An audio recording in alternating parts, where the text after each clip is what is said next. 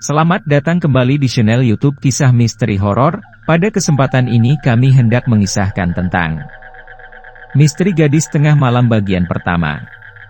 Seperti biasa, sebelum pemirsa channel YouTube Kisah Misteri Horor menyimak kisah ini, silahkan siapkan cemilan dan dalam keadaan santai. Kalau sudah semua, mari kita mulai mendengarkan kisah ini. Sejak tadi suara itu mengganggunya. Suara seorang perempuan yang penuh desah kemanjaan itu, seakan memanggil Norman beberapa kali. Dahi Norman berkerut, hatinya bimbang dengan pendengarannya. Menurutnya, tak mungkin ada perempuan yang memanggilnya di tengah malam. Norman sengaja melupakan suara itu. Ia mendengar langkah kaki di depan kamarnya, tapi ia tahu itu langkah kaki Susilo, teman satu pondokan. Ia bergegas membuka pintu kamarnya dan memanggil Susilo yang hendak masuk ke kamar sebelah. "Sus, jam berapa ini?" tanya Norman. "1:30 kurang," jawab Susilo sambil membetulkan celananya. Agaknya ia habis dari kamar mandi untuk buang air. Susilo justru berkata, "Kau sendiri kan punya arloji, masa masih tanya aku? Arlojiku mati." Sebentar, Sus." Norman keluar dari kamarnya, tidak sekadar melongokkan kepala. Ia mendekati Susilo yang berdiri di ambang pintu kamarnya sendiri. Dengan nada herbisik Norman bertanya, "Sus, kau tadi waktu ke kamar mandi melihat ada perempuan di sekitar sini? Maksudmu?" Susilo berkerut dahi. "Aku mendengar suara perempuan di samping kamar, lah seakan memanggil-manggil aku." "Prek." "Mungkin," jawab Susilo seenaknya. Norman hanya mendesah. "Aku serius, Sus. Dari tadi aku tidak bisa tidur karena mendengar suaranya." Susilo berpikir sejenak, tubuhnya bersandar pada kusen pintu.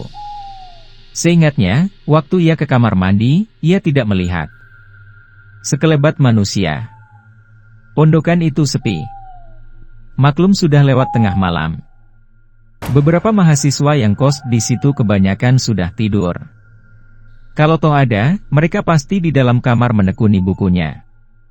"Menurutku, kau hanya terngiang-ngiang cewekmu saja," kata Susilo. "Maksudmu, Arni?" Suara Arni tidak seperti itu. "Kalau begitu, kau hanya mendengar suara hatimu saja. Halusinasi. Ngapain repot-repot memikirkan suara? Kau kan bukan penata rekaman." Susilo masuk, menutup kamarnya. Norman mengeluh dalam menghela napas tipis. Ia berhenti sejenak ketika mau masuk ke kamarnya. Matanya memandang sekeliling. Pondokan itu amat sepi. Lengang.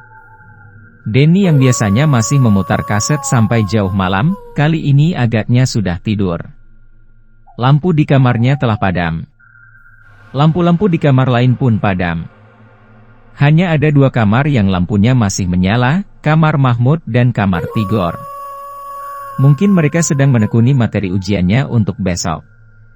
Tengkuk kepala meremang lagi, Norman bergidik. Badannya bergerak dalam sentakan halus.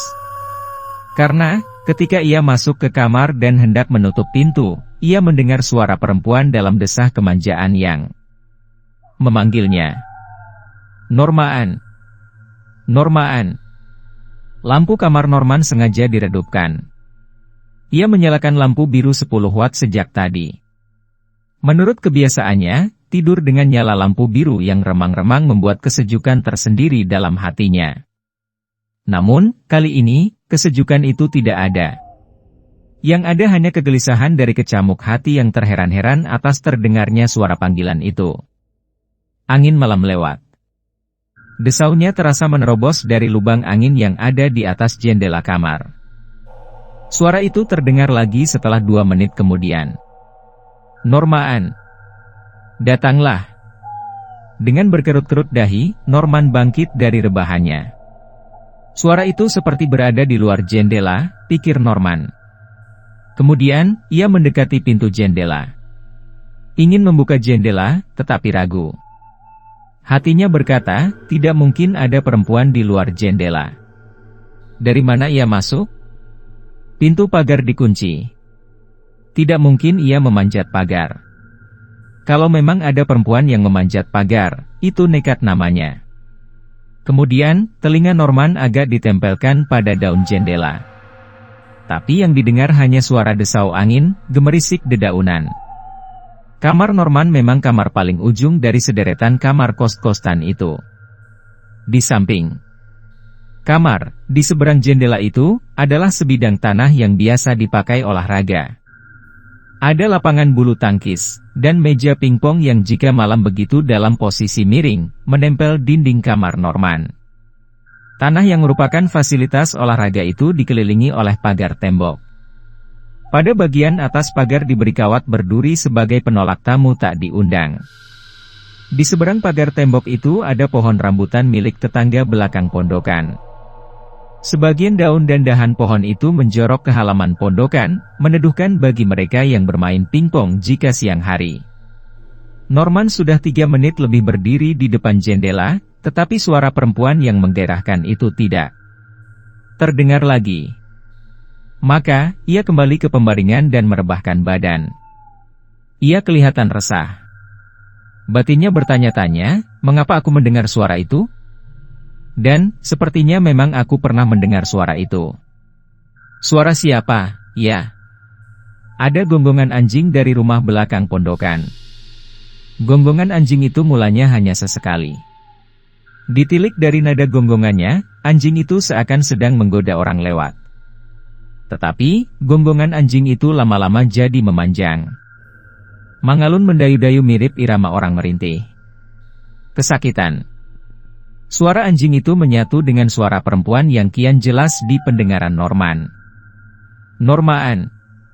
Nor. Lupakah kau? Lupakah kau padaku, Norman? Norman segera melompat dari pembaringannya, dan membuka jendela. Jantungnya berdetak-detak ketika wajahnya diterpa angin yang berhembus membawa udara dingin. Sekujur tubuhnya merinding.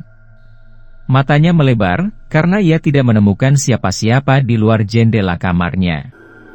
Padahal suara tadi jelas terdengar di depan jendela, seakan mulut perempuan itu ditempelkan pada celah jendela supaya suaranya didengar Norman. Tetapi, nyatanya keadaan di luar kamar sepi-sepi saja. Brengsek, geram Norman. Ia menunggu beberapa saat, sengaja membuka jendelanya, sengaja membiarkan angin dingin menerpa masuk ke kamar. Suara perempuan yang penuh desah menggairahkan itu tidak terdengar lagi.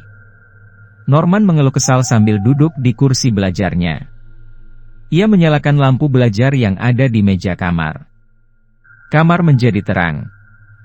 Cermin di depan meja belajar menampakkan wajahnya yang sayu. Pintu kamarnya tiba-tiba ada yang mengetuknya dengan lembut. Pelan sekali. Seakan pengetuknya sengaja hati-hati supaya suara ketukan tidak didengar penghuni pondokan yang lainnya. Norman melirik ke arah pintu. Membiarkan ketukan itu terulang beberapa kali. Lalu, ia mendengar suara perempuan di seberang pintunya. Normaan. Siapa? Tanya Norman dengan nada kesal, karena ia tahu bahwa suara perempuan yang mengetuk pintu kamarnya itu sama persis dengan suara yang mengganggunya sejak tadi. Tapi, karena tidak ada jawaban dari pengetuk pintu, Norman berseru lagi, "Siapa sih? Jawab dong." Aku siapa? Sebutkan." Norman sudah berdiri walau belum mendekat ke pintu. "Kiss me." Mata Norman jadi membelalak. Kaget. "Kiss me," gumannya dengan nada heran sekali. Ia mengenal pemilik nama itu, tapi ia sama sekali tidak menyangka kalau Kiss me akan datang, apalagi lewat tengah malam begini. Norman pun akhirnya bergegas membukakan pintu setelah ia sadar bahwa suara yang sejak tadi memanggilnya itu memang suara Kiss me. "Sebentar, Kiss," kata Norman, yang kemudian segera membukakan pintu. "Hah?" Ia terperanjat dengan jantung berdetak-detak. Di luar kamarnya, tidak ada siapa-siapa. Sepi. Hanya hembusan angin yang dirasakannya begitu dingin dan membuat tubuhnya merinding lagi.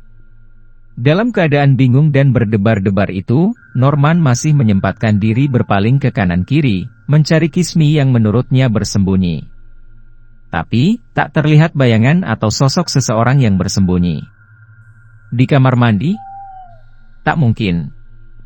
Kamar mandi terlalu jauh dari kamar Norman jika akan digunakan seseorang untuk berlari dan bersembunyi.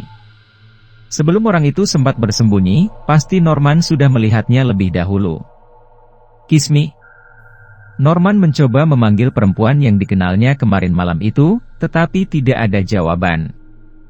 Makin merinding tubuh Norman. Dan semakin resah hatinya di sela debaran-debaran mencekam. Karena ditunggu beberapa menit Kismi tidak muncul lagi, bayangannya pun tak terlihat, maka Norman pun segera menutup pintu kamarnya dengan hati bertanya-tanya, kemana dia? Mendadak gerakan penutup pintu itu terhenti. Mata Norman sempat menemukan sesuatu yang mencurigakan di lantai depan pintu. Aneh, namun membuatnya penasaran. Kapas? Hati semakin resah, kecurigaan kian mengacaukan benaknya. Segumpal kapas jatuh di lantai depan pintu. Sedikit bergerak-gerak karena hembusan angin. Ada rasa ingin tahu yang menggoda hati Norman. Maka, dipungutnya kapas itu. Ketika tubuh Norman membungkuk untuk mengambil kapas, tiba-tiba angin bertiup sedikit kencang. Kapas itu bergerak, terbang.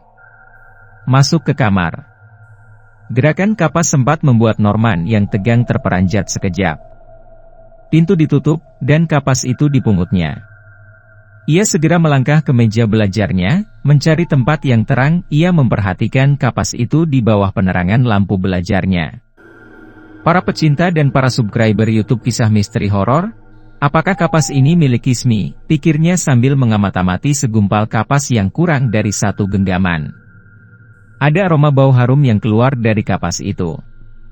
Bau harum itu mengingatkan Norman pada jenis parfum yang baru sekali itu ia temukan.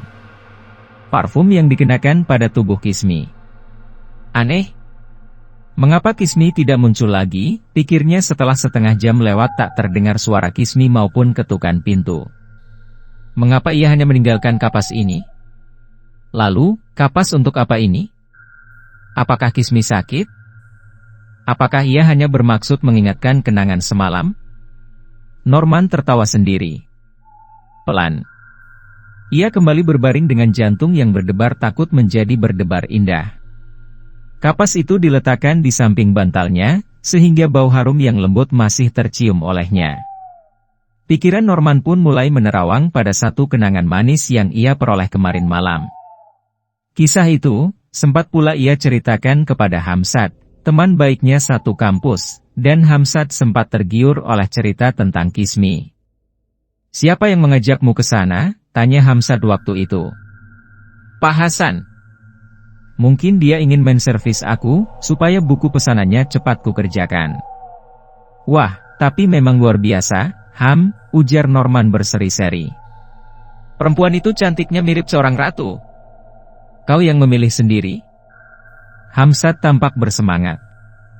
Bukan. Dia datang sendiri ke motelku.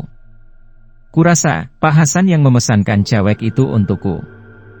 Atau, barangkali memang servis dari motel itu sendiri, entahlah. Yang jelas, dia datang di luar dugaanku. Tak lama kemudian, setelah kami berbasa-basi sebentar, datang juga perempuan lain. Tapi, kutolak. Aku lebih memilih perempuan pertama. Mulus dan seksi sekali dia. Namanya, Kismi. Antik, kan? Terus bagaimana? Desa Hamsat tergiur. Macan, Ma. Luar biasa romantisnya. Hebat.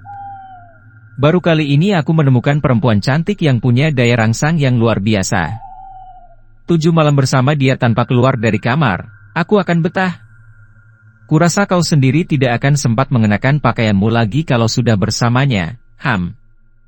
Hamsat tertawa ngakak ketika itu. Ia benar-benar terperangah cerita Norman. Hayalannya melambung tinggi ketika Norman menceritakan detail kehebatan Kismi. Berapa anggaran untuknya? Tanya Hamsat dengan gaya kelakar. Aku tidak tahu. Mungkin Pak Hasanlah yang mengurus soal itu. Antara pukul 4 atau 5 pagi, dia pamit. Dia tidak minta bayaran padaku. Ketika kutanya tentang uang taksi, dia hanya tersenyum, lalu pergi. Kurasa dia perempuan panggilan kelas atas, Nor. Menurut dugaanku juga begitu. Tapi, itu kan urusan Pak Hasan. Aku mau tanya tentang tarif argo untuk perempuan semacam Kismi. Nggak enak. Riskan. Beruntung sekali kau mendapat servis seperti itu. Makanya konsekuensinya aku harus segera menyelesaikan naskah pesanan Pak Hasan itu. Siapa tahu selesai itu aku dibawanya ke motel tersebut. Kalau ke sana lagi, aku tidak ingin mencari perempuan lain. Hanya Kismi yang kubutuhkan, dan aku juga menghendaki motel Seruni, tidak mau motel Mawar, Kenanga, atau yang lainnya. Karena, kenanganku bersama Kismi yang pertama kali ada di motel Seruni itu. Malam semakin mengalunkan kesunyian, dan kesunyian itu sendiri menaburkan perasaan cemas. Sedangkan perasaan cemas itu membawa desiran indah bagi sebaris kenangan bersama Kismi. Bau harum dari parfum pada kapas semakin menggoda hayalan Norman. Hayalan itulah yang menumbuhkan rasa rindu, rasa ingin bertemu dan rasa ingin bercumbu. Maka, Norman pun menggeliat dengan gelisah. Darahnya dibakai oleh hayalannya sendiri. Nafsunya menghentak-hentak jantung, menuntut suatu perbuatan nyata dari birahi yang ada. Norman menjadi bernafsu sekali untuk bertemu dengan Kismi. Kismi, erangnya dari sebuah rintih dari kerinduan. Dan, kerinduan itu akhirnya menjadi racun pada jiwa Norman. Emosinya meluap, meletup-letup, bahkan tak bertakaran lagi. Emosi itu bukan hanya sekadar luapan gairah bercinta saja, melainkan kebencian, kemarahan, kesedihan, semuanya bercampur aduk dan menyiksa jiwa Norman. Ia sempat meremat bantalnya kuat-kuat dengan tubuh gemetar, lalu ditariknya rematan itu dan robeklah kain bantal. Isinya berhamburan, diremas pula dalam suara yang menggeram. Tubuh berkeringat, urat-urat menegang, gemetar dan ia menggemeletukan gigi kuat-kuat dengan mata mendelik. Perubahan itu aneh sekali, namun tidak disadari oleh Norman. Napasnya terengah-engah seperti orang habis lari jauh. Matanya menjadi liar, ia menggeram beberapa kali, bahkan mengerang seperti seekor monyet buas yang hendak mengamuk. Sementara itu, sisa kesadarannya sesekali tumbuh, dan membuat Norman mampu meredam gejala anehnya itu. Ia sempat bertanya dalam hati, mengapa aku jadi begini? Mengapa aku benci pada diri sendiri? Masa kesadarannya hilang lagi, kembali ia dalam amukan jiwa yang tak terkontrol. Ia mengamuk, berguling-guling di ranjangnya. Tangannya mencakar-cakar kasur, membuat sprei menjadi tercabik-cabik. Bahkan guling pun diremas, digigitnya kuat-kuat bagai beruang lapar. Sampai beberapa saat hal itu dilakukan di luar kesadarannya, kemudian ia terkulai lemas sambil terengah-engah.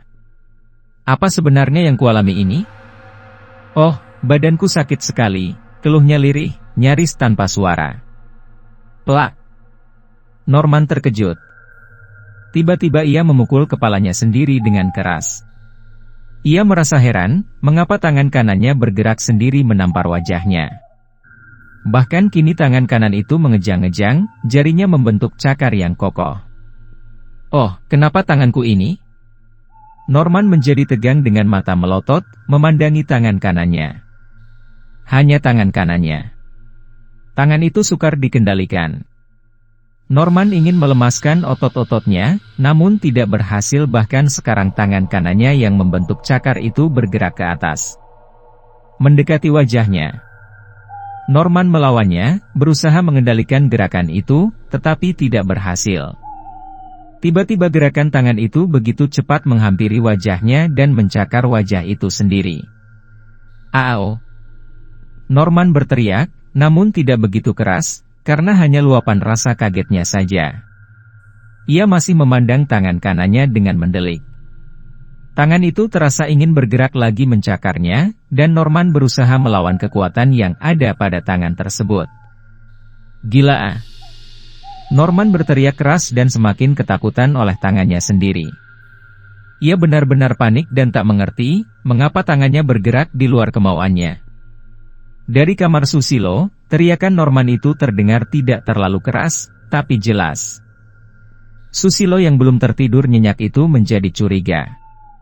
Ia menelengkan telinganya, menyimak suara dari kamar Norman.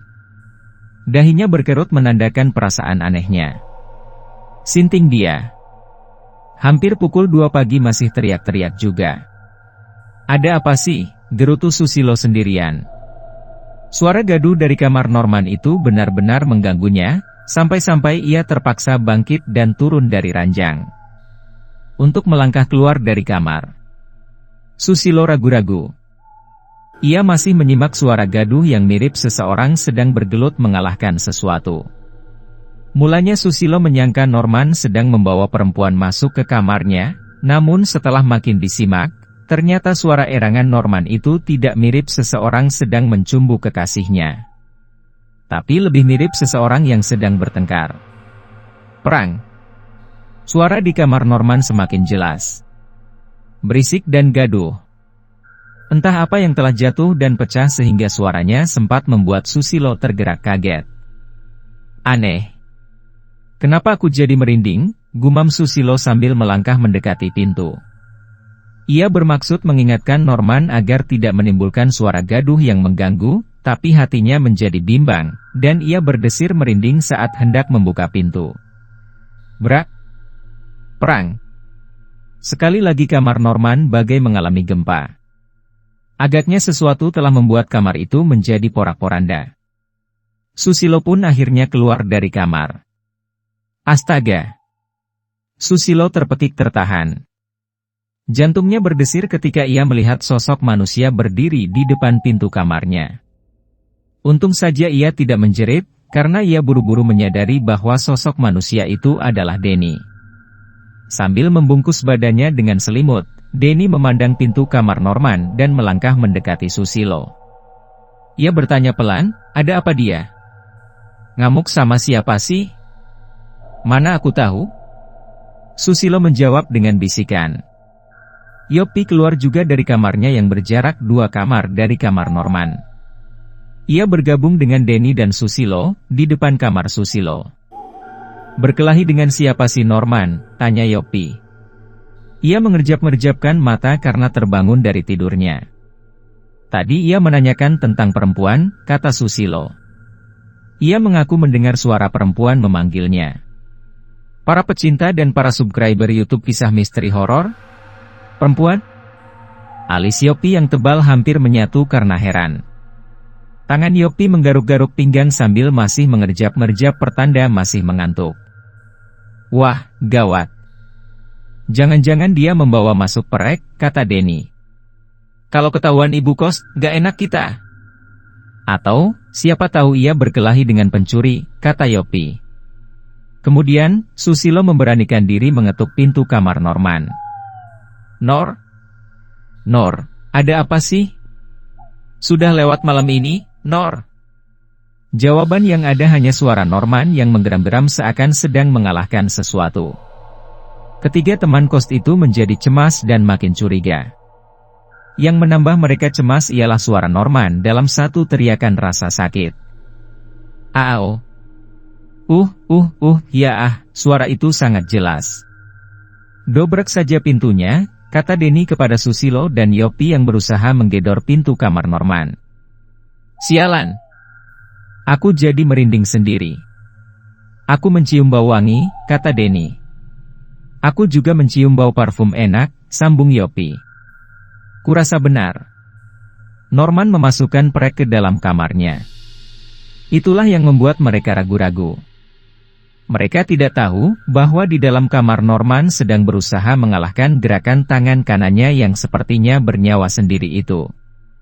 Tangan kanan itu sudah ditekan mati-matian menggunakan tangan kiri, namun gerakannya masih belum bisa dikendalikan. Tangan itu seolah-olah sosok makhluk tersendiri yang bergerak memukuli wajah Norman sendiri.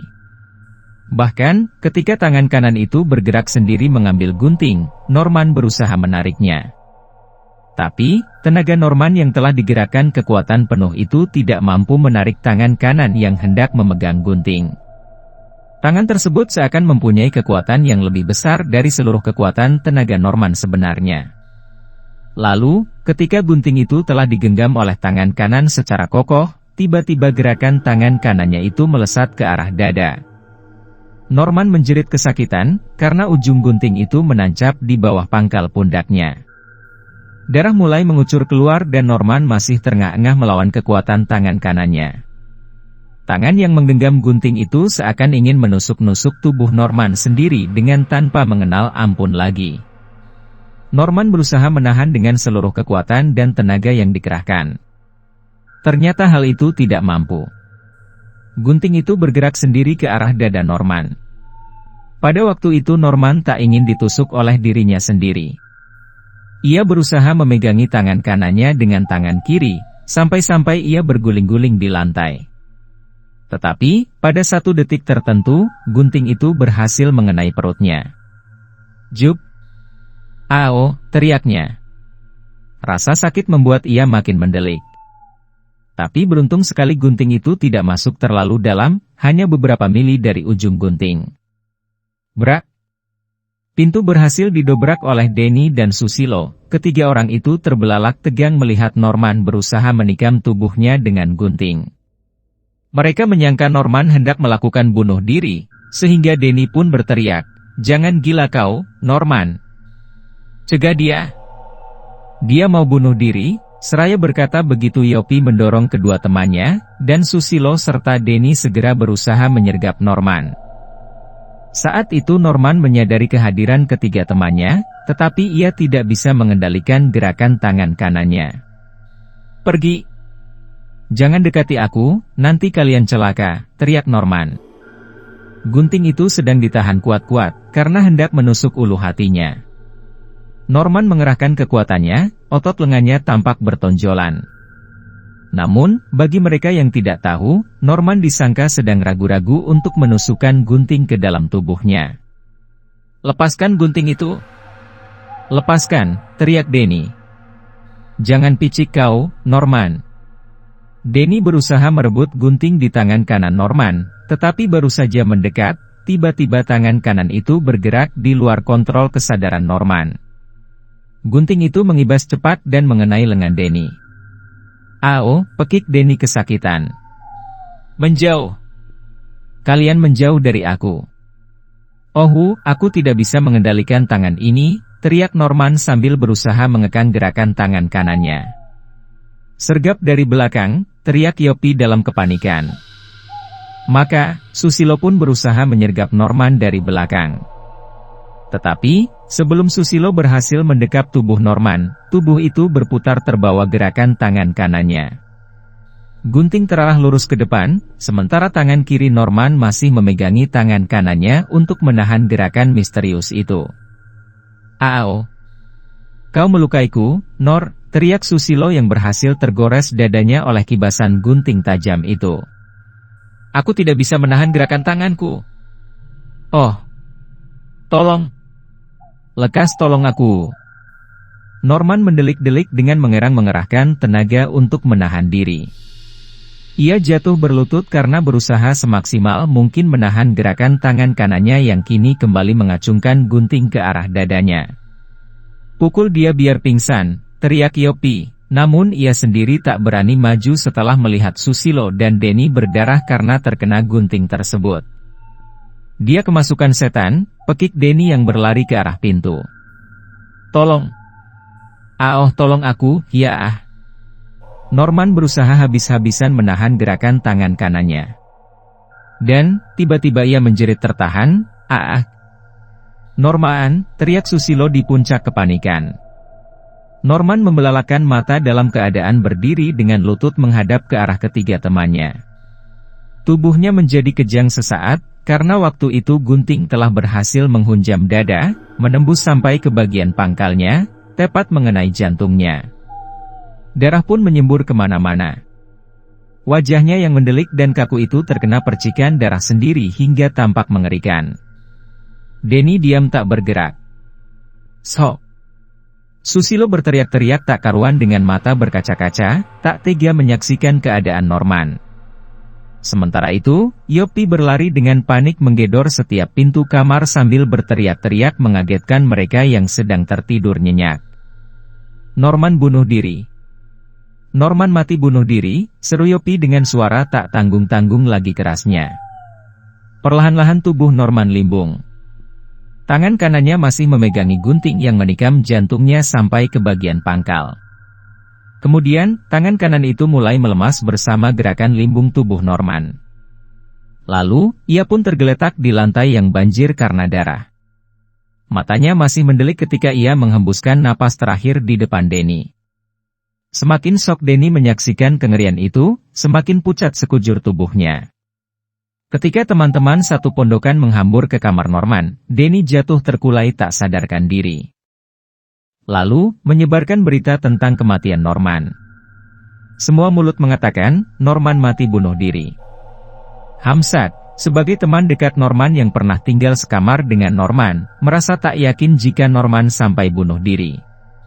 Dalam rona kesedihan yang dalam, Hamzat menjelaskan kepada mereka, 3 bulan aku pernah tinggal sekamar dengannya, dan aku tahu kekerasan hatinya Norman bukan pemuda cengeng.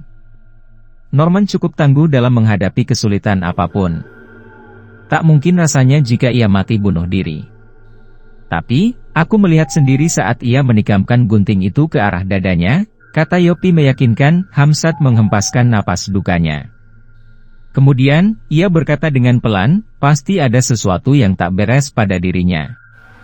3 hari setelah jenazah Norman dimakamkan di kota asalnya, para penghuni pondokan itu masih ramai membicarakan tentang kematian Norman. Salah satu di antaranya ada yang berpendapat, Norman melakukan hal itu karena ada masalah dengan Arnie. Mungkin ia takut menghadapi Arnie. Mungkin Arnie hamil dengannya, tutur Bahtiar kepada teman-temannya yang meriung di depan kamar Yopi. Saat itu, Hamzat juga ada di situ dan menyimak beberapa kemungkinan dari mereka. Aku juga punya praduga begitu, kata Denny. Tetapi, aku telah menghubungi Arnie secara pribadi, dan menanyakan hal itu. Lalu, apa kata Arnie? Tanya Yopi. Dia mengaku belum pernah dijamah Norman. Dan, memang kenyataannya mereka baru taraf saling menaksir saja. Belum berpacaran mutlak, kan? Yang lainnya manggut-manggut. Mereka memang tahu, bahwa Norman sedang naksir Arnie, mahasiswi seni tari itu. Mereka juga tahu, bahwa Arnie sedang mempertimbangkan untuk menerima kehadiran Norman. Maka, mereka pun sepakat, bahwa praduga tentang kehamilan Arnie adalah tidak benar. Susilo yang sejak kematian Norman menjadi orang bego. Banyak melamun, sering terbengong-bengong di depan kamarnya, kali ini ia mulai ikut bicara. Beberapa menit sebelum almarhum meninggal, kata Susilo. Ia sempat keluar dari kamar. Waktu itu, aku habis dari kamar mandi. Almarhum menanyakan tentang suara perempuan. Semua mata tertuju pada Susilo. Bahtiar bertanya pelan ketika Susilo mengatur pernapasannya. Suara perempuan bagaimana? Almarhum Norman mendengar suara perempuan memanggil-manggilnya. Dan, mencari keluar kamar, lalu berpapasan denganku. Kau sendiri mendengar suara perempuan itu? Tanya Ade, yang kamarnya dekat kamar mandi. Tidak, jawab Susilo sambil menggeleng. Aku tidak mendengar suara apa-apa. Tetapi, sebelum ku dengar suara gaduh dari kamar Norman, aku sempat mendengar Norman seperti bicara dengan seorang perempuan. Aku mendengar ia menyebut namanya. Kau masih ingat nama yang disebutkan Norman? Tanya Yopi. Susilo mengangguk dalam tatapan mata menerawang. Lalu, ia berkata pelan, "Kiss me." Hanya Hamzat yang terperanjat ketika itu. Yang lain masih tertegun tak mengerti maksudnya. Para pecinta dan para subscriber YouTube Kisah Misteri Horor. Tetapi, Hamzat yang sejak tadi menyimak pembicaraan dan pendapat dari mereka, kali ini bagai ada sesuatu yang menusuk punggungnya, hingga ia menegakkan badan. "Kiss me?" tanyanya kepada Susilo yang tertegun di bungkus duka. "Ya, kiss me." Kupikir, Norman menyuruh perempuan menciumnya. Tetapi, setelah kupikir-pikir, ternyata dia tidak menyuruh perempuan menciumnya, melainkan menyebutkan nama perempuan itu. "Kiss me." "Kau yakin begitu?" desak Denny. Susilo mengangguk. Ada rangkaian kata lain ketika ia mengatakan kiss me. Sebentar, kiss. Itu katanya. Setelah itu, ia membuka pintu, dan memanggil nama kiss me, sepertinya mencari-cari perempuan itu. Ah, mungkin kau memang salah anggapan, ujar Bahtiar menyangsikan. Hamzat buru-buru menyahut, tidak. Sus benar. Norman memang pernah bercerita padaku tentang kiss me, perempuan yang dikenalnya di sebuah motel. Oh, jadi, Norman punya cewek baru yang namanya kiss me. Begitu, ujar Denny. Kemudian, Hamzat menceritakan apa yang pernah diceritakan Norman kepadanya. Ketika itu, mencuatlah praduga baru dari mulut Bahtiar. Kalau begitu, dia punya problem dengan kiss me, sehingga ia nekat bunuh diri. Sejenak suasana menjadi hening, karena masing-masing menekuni analisa dalam benaknya. Beberapa saat setelah keheningan itu mencekam, Denny berkata dengan nada sedikit menggeram, aku akan menemui kiss me. Aku merasa ditantang untuk mengejar misteri kematian Norman, karena teman kita yang malang itu sempat melukaiku dan menikam dirinya sendiri di depanku, di depan kau, dan kau juga Yopi, seraya Denny menuding Susilo dan Yopi. Kalau ingin mencari dia, datanglah ke motel itu. Kurasa bagian front office pasti mengenal nama kiss me, ujar Hamzat. Hostes itu menurut Norman termasuk hostes eksklusif, yang mungkin biaya pemakaian semalam sama besarnya dengan uang semestermu. Denny merasa berhutang budi kepada Norman, karena dulu ketika ia sakit, membutuhkan sumbangan darah, Normanlah yang mendonorkan darahnya secara sukarela. Dan, kali ini, Denny ingin melacak penyebab kematian Norman yang menurutnya punya keganjilan semu. Denny yakin, pasti ada tabir misteri di balik kematian Norman. Barangkali juga ada hubungannya dengan perempuan malam yang bernama Kiss Me. Atau setidaknya Denny bisa memperoleh informasi dari Kiss Me tentang benar dan tidaknya pada malam itu Kiss Me datang ke pondokan mereka. Uang bukan masalah bagi Denny, karena ia memang berlimpah uang. Ayahnya direktur sebuah bank ternama di ibu kota, dan Denny sendiri punya simpanan di beberapa bank. Sebenarnya, ia bisa hidup dari uang simpanannya itu. Tak perlu kuliah, ia sudah bisa memperoleh pekerjaan.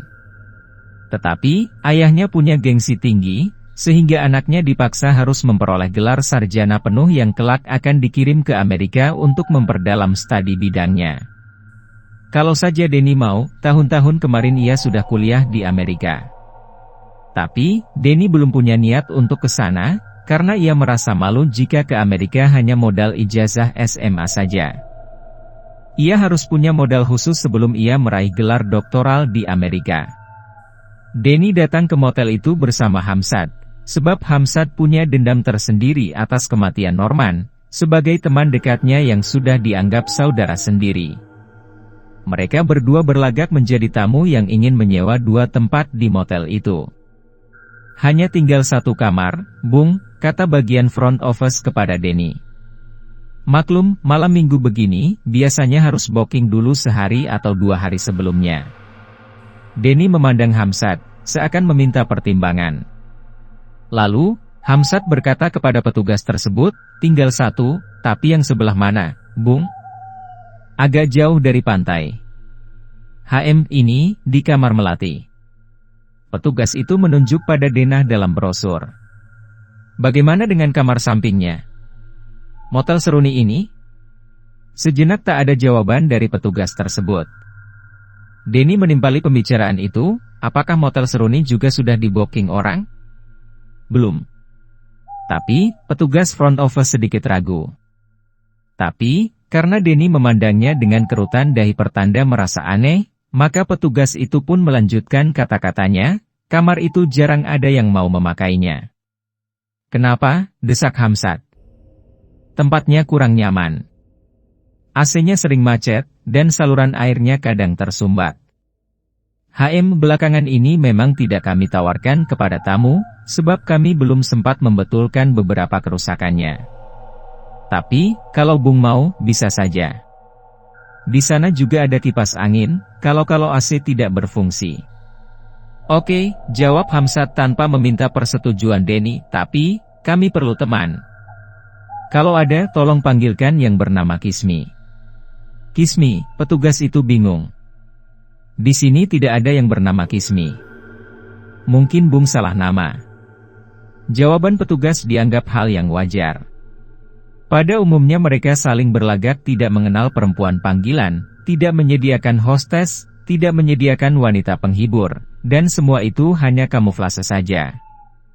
Den dan Hamzat sudah tidak heran lagi. Mereka tetap menempati kamar-kamar yang telah dipesan. Kamar-kamar itu merupakan sebuah bangunan tersendiri, berbentuk semacam rumah-rumah penduduk yang satu dengan yang lainnya terpisah. Bangunan-bangunan tersebut tidak memakai nomor, melainkan memakai nama bunga. Dalam setiap rumah motel, terisi beberapa perabot rumah tangga, terdiri dari satu ruang tamu, satu ruang tidur berukuran besar, dapur, dan kamar mandi. Kau di kamar mana? Melati atau Seruni? Tanya Hamzat kepada Denny. Aku di Seruni saja. Tapi, bagaimana dengan Kismi? Kalau mereka tidak bisa menyediakan perempuan itu, kita sia-sia bermalam di sini. Bisa kita atur lewat telepon, nanti. Biar aku yang bicara. Kau sendiri mau pakai dia? Tanya Denny. Pakai dan tidak itu urusan nanti.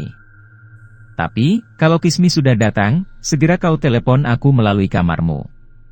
Kita akan bicara bertiga, siapa tahu bisa menyimpulkan sesuatu yang berguna. Aku sendiri tidak perlu perempuan lain. Aku hanya ingin bertemu dengan Kismi, ingin melihat seperti apa perempuan itu. Mereka masuk ke motel itu memang sudah malam. Pukul 8 mereka memesan kamar tersebut. Letaknya berseberangan. Masing-masing mempunyai bangku taman di bawah payung berwarna-warni. Telepon di kamar Denny berbunyi. Hamzat yang menghubunginya. Kata Hamzat kepada Denny, aku sudah paksa petugas itu untuk mengirimkan penghibur hangat yang bernama Kismi. Kukirimkan ke kamarmu. Den. Apa katanya, Ham? Ya. Mereka mau usahakan.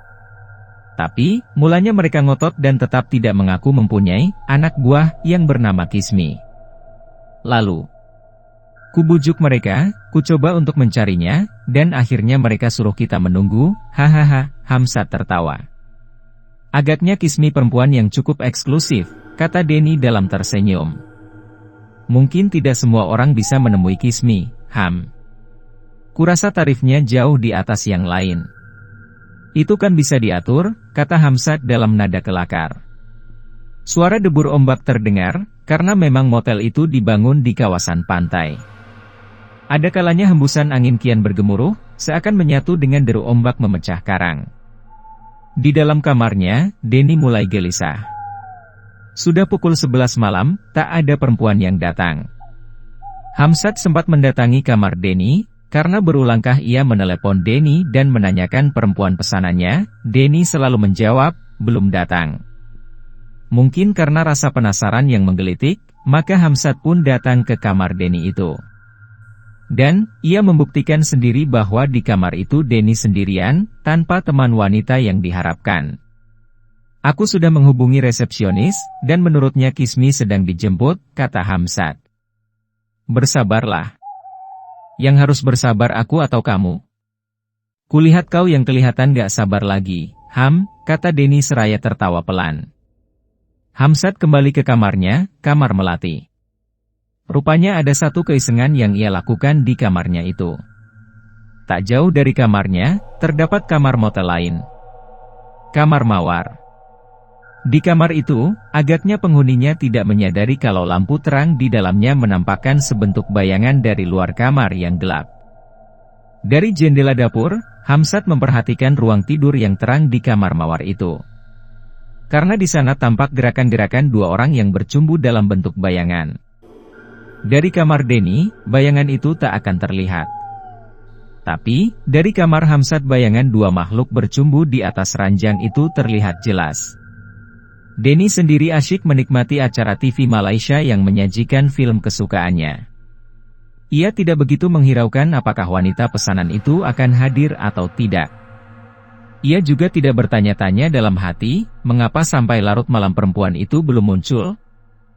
Yang ada dalam pikiran Denny saat itu adalah rangkaian cerita film detektif yang menjadi kegemarannya. Pukul 12 malam lewat 2 menit, tiba-tiba TV menjadi buram. Seolah-olah salurannya terputus. Layar TV menampakkan bintik-bintik seperti semut sedang kenduri.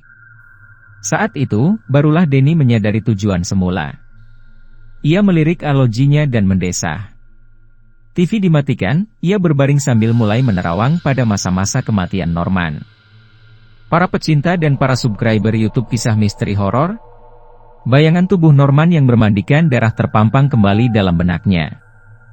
Bergidik badan Denny mengingat kengerian itu. Meletup emosinya, ingin mengetahui penyebab kematian Norman. Debur ombak terdengar samar-samar di sela siulan angin pantai. Kali ini, hembusan angin itu terasa cukup aneh. Denny sesekali berkerut dahi, karena suara angin yang berhembus itu menyerupai lolong serigala menelan malam. Hati Denny menjadi gelisah, ada debaran-debaran aneh yang ia rasakan ganjil. Tanpa ada sesuatu ia bisa mengalami debaran, dan ini adalah hal yang aneh baginya. Ada apa? Batinnya pun bertanya demikian. Gagang telepon diangkat. Denny bermaksud menghubungi Hamzat, karena makin lama ia merasa semakin merinding dan berperasaan resah. Namun, baru saja ia hendak menekan nomor telepon kamar melati, tahu-tahu terdengar suara ketukan pintu yang lembut. Denny berhenti spontan dari segala geraknya, ia ingin menyimak suara ketukan pintu itu. Ternyata, untuk kedua kalinya pintu itu terdengar lagi diketuk. Lembut. Sopan. Pasti bukan Hamzat, pikir Denny. Ia bergegas turun dari ranjang berkasur empuk dan bersprei halus lembut. Ia merapikan rambutnya sesaat, kemudian segera membukakan pintu. Selamat malam, sapa seorang perempuan yang memiliki sepasang mata indah dan bibir yang sensual. Malam, jawab Denny sambil merasakan debar-debar di dadanya. Ia sedikit gugup, karena baru kali ini ia melihat perempuan cantik yang memiliki nilai kecantikan luar biasa. Sungguh mengagumkan dan menggairahkan.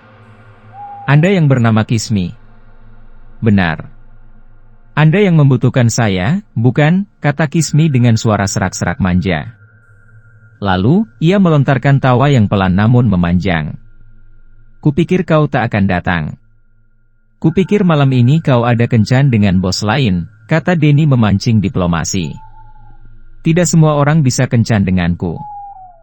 Oh, ya, siapa namamu? Denny. Kismi tertawa lagi. Pelan dan pendek. Denny berkerut dahi sedikit dan bertanya, kenapa tertawa? Namamu seperti nama bekas cowokku yang dulu. Tapi, wajahnya jauh lebih tampan wajahmu dan aku yakin hatinya lebih lembut darimu, kata Kismi seraya meletakkan tas kecil yang tadi tergantung di pundaknya. Kau mau minum apa? Bir, tanya Denny seraya membuka kulkas yang telah penuh dengan minuman dan buah-buahan. Aku biasa air putih, yang lainnya tidak, kata Kismi. Kemudian, Denny mengambilkan air putih untuk Kismi. Malam melantarkan keheningan yang romantis. Tetapi, bagi Denny, malam itu bagai malam yang penuh teka-teki indah. Malam itu terasa menghadirkan sesuatu yang meresahkan dan membuatnya merinding, tetapi penuh dengan buayan mesra dari sang sepi. Tak henti-hentinya Denny menatap Kismi yang memang mempunyai nilai kecantikan dan lekuk tubuh sintalnya yang eksklusif. Ia mirip seorang ratu. Hadir dengan mengenakan gaun long dress putih berenda-renda pada bagian perut dan lehernya. Bau parfumnya sangat halus dan lembut. Enak dihirup beberapa saat lamanya. Rambutnya yang disanggul, sehingga tampak lehernya yang jenjang itu berkulit kuning langsat, bagai menantang untuk dikecup. Bibirnya yang sensual itu pun sesekali membuat hati Denny deg-degan karena menahan gejolak nalurinya yang masih ingin dikendalikan. Long dress putih itu terbuat dari bahan semacam sutra tipis, sehingga begitu membayang jelas lekuk tubuhnya yang seksi di balik gaun itu. Berulangkah Denny menelan air liurnya sendiri. Ia lebih suka bungkam sambil menikmati kecantikan yang luar biasa itu ketimbang harus bicara panjang lebar. Mengapa diam saja? Tegur Kismi yang sudah duduk di pembaringan, sementara Denny duduk di meubel dekat ranjang, menatap Kismi tak berkedip. Untuk apa kau kemari kalau hanya memandangiku? Kau rugi waktu lo. Jadi apa yang harus kuperbuat, menurutmu? Denny masih sedikit kikuk dan menggeragap karena ia bagai dibuai oleh keindahan yang tiada duanya. Apa perlumu kemari? Tanya Kismi. Denny jadi bingung menjawabnya. Sepertinya ada suatu kekuatan magis yang membuat Denny lupa segala-galanya dan hanya memikirkan keagungan seraut wajah cantik yang siap menyerahkan diri padanya. Kau baru pertama kali kemari, bukan? Kismi mendekat sambil menyentil hidung Denny. Pemuda berwajah halus dan bersih itu hanya mengangguk. Kismi menyambung lagi, kau bisa penasaran dan ketagihan lo kalau bermalam di sini bersamaku. Apakah banyak yang seperti itu? Maksudku, apakah banyak yang ketagihan padamu? Kismi mengangguk, lalu berkata, tapi tidak semua kulayani. Aku pilih-pilih jika harus mengulang kemesraan dengan mereka. Memang ada yang kulayani lagi, tetapi hanya 1-2. Termasuk aku? Mana aku tahu. Kita belum saling menukar kenikmatan, bukan? Kau ingin tahu kehebatanku? Tantang Denny sok berani, walau sesekali ini mengusap lengannya karena merinding. Apa kau lelaki yang hebat? Kismi tak kalah menantangnya. Kau ingin buktikan? Tentu. Hanya pada lelaki yang hebat bercinta aku akan tunduk kepadanya. Kalau kau berhasil menundukkan aku, maka kau akan hidup berlimpah kemegahan dan kebahagiaan. Kenapa kau berkata begitu? Apakah kau sedang memburu pasangan yang sesuai dengan idamanmu? Tidak terlalu memburu, tapi kalau memang ada yang bisa berkenan di hatiku, barangkali dialah yang kupilih untuk selamanya, kata Kismi sambil merayapkan jari telunjuknya ke dagu Denny, kemudian merayap ke bibir Denny, dan Denny menyambutnya dengan ujung lidahnya. Oh, Kismi mendesah dengan mata mulai membeliak sayu. Denny tergugah, dan semakin terbakar naluri kejantanannya. Ia mulai memberanikan diri meraba pipi Kismi sementara bibir dan lidahnya sibuk menghisap-hisap jari jemari Kismi yang sengaja bermain di mulut Denny. Tangan Kismi yang kiri berusaha melepas tali gaun yang terikat di pundak kanan kirinya. Simpul tali itu hanya ditariknya 1 kali, lalu gaun terlepas sebelah. Yang satu ditariknya kembali simpul talinya, dan kini gaun lembut itu terlepas dari tubuh Kismi. Ia ternyata tidak mengenakan bra di balik gaun. Hanya sebentang kepolosan yang halus mulus yang ada di balik gaun. Dan kepolosan itu sangat menghentak-hentakan jantung Denny karena kepadatan dadanya yang menonjol dalam keindahan yang ideal. Padat, besar dan menantang. Denny merayapkan tangannya ke leher, terus ke bawah. Kepala Kismi terdongak ke atas sambil mendesiskan erangan serak-serak manja. Matanya membeliak sayu. Ia masih berlutut di hadapan Denny yang duduk di kursi empuk itu. Tangan kiri Kismi segera melepas sanggulnya dengan gerakan tangan gemulai, maka tergerailah rambut hitam yang punya kelembutan bagai benang-benang sutra. Rambut itu ternyata sepanjang punggung dan berbentuk lurus tanpa gelombang. Gerakan kepalanya yang mendongak makin ke belakang seakan memberi kesempatan Denny untuk mengecup lehernya. Denny tak sabar. Kemudian ia melepaskan tangan kanan Kismi yang masih bermain di mulutnya. Kini bibir dan mulut Denny mulai merapat ke leher Kismi, membuat suatu kecupan kecil yang membuat Kismi semakin mengerang panjang. Oh, Denny. Ucapan kata dalam bentuk desah serak memanja itu begitu mempengaruhi jiwa Denny. Ia makin dibuai oleh suara yang memancing api birahi itu. Denny pun akhirnya memburu tanpa bisa menahan diri. Tak ada niat untuk menunda sedikit pun. Tak ada hasrat untuk berucap kata apapun. Denny telah mabuk dan lupa segala-galanya. Sementara itu, tangan Kismi pun tak mau tinggal diam. Ia pandai menyusupkan jemarinya ke lekuk-lekuk tubuh yang peka dari seorang lelaki. Ia memang jago. Hebat. Ia memang berpengalaman, jauh di atas segala pengalaman Denny. Oh, kau terbakar, sayang, bisik Kismi sambil menggeliat, bergerak maju bagai menerkam Denny. Pada waktu itu, tangan Kismi sudah berhasil melepas kancing baju Denny. Bahkan bagian atas tubuh Denny itu sudah tidak dibalut selembar benang pun. Denny tidak menyadari keadaan dirinya yang sudah demikian. Bahkan ia tidak tahu kalau celananya telah terlempar di lantai tak jauh dari kursi empuk itu. Satu hal yang disadari Denny adalah keadaan Kismi yang polos itu. Keadaan yang terbuka tanpa penghalang seujung rambut pun itu kini berada di sandaran kursi. Entah bagaimana caranya, Denny tak sadar. Tahu-tahu Kismi duduk pada bagian atas dari sandaran punggung kursi. Ia duduk bagai seorang ratu yang siap memerintah dari singgasananya. Kismi mengerang tiada putus-putusnya sambil meremas-remas kepala Denny yang ada di bawah tempat duduknya. Ia biarkan kedua pahanya tersentuh lengan dan ujung pundak Denny, karena pada saat itu ia merasakan satu sentuhan mesra yang nikmat dan sesekali membuat ia makin kuat meremas rambut-rambut di kepala Denny. Pekikan-pekikannya menandakan ia telah dikuasai oleh gairah birahi yang sesekali mengejutkan dirinya. Dan, tiap kejutan, ia memekik keras sambil mengejangkan otot. Denny bagai dipaksa tetap mencumbu di sela kepekaannya yang utama, dan agaknya itu sangat memabukkan dirinya. Pekikan dan erangannya kini makin berubah seperti tangis. Bukan tangis kesakitan, melainkan tangis kebahagiaan yang sering membuatnya gemas dan gregetan. Tak sabar Denny menghadapi kegemasan Kismi, karena ia sendiri ingin memperoleh masa-masa kegemasan yang melambung jiwanya. Maka, segera Denny mengangkat tubuh mulus berkeringat harum itu sambil mulutnya tetap merapat di bibir Kismi. Tubuh mulus yang mendebarkan hati itu diletakkan di atas ranjang, sehingga terlihat perempuan itu lebih leluasa bergerak menggeliat, dan Denny sendiri lebih bebas menikmatinya. Para pecinta dan para subscriber YouTube Kisah Misteri Horor, deburan ombak di pantai terdengar bergemuruh bercampur deru angin. Gemuruhnya ombak itu masih belum sebanding dengan gemuruhnya darah Denny yang dibuai kehangatan cinta Kismi.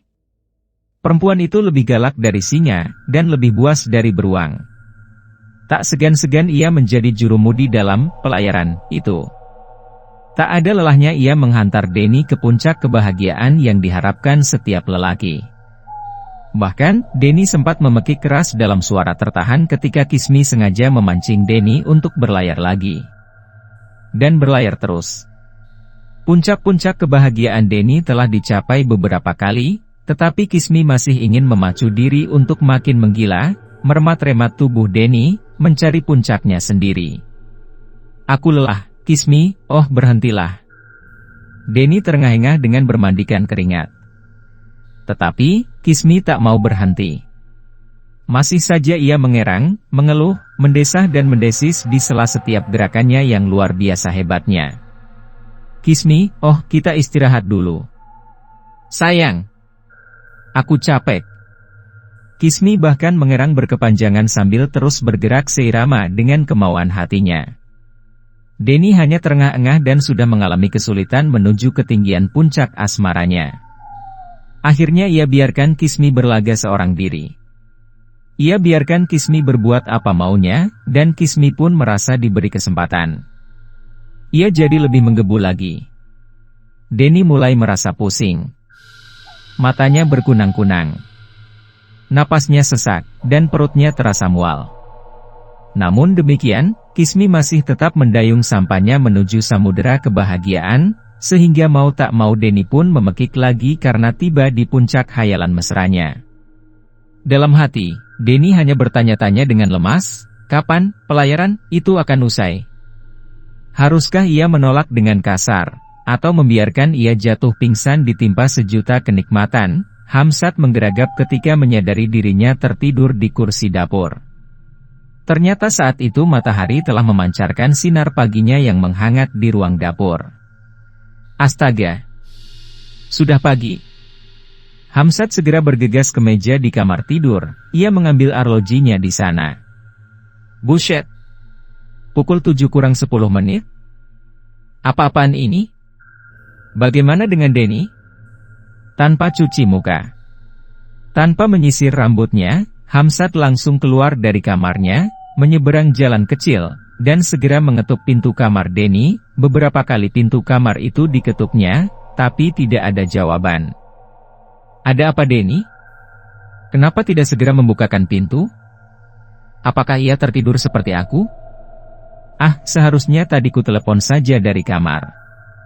Pasti ia terbangun, karena meja telepon dekat sekali dengan ranjang. Baru saja Hamzat ingin kembali ke kamarnya untuk menelepon Denny. Tiba-tiba pintu kamar itu terdengar dibuka seseorang dari dalam. Denny muncul dengan mata menyipit dan teangan melintang ke atas, ia menahan sorot matahari yang mengenai matanya. "Brengsek lu," gerutu Denny sambil bersungut-sungut. Ia masuk, membiarkan Hamzat terbengong. Kemudian Hamzat juga turut masuk dan mengikuti Denny. Denny menelentangkan tubuhnya di ranjang empuk dengan satu hempasan yang lemas. "Ya, Tuhan. Mengapa kamu menjadi seperti mayat begini?" "Denny?" Hamzat memandang Denny tak berkedip, sedikit tegang. Denny meraih guling dan mendesah. "Kamar ini menjadi bau sperma. Brengsek, apa yang telah kau lakukan semalam?" "Denny? Hei? Apakah Kismi datang kemari?" Denny hanya menggumam, membenarkan dugaan Hamzat. "Oh, dia benar-benar datang? Dan kau bercinta dengannya?" "Semalam suntuk," kata Denny seenaknya dengan mata menyipit sayu bagai masih mengantuk. "Kenapa kau tak menghubungi aku?" protes Hamzat merasa dongkol. "Tak sempat." "Ah, kau konyol. Aku nggak suka dengan kekonyolan model begitu. Den, kita kemari bukan mencari kenikmatan sepihak. Kita kemari untuk..." "Tidak sempat," bentak Denny yang merasa dongkol juga. Hamzat tidak melanjutkan omelannya, takut terjadi perselisihan tak sehat. Lah diam. Memandang keadilan sekeliling. Ia menggeleng-gelengkan kepala, merasa heran melihat ranjang berserakan, spray dan selimut tebal seperti habis dipakai bertanding adu banteng. Kaos Denny masih tergeletak di lantai, dekat kursi empuk itu bersama celananya.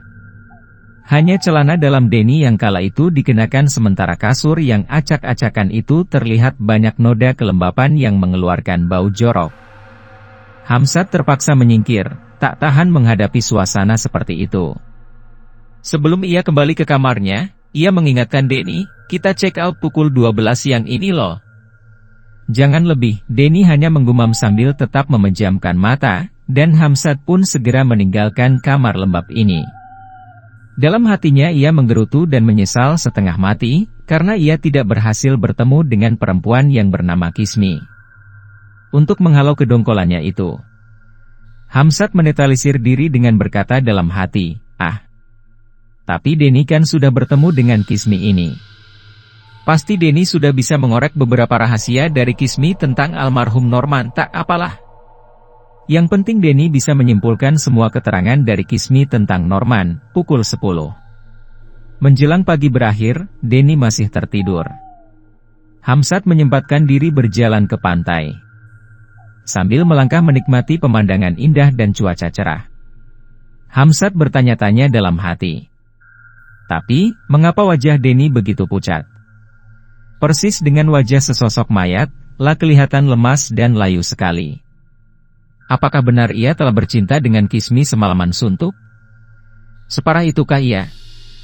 Pasir pantai yang putih dan lembut disusurinya. Banyak sepasang sejoli yang melangkah sambil bergandengan tangan. Banyak pasangan yang beda usia sangat menyolok. Dan sudah tentu mereka bukan suami istri. Om-om sedang menikmati masa santainya bersama daun muda. Ataupun, daun muda, yang berhasil menggaet om-om untuk diperas dompetnya.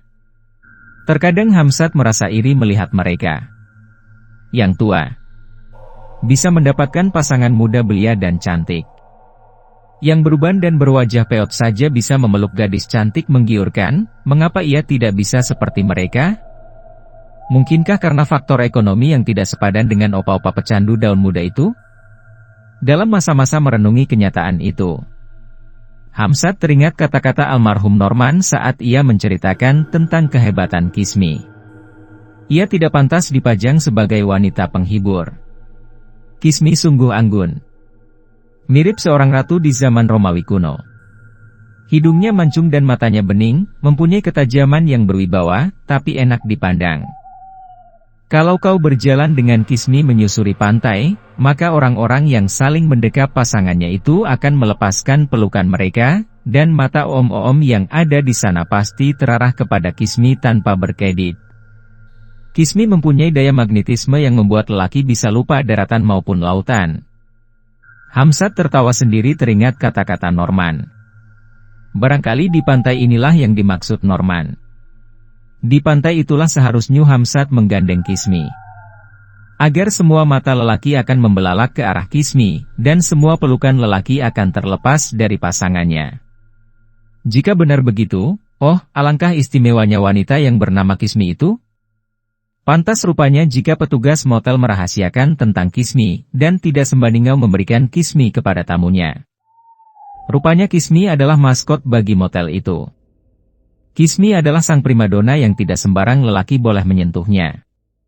Mengenai harga keringatnya, sudah tentu jauh di atas harga wanita-wanita penghibur yang lain. Hamzat digelitik oleh rasa penasaran tentang Kismi. Ia bergegas kembali ke kamarnya dan membangunkan Denny lewat telepon, karena jam sudah menunjuk pukul 11 siang. Tetapi, sebelumnya ia sempat berpapasan dengan seorang lelaki separuh baya yang berkumis dan berbadan gemuk, tapi bukan gendut. "Pak Hasan," sapa Hamzat. Lelaki itu berpaling ke arah Hamzat, lalu tersenyum kaget. Pak Hasan segera melepaskan tangannya yang sejak tadi menggandeng wanita bertubuh langsing yang berusia sebaya dengan Hamzat. "Hei, kau di sini juga?" Pak Hasan segera berjabat tangan dengan Hamzat. "Biasa, Pak. Refreshing." Hamzat tertawa seirama dengan tawa Pak Hasan. "Bersama siapa kau di sini?" "Maksudku, bukan teman cewek, tapi teman lelakimu." Oh ya, kau tentu bersama Norman, bukan?" Hamzat sedikit kikuk untuk menjawab, namun akhirnya ia berkata, "Apakah Pak Hasan belum mendengar kabar tentang Norman?" Lelaki separuh baya yang masih digelayuti perempuan muda itu berkerut dahi. Mulai curiga. "Ada apa dengan Norman? Aku baru saja kemarin sore pulang dari Bandung." "Astaga. Kalau begitu, mungkin Pak Hasan belum mendengar kabar terakhir tentang Norman, maksudmu?" "Norman, dia telah meninggal." "Pak." Pak Hasan nyaris terpekik keras. Matanya mendelik. Mulutnya ternganga kaku sejenak. Dia melakukan kebodohan." "Pak," tambah Hamzat dengan nada sendu. "Kebodohan?" "Ya. Dia bunuh diri." "Astaga." Makin mendelik lagi Pak Hasan mendengar kata-kata itu. Wajahnya tampak tegang dan menjadi pias. "Para pecinta dan para subscriber YouTube Kisah Misteri Horor, apa masalahnya? Ada apa sih? Mengapa dia sampai melakukan hal itu?" Secara singkat Hamzat menceritakan saat-saat Norman menikam dirinya dengan gunting dan tepat mengenai jantungnya. Keceriaan Pak Hasan kala itu benar-benar terganggu dan boleh dikatakan hilang seluruhnya, lah menjadi murung, duduk di bangku plesteran dari batu berlapis teraso. Ia kelihatan sedih sekali. "Norman," gumamnya. Gila. Padahal dia satu-satunya penulis andalanku yang baru saja kemarin malam kusulkan oleh perusahaan yang baru untuk mengontrak Norman dalam penerbitan tahun ini. Tapi, gila. Norman itu gila apa waras sih? Mengapa ia sampai berani berbuat nekat begitu? Teman-teman satu pondokan tak ada yang mengetahui alasan Normali secara pasti, Pak, kata Hamzat. Tapi, ada 3 orang yang melihat persis saat Norman melakukan tindakan nekatnya itu. 2 temannya terluka ketika hendak menghalangi tindakan picik itu. Wanita cantik yang duduk di samping Pak Hasan itu ikut menampakkan wajah sendu, seakan turut berduka cita atas kematian Norman, walau sebenarnya ia sendiri tidak tahu siapa Norman. Dan, setelah menghela napas beberapa kali dalam kebungkamannya, Pak Hasan berkata kepada Hamzat, aku tahu kau teman dekat Nornian. Aku ingin bicara denganmu, tapi tidak di sini. Datanglah ke rumahku, Atau jangan. Jangan ke rumah, nanti terganggu urusan lain. Besok sore, teleponlah aku. Atau kapan saja setempatmu. Telepon aku, dan kita tentukan di mana kita harus bertemu untuk membicarakan tentang Norman. Baik. Saya setuju. Pak. Sial. Mengapa aku harus kehilangan dia? Gumam Pak Hasan yang tampak menyesal sekali atas kematian Norman itu. Tak enak jika terlalu lama mengganggu Pak Hasan. Hamzat pun segera memisahkan diri. Pukul 11:20, ia segera ke kamar Denny. Takut Denny berlarut-larut dalam tidurnya. Hei, minggat kemana kau? Sapa Denny yang rupanya justru sedang menengok keadaan di kamar Hamzat. Aku baru saja memesan makanan, kata Hamzat sambil duduk di kursi teras yang terbuat dari rotan. Hamzat tidak bicara untuk beberapa saat, karena ia masih terheran-heran melihat kepucatan wajah Denny. Kenapa memandangku begitu? Apa aku mirip setan? Persis sekali, jawab Hamzat. Kau bukan mirip, tapi persis setan. Ucat Pasi. Seperti kertas HVS ukuran kuarto. Hamzat geleng-geleng kepala. Denny hanya nyengir berkesan tersipu. Kita tidak buru-buru pulang, kan? Tanya Denny mengalihkan perhatian. Tinggal 1,5 jam lagi kita punya ketempatan di sini. Pulang besok saja, kala Denny. Dan ia bergegas masuk ke kamar Hamzat. Begitu keluar sudah membawa 2 kaleng green sands. Kau mau pulang besok? Hamzat sangsi. Denny hanya tersenyum-senyum. Aku ada janji dengan Kismi untuk bertemu nanti malam. Kau gila, ketus Hamzat sambil membuka kaleng green sands. Untung bukan kau yang bertemu dengan Kismi. Kalau kau bertemu dengan Kismi, maka kau yang akan menjadi gila. Denny tertawa. Wajahnya yang tampak sayu seperti dipaksakan untuk ceria.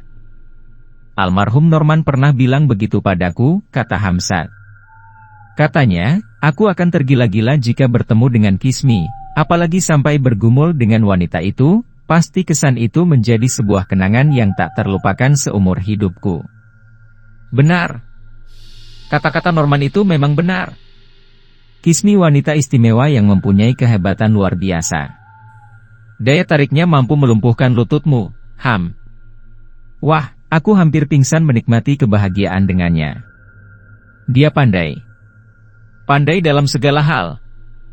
Dia akan membuatmu lemas lunglai dan tak bisa bergerak lagi oleh cumbuan dan gairah birahinya yang berkobar-kobar. Gairahnya itu seakan bisa dipadamkan dalam waktu sekejap. Perlu proses yang cukup panjang untuk menurunkan temperatur nafsunya. Sungguh melebihi kuda betina yang kokoh dan tangguh. Terbayang dalam hayalan Hamzat. Seperti apa sebenarnya keadaan Kismi itu?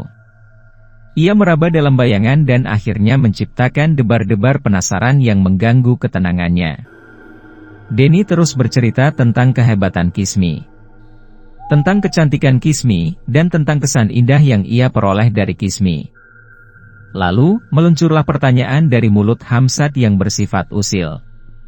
Berapa banyak ia memeras uangmu untuk semalam suntuk itu? Tidak sepeser pun. Hamzat mendesah, pertanda tak percaya. Sungguh, Ham. Dia tidak minta sepeser pun uang duriku. Betul? Atau barangkali menyuruhmu membayar di kasir. Kamu pikir dia dagangan di supermarket? Denny tertawa lepas. Hamzat termenung heran. Kok aneh? Dia tidak minta bayaran? Lalu untuk apa dia datang? Yah, mungkin dia seorang perempuan yang butuh hiburan juga, kata Denny. Yang jelas, ketika pukul 4 pagi lewat sedikit, ia segera berbenah diri. Kemudian mencium keningku dan berbisik agar aku kembali lagi pada malam berikutnya. Ia akan datang dan tak perlu memikirkan tarif apapun.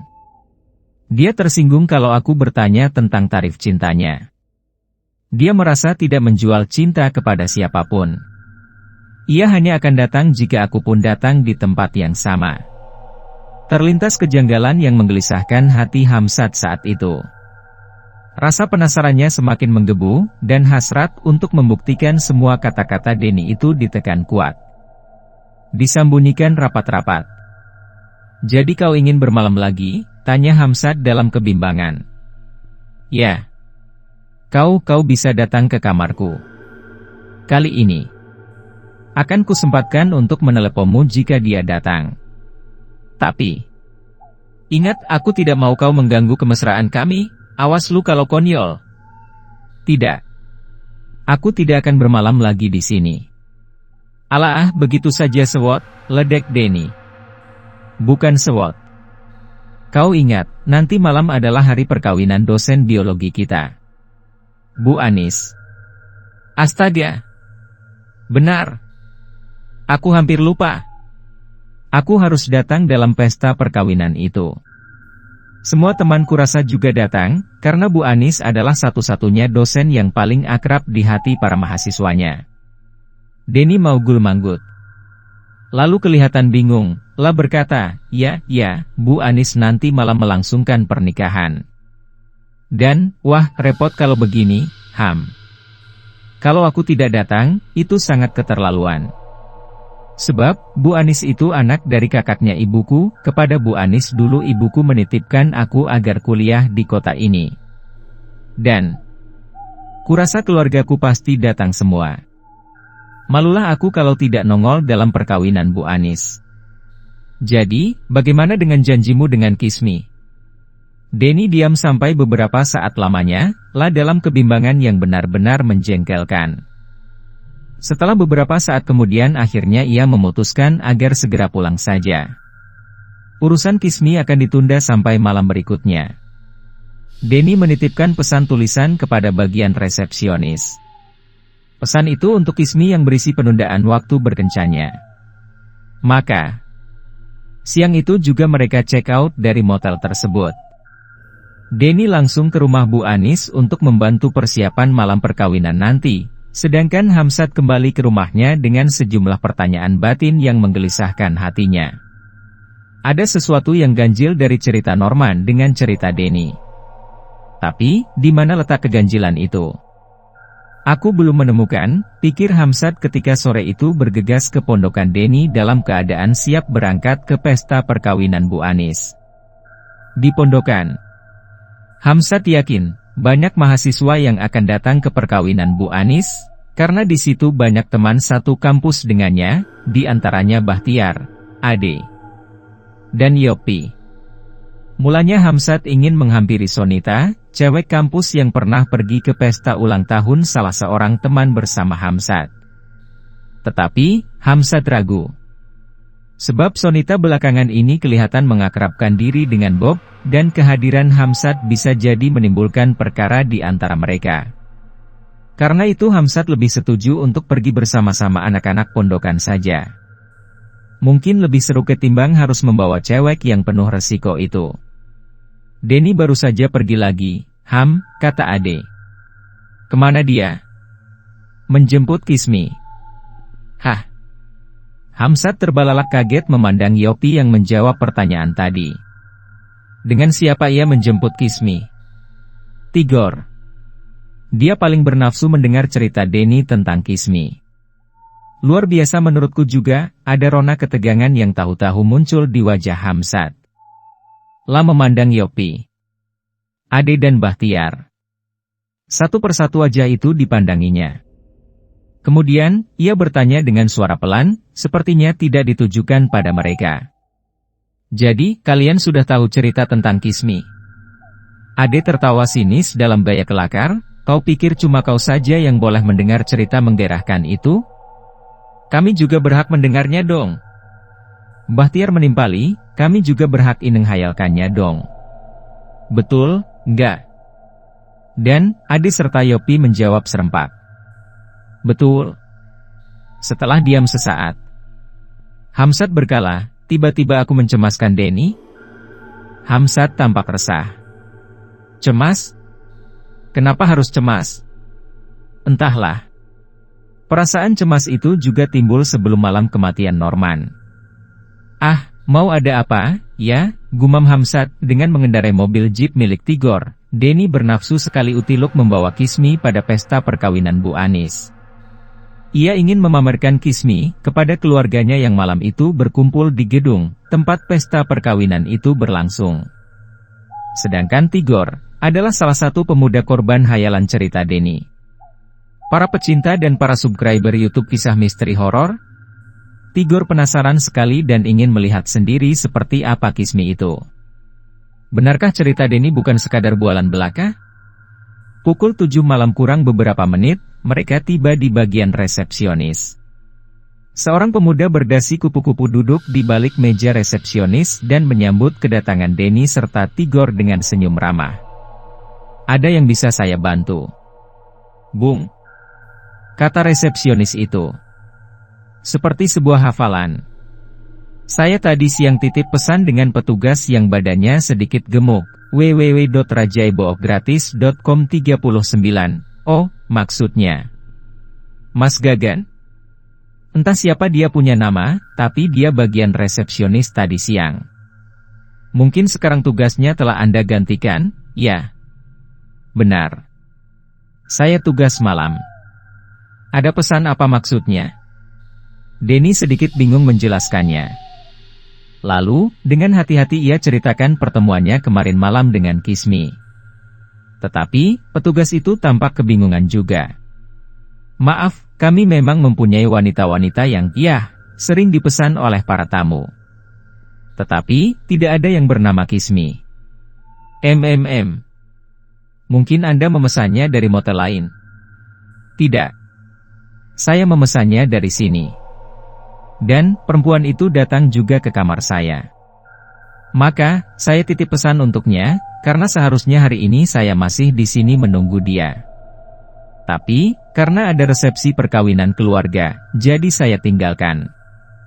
Nah, malam ini saya ingin ajak dia untuk menghadiri resepsi tersebut," tutur Denny menjelaskan.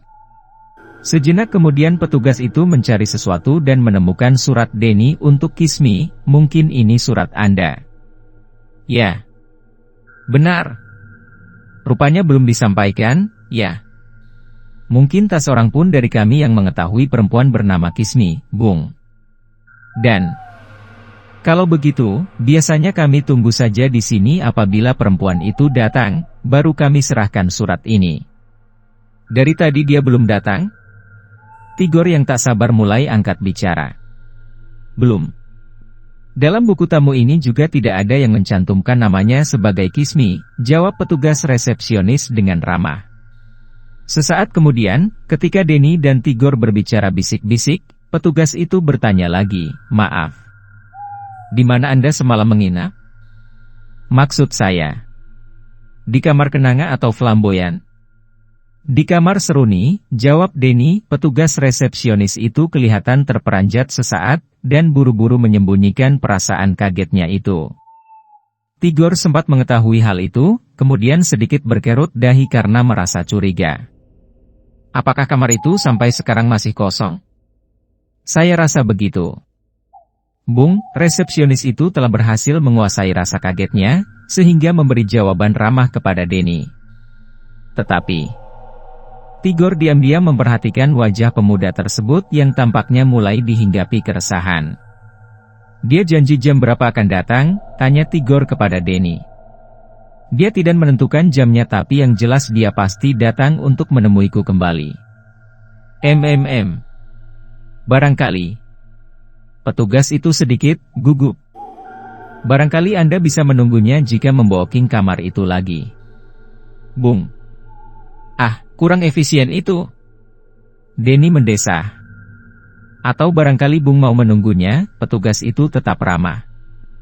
Denny meminta pendapat Tigor. Lalu Tigor berkata, "Repot pula lah aku. Kau yang punya urusan, kenapa aku yang ikut susah? Kau sendirilah yang tunggu dia kalau kau mau. Kita bicara sebentar di lobi itu yuk," ajak Denny. Kemudian, mereka berdua duduk di sofa yang ada pada lobi tersebut. Agaknya Denny merengek kepada Tigor agar Tigor mau menemani dia menunggu Kismi. Tigor sendiri makin tertarik setelah Denny menceritakan kehebatan Kismi di ranjang. Tigor makin terbuai oleh cerita Denny tentang kecantikan Kismi yang mirip seorang ratu Mesir kuno. Maka, Tigor pun akhirnya berkata, "Kalau kau bohong, aku tak mau berteman lagi dengan kau lah. Tapi kalau kau benar, kau boleh anggap aku abangmu." "Bah, abang macam apa kau kalau diam-diam punya minta juga dengan kekasih adiknya," kata Denny menirukan gaya Tapanuli. Siapa bilang aku mau sama cewekmu?" Siapa bilang begitu, Denny? Aku cuma ingin tahu, seperti apa cewek yang kau agung-agungkan itu." "Denny, jangan punya pikiran yang macam-macam lah." Tigor bersungut-sungut, berlagak sewot. Denny tertawa terkekeh melihat gaya Tior berlagak tersinggung. Buktinya, Tigor sendiri segera berkata, "Kalau masalah kau mau kasih kesempatan sama aku, itu lain persoalan, kan?" "Kesempatan apa?" "Yang, kesempatan merasakan hayalanmu itulah." Tigor sendiri akhirnya tertawa bersama Denny. Sampai pukul 9 malam, Kismi belum datang juga. Tigor mulai menggerutu dan merasa ditipu. Denny tidak bisa tenang. Gelisah sekali, karena seharusnya saat itu ia sudah berada di pesta perkawinan Bu Anis. Ia penasaran kalau tidak membawa Kismi ke pesta itu. Ia malu.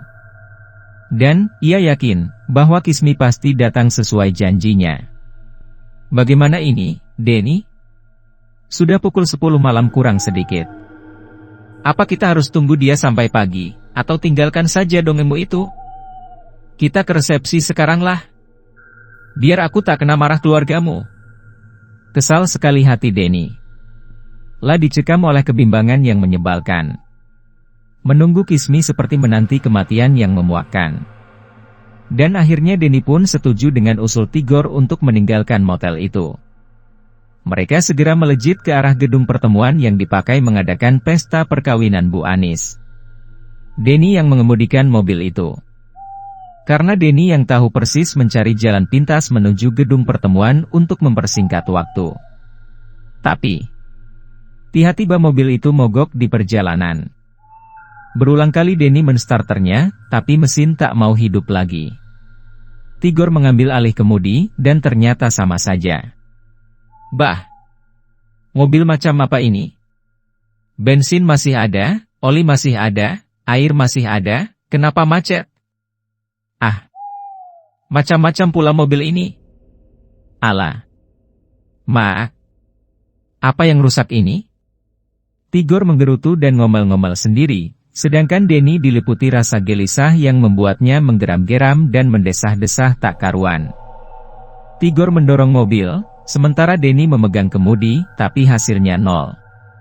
Dua orang tukang becak dimintai bantuan untuk mendorong mobil, tetap saja tak menghasilkan apa-apa. Akhirnya tukang becak itu bahkan menyatakan diri tidak sanggup dan terlalu jauh meninggalkan becaknya. Tigor memberi mereka uang 1.000, lalu tinggallah Denny bersama Tigor di jalanan yang sepi itu.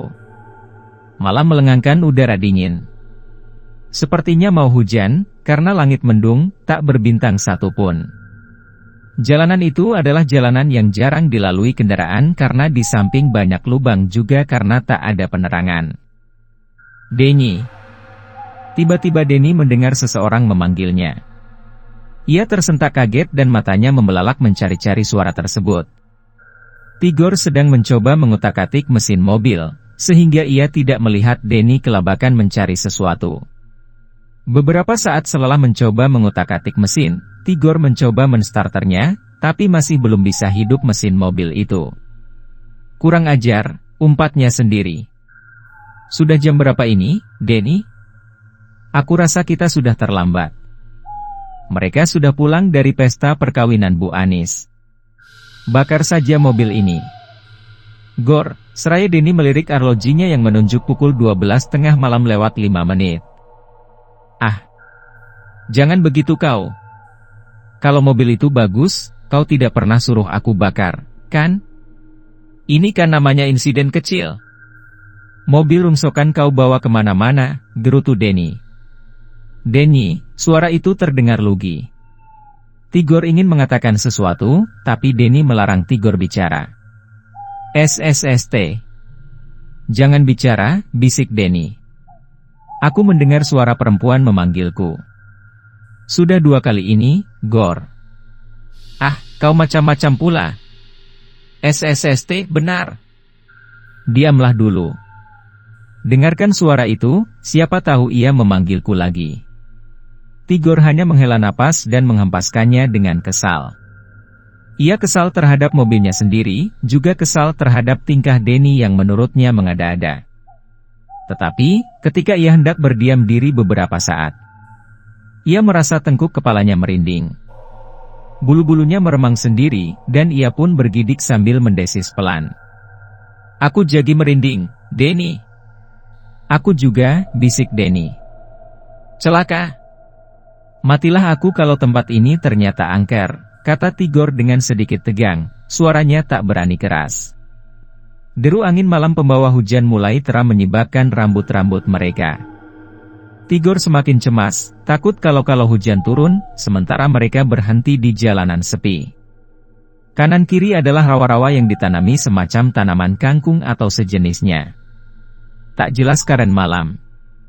Yang jelas, mereka jauh dari rumah atau bangunan berpenghuni. Denny, kita dorong saja mobil ini. Cari tempat yang tidak seram beginilah. Denny setuju. Mereka mendorong mobil mencari tempat yang tidak menyeramkan. Tigor mendorong bagian samping sambil mengendalikan setiran mobil. Napas mereka ngos-ngosan, keringat pun mulai beranjuran. Tetapi, keringat mereka itu bercampur dengan keringat dingin akibat rasa takut yang mencekam. Para pecinta dan para subscriber YouTube Kisah Misteri Horor.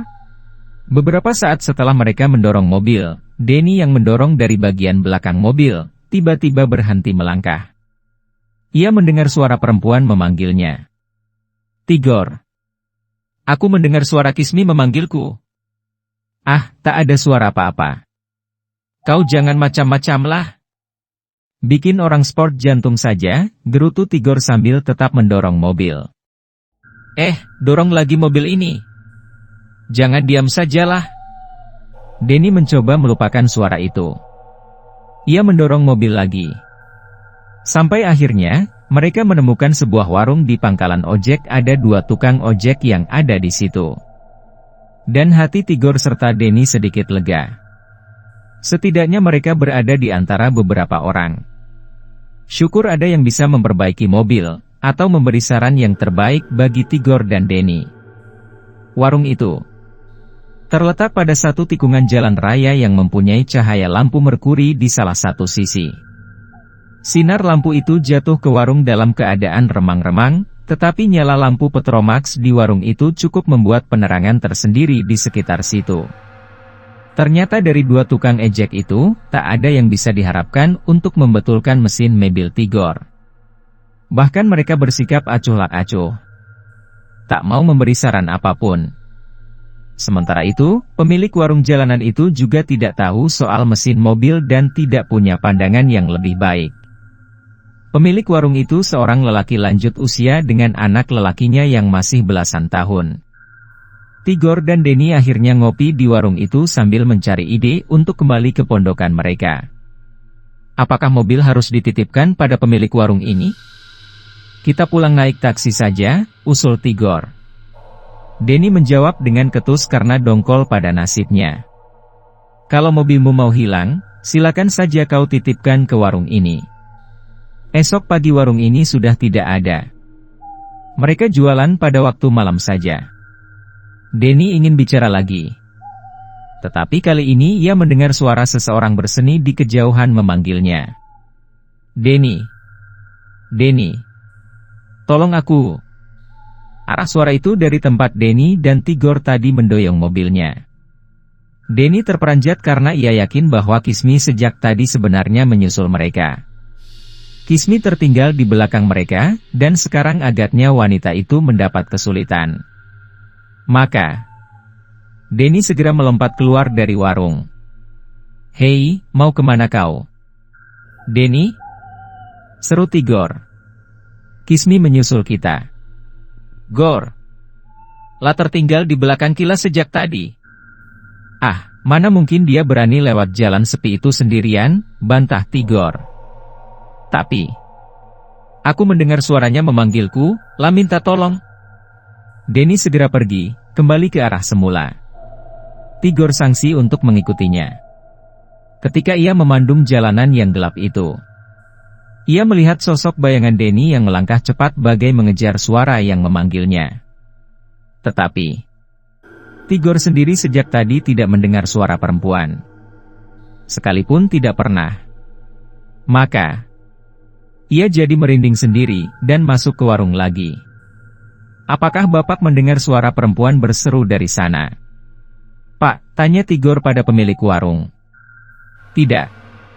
Tidak ada suara orang memanggil kok. Jawab pemilik warung. Kamu mendengar? Nak? Ia bertanya kepada anak lelakinya. Gak dengar apa-apa kok. Pak. Gak ada orang perempuan berteriak, jawab anak lelaki pemilik warung. Nah, temanku itu jangan-jangan sudah gila dia. Nekat memburu suara hatinya sendiri. Sinting, dia, Tigor menggerutu seenaknya sambil mencomot makanan dan melahapnya, lah tidak begitu menghiraukan keadaan Denny. Ia sendiri merasa merinding dan diganggu oleh perasaan gelisah sejak Denny pertama kali mengaku mendengar suara perempuan memanggilnya. Denny sendiri tidak peduli dengan Tigor. Menurutnya, Tigor berlagak tidak mendengar suara Kismi karena ia takut jika harus kembali melalui jalan gelap dan sepi itu. Tetapi, Denny hanya punya satu konsentrasi, yaitu Kismi. Ia yakin Kismi memanggilnya dan ia harus datang dengan segera. Tetapi, setelah beberapa langkah ia meninggalkan warung itu, langkah kakinya menjadi terhenti ia mendengar suara Kismi memanggilnya di tengah rawa yang penuh tanaman sejenis kangkung. Sedangkan, di tengah rawa itu tak terlihat bayangan seseorang bergerak mendekat atau menjauh. Denny. Deimf. Lupakah kau padaku? Kismi, teriak Denny keras ke arah rawa gelap itu. Beberapa saat ia menunggu, ternyata tak ada jawaban. Jantungnya semakin berdebar-debar, tubuhnya merin dan hatinya gelisah tak menentu. Kismi. Di mana kau? Teriak Denny lagi. Tapi tetap tak ada jawaban. Angin bertiup mulai kentang. Denny masih berdiri di tepi rawa untuk menunggu kemungkinan terlihatnya Kismi. Ia ingin masuk ke tengah rawa-rawa 2U, tetapi ada keraguan sebab ia tak melihat bayangan manusia di sana. Tubuhnya dibiarkan semakin merinding, ia menganggap itu hal yang wajar karena angin bertiup cukup kencang dan membawa udara dingin. Tetapi, rasa takutnya itu masih menjadi bahan pemikiran Denny. Mengapa jantungnya jadi berdebar-debar dan sepertinya dicekam perasaan takut? Apa yang akan terjadi sebenarnya? Ada sesuatu yang terbang karena terbawa angin. Sesuatu itu menempel di telinga Denny. Dengan tersentak kaget Denny menangkap benda yang menempel di telinganya. Ia mulai terhenyak kaget setelah diketahui benda itu adalah kapas putih. Kapas dari mana ini, pikirnya heran. Sekali lagi tengkuk kepalanya merinding. Gumpalan kapas kecil itu sepertinya bekas penyumbat hidung atau mulut mayat karena ia mempunyai dugaan begitu, maka jantungnya semakin berdebar keras. Hanya saja, sewaktu ia mencium bau harum dari kapas tersebut, rasa takutnya sedikit berkurang. Bau harum itu serupa betul dengan bau parfum di tubuh Kismi. Makin yakin Denny jadinya, bahwa Kismi memang ada di sekitarnya. Tapi di mana? Ia melangkah semakin menuju tempat asalnya ia datang bersama Tigor tadi. Kismi? Kismi, di mana kau? Seru Denny sambil matanya mencari-cari. Lalu, mulailah ia terbayang masa-masa bercumbu bersama Kismi. Karena tempat itu sepi dan ia mulai berhayal, seandainya Kismi ada di situ, maka ia tak segan-segan untuk menggeluti di rerumputan. Ingatan bercumbu habis-habisan dengan Kismi membuat Denny mengerang menahan gejolak birahinya. Napasnya semakin terengah-engah, dan hasratnya untuk memburu kemesraan bersama Kismi menyesakkan pernapasannya. Kismi. Kali ini, Denny mendesah tanpa suara, dan meremas-remas sesuatu yang mendatangkan nikmat baginya. Di kejauhan, masih terdengar suara Kismi memanggilnya dengan suara serak-serak manja, seakan suatu ajakan untuk bercumbu di alam bebas itu. Denny semakin terangsang, menegang semua otot tubuhnya, mendesis-desis lak berkesudahan, kapas itu sesekali diciumnya sebagai ingatan keringat Kismi yang berbau wangi lembut itu. Setiap ia mencium wangi kapas itu, birahinya pun semakin bergolak menghentak-hentak. Mulutnya mengucap kata, "Kismi," beberapa kali. Namun, pada detik tertentu, Denny mengalami satu kejutan yang membuatnya tegang. Tangan kanannya tak dapat digerakkan. Kaku. La ingin memegang kepalanya, tapi tak bisa. Gerakan kaku tangan kanannya itu membuat Denny menarik ke atas untuk menggunakan tangan kiri. Tangan kanan itu tiba-tiba terlepas dari pegangan tangan kiri dan menampar matanya sendiri. Bahkan kali ini tangan tersebut di luar kemauan Denny telah meremat wajahnya sendiri, mencakar-cakar hingga wajah Denny pun mulai berdarah. Oh. Aao. Kenapa tanganku ini? Oh. Dan, ia pun segera berlari ke arah warung dalam cekaman rasa takut sambil menjerit-jerit dicakar tangannya sendiri. Malam yang hening dan angin yang bertiup ke arah utara, membuat Tigor berkerut dahi saat meneguk kopi panas. Suara Denny terdengar sayup-sayup, sejenak meragukan hati Tigor. Ah, tak mungkin itu suara Denny, pikirnya sendiri, dan ia melanjutkan menghirup kopi panasnya. Tetapi, beberapa saat kemudian anak pemilik warung itu berkata kepada Tigor, "Bang, sepertinya itu suara teman abang." Sekali lagi Tigor berkerut dahi sambil menelengkan kepala, menyimak suara yang ada di kejauhan. Pemilik warung yang sudah lanjut usia itu juga berkata kepada anaknya, Iya. Sepertinya itu suara orang yang tadi ke sana, ya, men? Jangan-jangan dia dalam bahaya?" Kalimat terakhir ditujukan kepada Tigor. "Alah, Mak. Dia itu suka bercanda." "Pak, jangan mau percaya dengan lagaknya. Pasti dia main-main saja itu." Tigor tetap tenang, sedangkan pemilik warung dan anaknya kelihatan menyimpan kecemasan. Denny berusaha mempercepat larinya sambil tangan kirinya memegangi tangan kanan supaya tak bergerak. Tapi, bagaimanapun juga kekuatan tangan kiri itu tidak sebanding dengan tangan kanannya. Sekali lagi tangan kanannya bergerak cepat menampar wajah sendiri, kemudian mencakarnya dengan ganas dan kuat sehingga sebagian kulit wajah Denny mengelupas perih. "Aau!" teriak Denny begitu kuat menahan penderitaan itu. Tigor! Aau!" Anak pemilik warung segera memandang ke arah jalanan yang sepi dan gelap itu. Ia melihat sesosok bayangan manusia yang berlari terhuyung-huyung dengan teriakan-teriakan kian jelas. Angin yang berhembus kali ini berubah arah, bertentangan dengan pelarian Denny, sehingga suara teriakannya nyaris terbawa angin seluruhnya. Para pecinta dan para subscriber YouTube Kisah Misteri Horor, hanya anak pemilik warung itu yang mendengar lebih jelas, sebab ia melangkah beberapa meter dari depan warungnya. Ia segera menghubungi Tigor dan berkata dengan tegang, Bang, itu teman abang dalam bahaya. Ia berlari-lari menuju kemari." Tigor tertawa dalam gumam. "Dia pasti ketakutan, disangkanya ada setan yang mengejarnya. Mampuslah kau. Sok berani dia." Tigor tetap meremehkan temannya itu, sehingga anak pemilik warung menjadi jengkel sendiri. Ia tinggalkan saja Tigor yang menyepelekan pemberitahuannya. Ia kembali melangkah di tempatnya semula dan memandang dengan mata menyipit langkah-langkah Denny yang mulai tak mampu secepat semula. Denny tersungkur jatuh dengan menggeram-geram, mengerahkan tenaganya untuk melawan gerakan tangan kanannya itu. Tetapi, kekuatannya itu tak mampu menguasai tangan kanannya yang bergerak sendiri di luar keinginannya. Bahkan kali ini tangan kanan itu menjambak rambutnya sendiri, kemudian mengangkat kepala dan membenturkan kepalanya sendiri ke tanah. Berkali-kali tangan kanan itu membentur-benturkan kepalanya ke tanah hingga kotor dan berlumur darah. Sesekali Denny mencoba menahan hentakan kepalanya, namun selalu gagal dan akhirnya batu runcing pun mengenai keningnya beberapa kali, hingga makin deras darah yang mengalir dari wajahnya. "Ao! Ao! Ao! Denny berteriak kesakitan.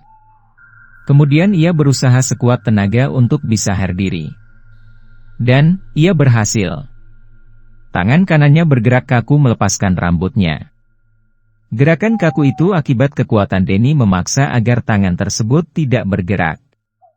Tangan kirinya segera menarik turun tangan kanannya dengan kekuatan yang terpaksa menguras tenaga. Dalam keadaan melawan kekuatan gaib yang lelah merasuk dalam tangan kanannya itu, Denny tetap melangkah cepat, berlari ke arah warung. Erang dan tangisnya meraung di sela kesunyian malam, dan hanya anak pemilik warung yang mendengarnya. "Men, ngapain kamu di situ?" tegur pemilik warung kepada anaknya. "Orang itu kesakitan, Pak," jawab Men dengan perasaan ngeri. "Astaga! Kenapa orang itu, Men?" Pemilik warung terbengong memandangi Denny dengan mata menyipit. Makin lama Denny semakin terlihat jelas dalam hembusan angin, seakan ia menyongsong derasnya angin yang menderu. "Ao! Tigor! Tolong!" Kali ini, Tigor keluar dari warung bertenda plastik itu. Denny berlari terhuyung-huyung dan tak tentu arah. Tigor masih saja menganggap itu suatu sandiwara atau permainan Denny. Ia bahkan berseru di sela tawanya, "Hei, mabuk di mana kau? Macam mana bisa mabuk kalau cuma minum kopi, hihihi." "Bang, dia harus sungguh-sungguh," kata anak pemilik warung. Tigor tiba-tiba menghentikan tawanya. Wajahnya menjadi tegang setelah Denny berjarak 7 meter darinya. "Denny? Kenapa kau, hah?" Buru-buru Tigor menyambut Denny, namun tiba-tiba sewaktu ia hendak meraih tubuh Denny yang berwajah merah karena darah itu, tangan kanan Denny menghantam dagu Tigor dengan keras. Tigor memekik kesakitan dan terjengkang ke belakang hingga jatuh terduduk di tanah. Sedangkan Denny masih mengerang, ngotot hingga uratnya keluar semua. Ia menahan gerakan tangan kanannya yang ingin menghantam kepalanya sendiri. Dan, sekali lagi Denny menjerit kesakitan karena tangan kanannya berhasil menghantam kepalanya dengan keras.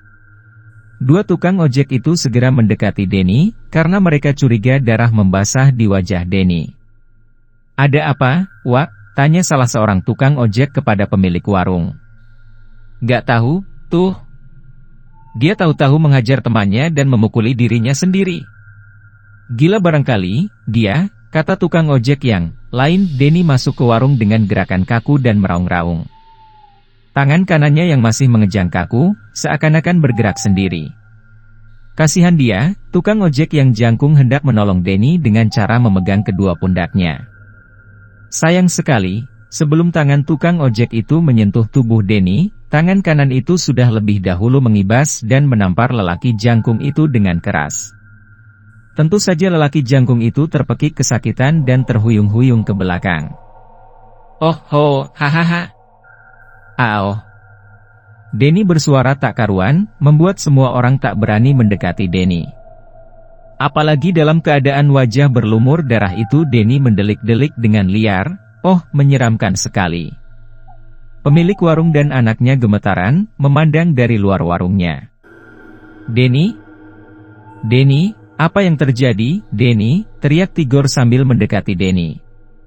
Mata Denny yang membelalak liar itu memandang sebuah sendok garpu di atas piring kotor yang ada di sudut meja.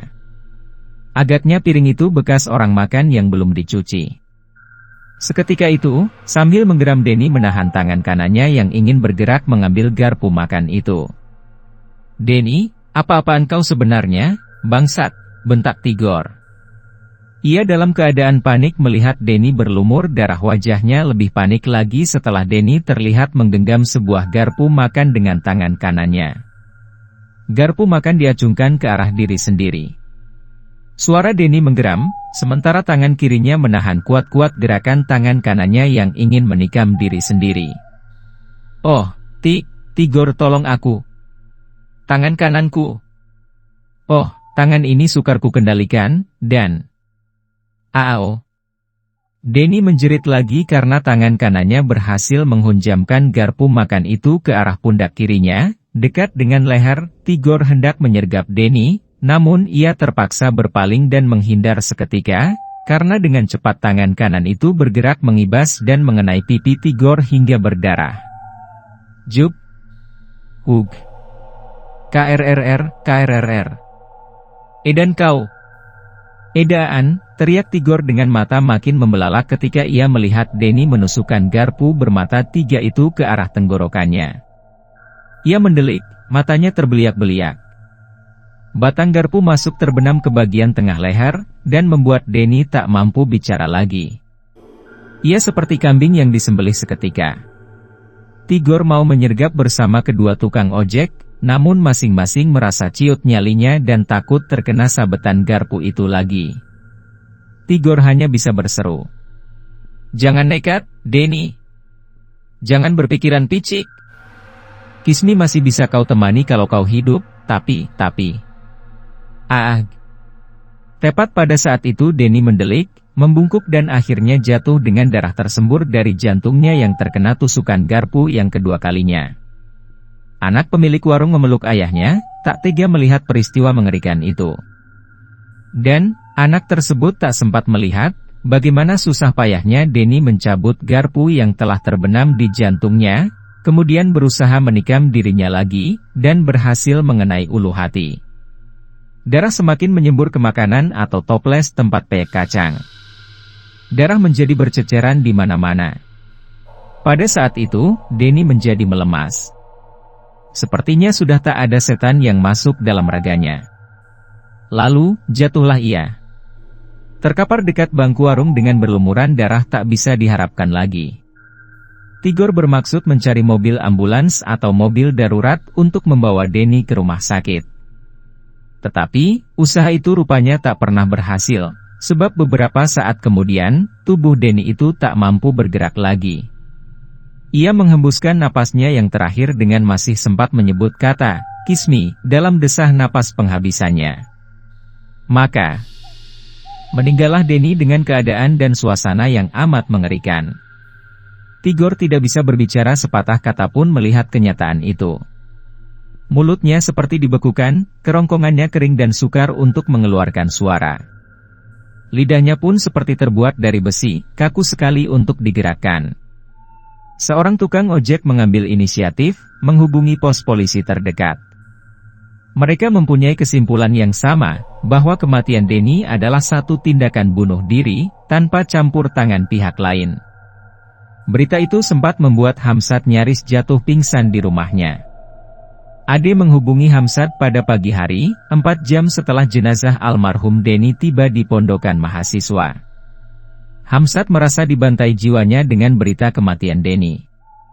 Bahkan, ketika ia bergabung dengan anak-anak pondokan, Hamsat sempat berlinang air mata melihat wajah-wajah mereka dicekam duka, seakan menunggu giliran untuk melakukan bunuh diri yang keji. Hamsat terdengar berkata Paro kepada Ade, "Setelah Norman, Denny. Setelah Denny, siapa lagi?" Seperti jenazah Norman dulu. Almarhum Denny pun dimakamkan di kota asalnya, Madiun. Hampir semua teman kosnya turut memakamkan Denny ke Madiun. Hanya Tigor dan Lukman yang tinggal di pondokan. Tigor merasa tidak mampu menghadapi kenyataan tersebut. Tigor lebih merasa dibantai jiwanya, karena ia sempat menyepelekan teriakan Denny yang meminta tolong pada waktu itu. Rasa sesalnya begitu besar, dan membuat Tigor lebih sering mengunci mulutnya ketimbang harus bercerita kepada siapapun yang bertanya kepadanya. Sedangkan Lukman, waktu itu dalam keadaan sakit. Ia tak bisa ikut menghadiri upacara pemakaman jenazah Denny di Madiun. Para pecinta dan para subscriber YouTube Kisah Misteri Horor. Tetapi, dialah orang pertama yang menangis tersengguk-sengguk ketika melihat keadaan Denny sudah menjadi mayat. Beruntung waktu itu keluarga Denny berkumpul di rumah Bu Anis, sehingga Lukman masih bisa mengantarkan jenazah Denny ke rumah Bu Anis, namun tidak mampu lagi ikut ke Madiun. Tentu saja setiap orang bertanya-tanya, mengapa kematian Denny mempunyai kesamaan dengan kematian Norman. Masing-masing mati oleh tangannya sendiri. Bunuh diri. Tapi, faktor apa yang membuat mereka bunuh diri, masih belum mendapat suatu kesimpulan yang pasti. Ada yang mengatakan, pondokan mereka angker dan meminta korban entah berapa jumlahnya. Ada lagi yang beranggapan, Denny dihampiri roh Norman dan diajaknya pergi dengan cara seperti yang dilakukan Norman semasa hidupnya. Sementara yang lain mengatakan, itu hanya satu hal yang kebetulan saja. Kebetulan Denny punya masalah yang mengerdilkan jiwanya, sehingga ia berani melakukan bunuh diri. Hanya satu orang yang mempunyai dugaan aneh di dalam pertemuan tak resmi yang mereka adakan di kamar Bahtiar, 2 hari setelah jenazah Denny dimakamkan. Orang yang mempunyai dugaan aneh itu adalah Hamzat. Karena dialah yang mempunyai firasat buruk pada saat-saat menjelang kematian Norman dan Denny. Keduanya sama-sama jatuh cinta pada Kismi, kata Hamzat. Kemudian, mereka memberikan reaksi serupa. Bungkam. Benak mereka sama-sama menerawang pada cerita Denny tentang Kismi. Bahtiar bertanya pada diri sendiri, dengan ucapan yang sempat didengar oleh teman-temannya, mungkinkah keduanya menjadi picik hanya karena jatuh cinta? Tiap-tiap orang mempunyai ketahanan jiwa yang berbeda, ujar Ade. Pada saat mencapai klimaks persoalan, jiwa manusia mudah menjadi rapuh. Yang terlintas dalam logiknya hanya jalan pintas menyelesaikan persoalan tersebut. Dan, mungkin bagi kedua korban itu sama-sama sependapat, bahwa jalan pintas yang terbaik adalah bunuh diri. Tigor mulai tertarik dengan pembicaraan tersebut. Ia berkata dengan suara pelan, masih bernada duka, wanita itu sebenarnya tidak ada. Kini, semua mata memandang ke arah Tigor. Hanya Hamzat yang masih memandang ujung kakinya yang melonjor, namun telinganya menyimak kata-kata Tigor. Ia mendengar Tigor berkata lagi, petugas motel itu, aku rasa tidak ada yang kenal dengan Kismi. Jadi, ku bilang Kismi itu hanya ada dalam hayalan mereka. Dan mereka mati karena hayalannya sendiri, begitu maksudmu? Tanya Yopi. Begitulah. Buktinya petugas motel berkeras untuk mengatakan, bahwa di situ tidak ada perempuan yang bernama Kismi. Dari pukul 7 malam sampai pukul 10 malam aku dan Denny menunggu perempuan itu, nyatanya tidak ada. Denny mengatakan, perempuan itu adalah perempuan eksklusif, yang keberadaannya sendiri dirahasiakan oleh petugas motel. Barangkali hal itu dimaksud agar reputasi Kismi yang sebenarnya tidak jatuh di mata mereka. Mungkin Kismi seseorang yang punya reputasi tinggi, punya jabatan fungsional, punya karir yang gemilang, sehingga kalau setiap orang mengenal dia sebagai perempuan kehausan, alangkah memalukan sekali. Karena itu, Denny juga berkata, bukan. Bahwa, Kismi bukan perempuan sembarangan yang mudah disentuh oleh lelaki. Dia tidak seperti wanita-wanita penghibur lainnya, yang sekali panggil pasti akan datang, celoteh Susilo sambil memainkan korek api. Siapa sebenarnya Kismi? Di mana tempat tinggalnya? Menurut Hamzat, hanya Pak Hasan yang mengetahui hal itu. Karena, Norman mengenal Kismi lewat pesanan dari Pak Hasan. Hamzat masih ingat cerita almarhum Norman, bahwa ia datang ke motel itu dibawa oleh Pak Hasan sebagai servis pemancing spirit untuk tulisan yang akan disusun oleh Norman. Pak Hasanlah yang memesankan seorang perempuan untuk Norman, karena waktu itu, tahu-tahu Norman dihampiri seorang perempuan sedangkan Pak Hasan mungkin mengambil perempuan lain untuk dirinya sendiri, jadi, Pak Hasanlah sebenarnya yang memegang rahasia tentang siapa Kismi dan di mana Kismi. Tanpa memberitahukan kepada yang lain masalah Pak Hasan itu, Hamzat segera menghubungi Pak Hasan melalui telepon. Kebetulan, ketika Hamzat jalan-jalan di pantai, ia sempat bertemu dengan Pak Hasan dan disuruh menghubunginya sewaktu-waktu. Maka, kali ini ia ingin membuat janji untuk bertemu di sebuah restoran fast food. Pak Hasan sebenarnya punya bahan pembicaraan sendiri. Ia ingin berbicara tentang kematian Norman dan tawaran buat Hamzat mengenai penulisan tentang buku-buku. Tetapi, Hamzat lebih dahulu bertanya, siapa Kismi itu sebenarnya, Pak? Pak Hasan kelihatan bingung, tak mengerti maksud Hamzat. Ia menggumam, Kismi. Maksudmu, Kismi apa ini? Kismi makanan atau? Norman bunuh diri sejak ia dibawa oleh bapak ke motel Seruni, dan di sana ia bercinta dengan Kismi. Ya. Memang aku yang mengajaknya ke motel, tapi dia menolak perempuan yang kukirimkan untuknya. Malahan perempuan itu bilang bahwa Norman telah mempunyai pasangan sendiri. Mungkin perempuan itu yang bernama Kismi. Tapi, aku tak tahu, Norman dapat dari mana perempuan itu, tutur Pak Hasan kelihatan serius sekali.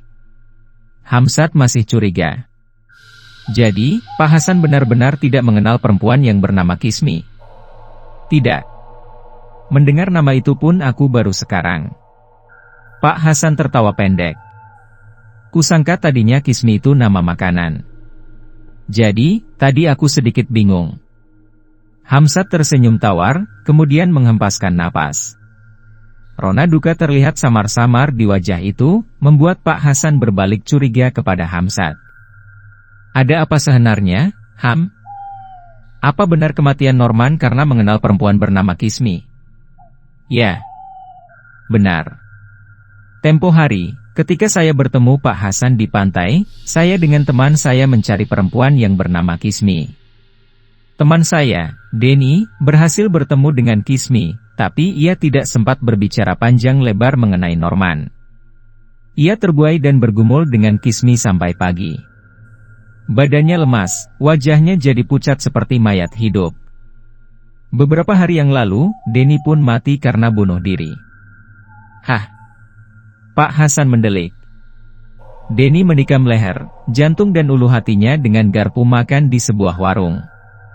Menurut saksi mata, ia menghempaskan napas terakhir sambil menyebutkan nama Kismi. Hamzat menelan ludahnya sendiri, seperti memendam suatu kepedihan. Pak Hasan melihat kesungguhan di wajah Hamzat, dan hal itu membuatnya berdebar-debar. Setelah Hamzat menceritakan secara detail tentang kematian Norman, juga proses kematian Denny, Pak Hasan pun akhirnya berkata, misterius sekali. Aku jadi tertarik untuk menemui perempuan itu. Apakah Bapak bisa membujuk petugas motel? Kenapa tidak? Pemilik motel itu temanku satu kampung. Memang benar. Pemilik motel itu adalah teman sekampung dengan Pak Hasan. Tetapi, sayangnya Pak Hasan merasa keberatan jika Hamesade ikut menghadap pemilik motel itu. Hamzat hanya diizinkan menunggu di lobi, sementara Pak Hasan terlibat pembicaraan dengan pemilik motel di dalam kantornya. Sore itu, Hamzat merasa seperti kambing congek, terbengong sendirian di lobi. Hatinya dongkol, karena tak diizinkan ikut dalam pembicaraan tersebut. Alasan Pak Hasan, karena temannya yang menjadi pemilik motel itu dalam keadaan cacat, dan ia tak mau orang lain melihat kecacatan fisiknya. Mau tak mau Hamzat menerima alasan tersebut. Matahari hampir terbenam seluruhnya. Hamzat masih berharap, mudah-mudahan ia bisa bertemu dengan perempuan yang bernama Kismi di lobi itu. Paling tidak melihat perempuan dengan ciri-ciri seperti yang disebutkan Norman dan Denny, dan Hamzat akan berusaha mengenal perempuan itu. Sayangnya, tamu-tamu yang memasuki lobi tidak satu pun ada yang punya paras cantik dan punya pesona mirip Ratu Mesir kuno. Rata-rata perempuan yang masuk ke lobi mempunyai paras standar, biasa-biasa saja. Tak ada yang istimewa. Kalau tidak istimewa, berarti dia bukan Kismi. Sambil merenungkan misteri kematian Norman dan Denny, Hamzat berhasil menemukan satu kejanggalan. Kejanggalan itu, tempo hari dikatakan rusak AC-nya, dan sering tersumbat saluran airnya. Tetapi, nyatanya ketika Hamzat masuk menemui Denny, kamar itu ber-AC. Lancar. Timbul rasa curiga dalam hati Hamzat, mengapa bagian resepsionis waktu itu setengah tidak mengizinkan mereka membooking kamar, seruni. Kamar masih ada 2 yang kosong, tapi dikatakan, tinggal 1 kamar yang belum dibooking. Ini aneh dan janggal bagi Hamzat. Kecurigaan kedua, mengapa Norman dan Denny bisa bertemu dengan Kismi di kamar itu? Bagaimana dengan kamar lain? Apakah Kismi mau datang ke kamar lain juga? Mengapa pula Kismi tidak meminta uang lelah kepada Norman dan Denny? Bukankah Kismi bekerja sebagai wanita penghibur? Bukankah yang dibutuhkan dalam hal itu adalah uang? Iseng-iseng, Hamzat mendekati bagian resepsionis. Para pecinta dan para subscriber YouTube Kisah Misteri Horor, kali ini yang bertugas bukan orang yang dulu, tetapi orang yang sebenarnya pernah ditemui Denny dan Tigor. Hanya saja, Hamzat tidak tahu tentang pemuda tersebut.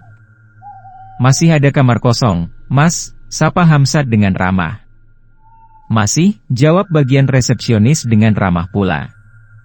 "Mau booking kamar?" tawarnya. Hamzat hanya tersenyum dalam ketenangan sikapnya. "Saya tunggu keputusan dari teman saya yang sedang menemui pemilik motel ini.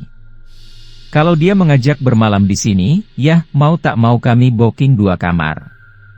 Padahal rencana itu tidak ada dalam pembicaraan Hamzat dengan Pak Hasan. "Hari ini, agak sepi," kata petugas resepsionis. "Lain halnya jika malam minggu. Kalau malam-malam seperti ini, apalagi ini malam Jumat, biasanya kamar kami banyak yang kosong. Kalau Bung jadi bermalam di sini, Bung bisa bebas memilih kamar sesuai selera." "Oh, begitu, ya. Jadi, bisa saja saya memilih kamar seruni, ya?" Pemuda petugas resepsionis itu sedikit menggeragap. Kalau kamar itu, wah, kebetulan tadi siang sudah ada yang booking. Kamar itu sudah diisi, Bung." "Oh." Hamzat manggut-manggut. "Kalau boleh saya tahu, lelaki atau perempuan yang memakai kamar seruni itu?" "Lelaki." "Mungkin dia orang seberang." "Sendirian?" "Ya, sendirian. Barangkali sebentar lagi partnernya datang." "Apa dia langganan di sini?" "Maksud saya, sering datang dan bermalam di sini dengan seorang perempuan." Makin lama pertanyaan Hamzat makin bersifat pribadi. Petugas itu agak sulit menjawab. Ia hanya tersenyum-senyum yang akhirnya berkata, "Sebenarnya, kami tidak boleh bicara soal itu, Bung. Tapi, karena kebetulan tadi saya juga yang menerima tamu itu, jadi kalau boleh saya katakan, bahwa saya baru sekali ini bertemu dengan orang tersebut. Saya rasa, dia juga baru kali ini datang kemari, Bung." Hamzat manggut-manggut sambil menggumam. Petugas itu berkata lagi, "Kalau Bung mau, bisa memilih kamar yang lain. Kamar Seroja juga bagus, Bung. Strategis dan romantis letaknya. Dia ada di tepi pantai. Bung bisa melihat ombak dari terasnya. Kalau saya mau, saya akan memilih kamar seruni," kata Hamzat pelan, sepertinya sekadar basa-basi saja. "Kamar itu jarang dipakai, Bung," bisik petugas resepsionis, nada bicaranya mencurigakan. "Kenapa?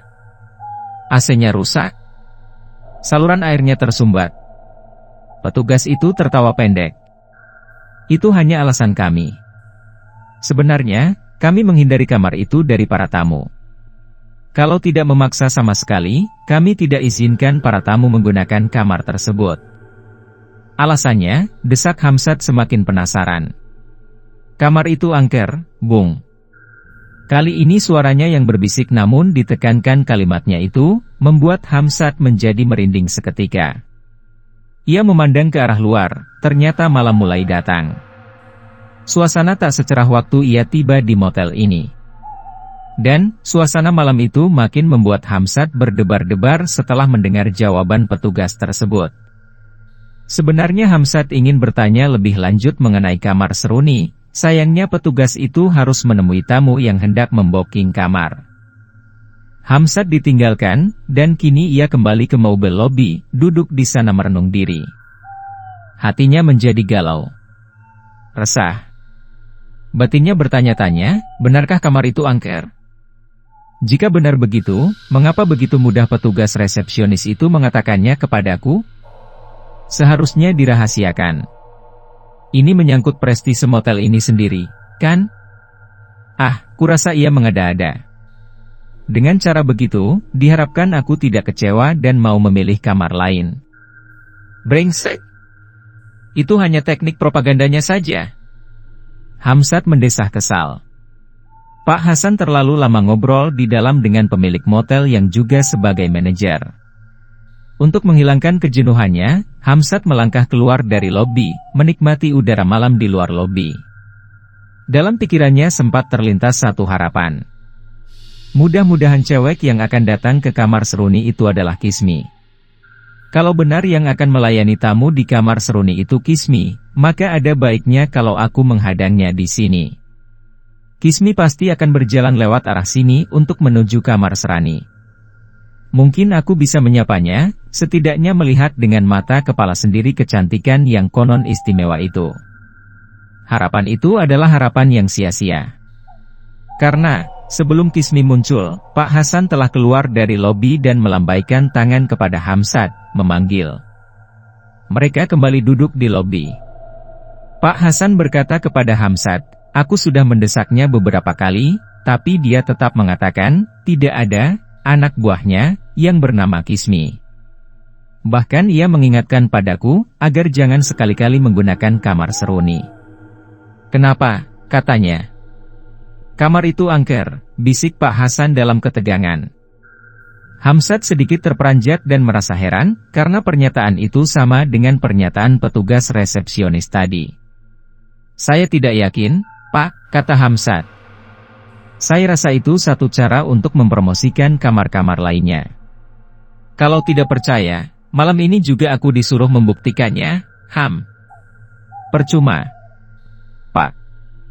Kamar itu sudah di-booking orang." "Hah?" Pak Hasan terperanjat. "Jadi, apa rencana kita selanjutnya?" tanya Hamzat dengan perasaan masih kesal akibat kegagalan menyelidik tentang Kismi.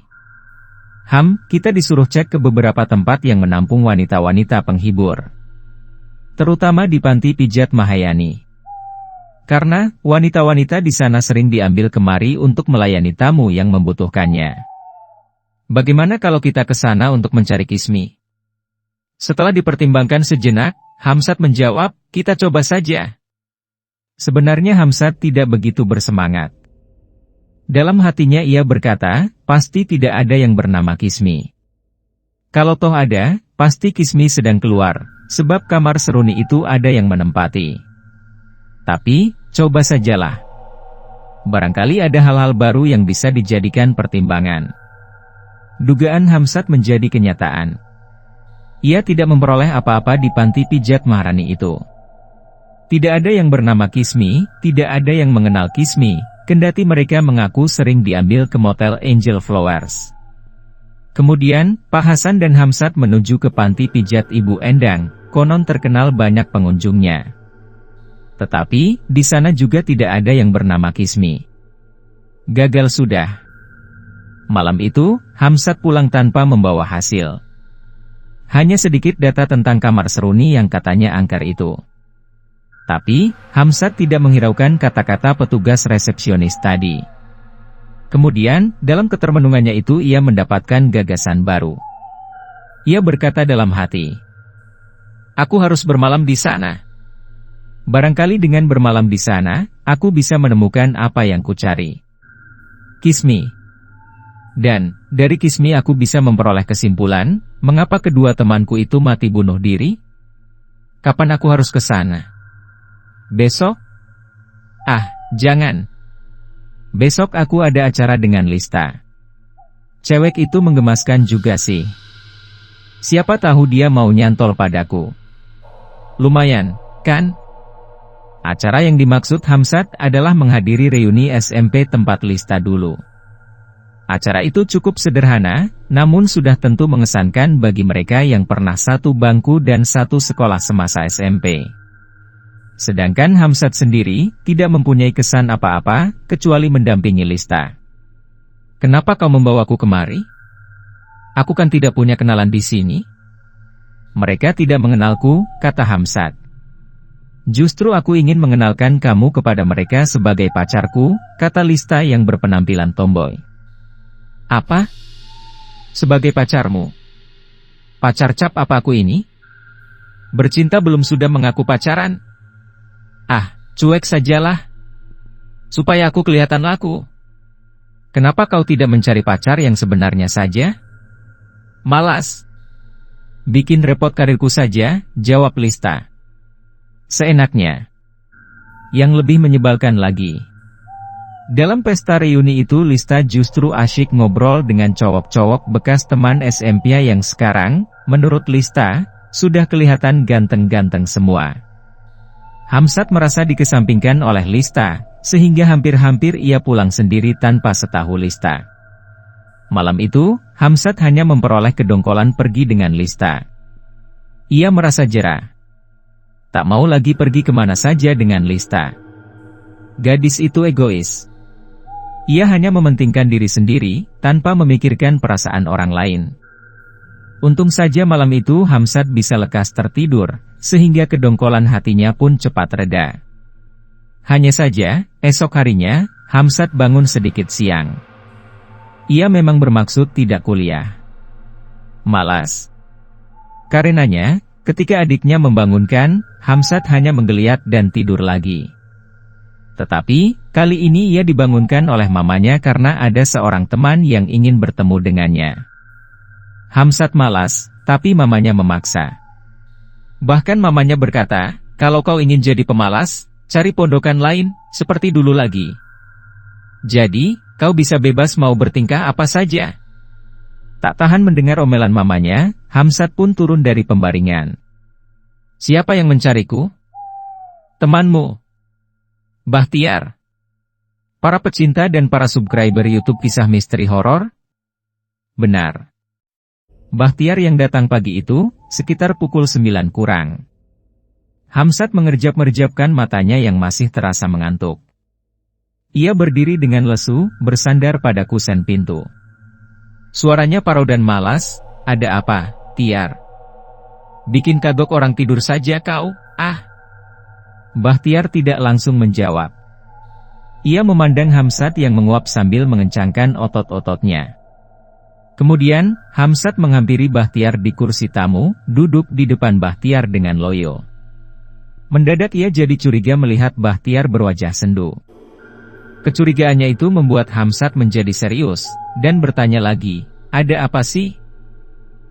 Kata Bahtiar sedikit gagap. Ada korban lagi dari teman kita. Hah? Hamzat terperanjat baru mendengar kata-kata itu. Korban?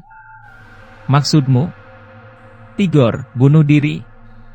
Gila, teriak Hamzat sambil menggebrak meja. Untung meja kaca itu tak sampai pecah, hanya asbaknya yang terpental. Tigor bunuh diri? Tigor. Hamzat seperti orang tak percaya terhadap pendengarannya sendiri. Bahtiar mengangguk dalam kesedihan. Peristiwanya terjadi tadi malam, sekitar pukul 2 hampir pagi, tutur Bahtiar. Mengapa? Mengapa ia bunuh diri? Apa alasannya, Tiar? Hamzat gemetar dan napasnya terengah-engah. Deburan di dalam dadanya membuat ia sedikit gemetar. Kemarin malam, ia penasaran. Ia datang ke motel, tempat Norman dan Denny menginap. Kemarin malam? Bukan tadi malam, kan, tegas Hamzat. Kalau kemarin malam. Berarti waktu itu aku ada di sana bersama Pak Hasan. Gila betul dia? Jadi, iya, aku memang menanyakan kamar seruni, dan petugas motel itu menjawab, bahwa kamar itu ada yang menyewanya. Aku tidak tahu kalau orang itu adalah Tigor. Gila semua. Hamzat bagai orang kesetanan. Matanya yang masih merah karena habis bangun dari tidur itu membelalak lebar, penuh kemarahan. Tapi, ia tak tahu, kepada siapa ia harus marah. Di perjalanan menuju pondokan Tigor dan teman-teman yang lainnya, Bahtiar menjelaskan tentang kematian Tigor. Siangnya dia kembali, dan bercerita kepada kami, bahwa ia berhasil bertemu dengan wanita yang mengaku bernama Kismi. Menurutnya, Kismi memang cantik. Luar biasa kecantikannya. Kismi hebat di ranjang. Luar biasa kehebatannya. Dan, menurutnya, Kismi muncul setelah lewat tengah malam. Pintu kamarnya diketuk, dan ternyata Kismilah yang datang. Tigor memesan Kismi dari siapa? Ia tidak memesan Kismi. Ia yakin, bahwa Kismi itu setan. Ia sengaja ingin bertemu setan di situ, dan usahanya itu berhasil, bahkan bangga, karena bisa menjinakkan setan. Kismi bukan hantu yang menakutkan menurut Tigor. Justru sebaliknya, Kismi hantu yang membuat lelaki betah tinggal bersamanya. Lalu, kenapa Tigor bunuh diri? Karena ia ingin bertemu dengan Kismi lagi, barangkali. Itu dugaan kami. Tigor ingin bertemu Kismi, tapi tidak punya uang sewa seruni yang cukup mahal itu. Kemudian, ia mengambil pisau badiknya, dan menusuk-nusuk dirinya sendiri sampai beberapa kali. Lukman berhasil memukul tengkuk kepala Tigor, dan pingsan. Waktu itu, tubuh Tigor sudah berlumur darah. Tetapi, anehnya, tangan kanannya yang memegang badik sukar dicabut. Tangan kanannya itu justru bergerak sendiri, hampir menikam perut Ade. Kemudian, bagaimana cara kalian mengatasi? Tidak ada yang bisa mengatasi. Kami melihat sendiri tangan kanan itu menikam ulu hatinya sendiri, padahal Tigor dalam keadaan pingsan oleh pukulan Lukman. Dan setelah tangan kanan itu merasa puas menikam-nikam tubuhnya sendiri, lalu ia berhenti. Lemas. Pisau badiknya tergeletak. Waktu itu, Tigor masih sempat terlihat napasnya, dan kami melarikan dia ke rumah sakit. Tetapi, di perjalanan Tigor menghembuskan napas terakhirnya. Bahtiar menghela napas, sedikit tersendat-sendat, mungkin karena menahan duka atas kematian temannya yang tragis itu. Tangan kanan, gumam Hamzat sambil mengemudikan mobilnya, lagi-lagi tangan kanannya.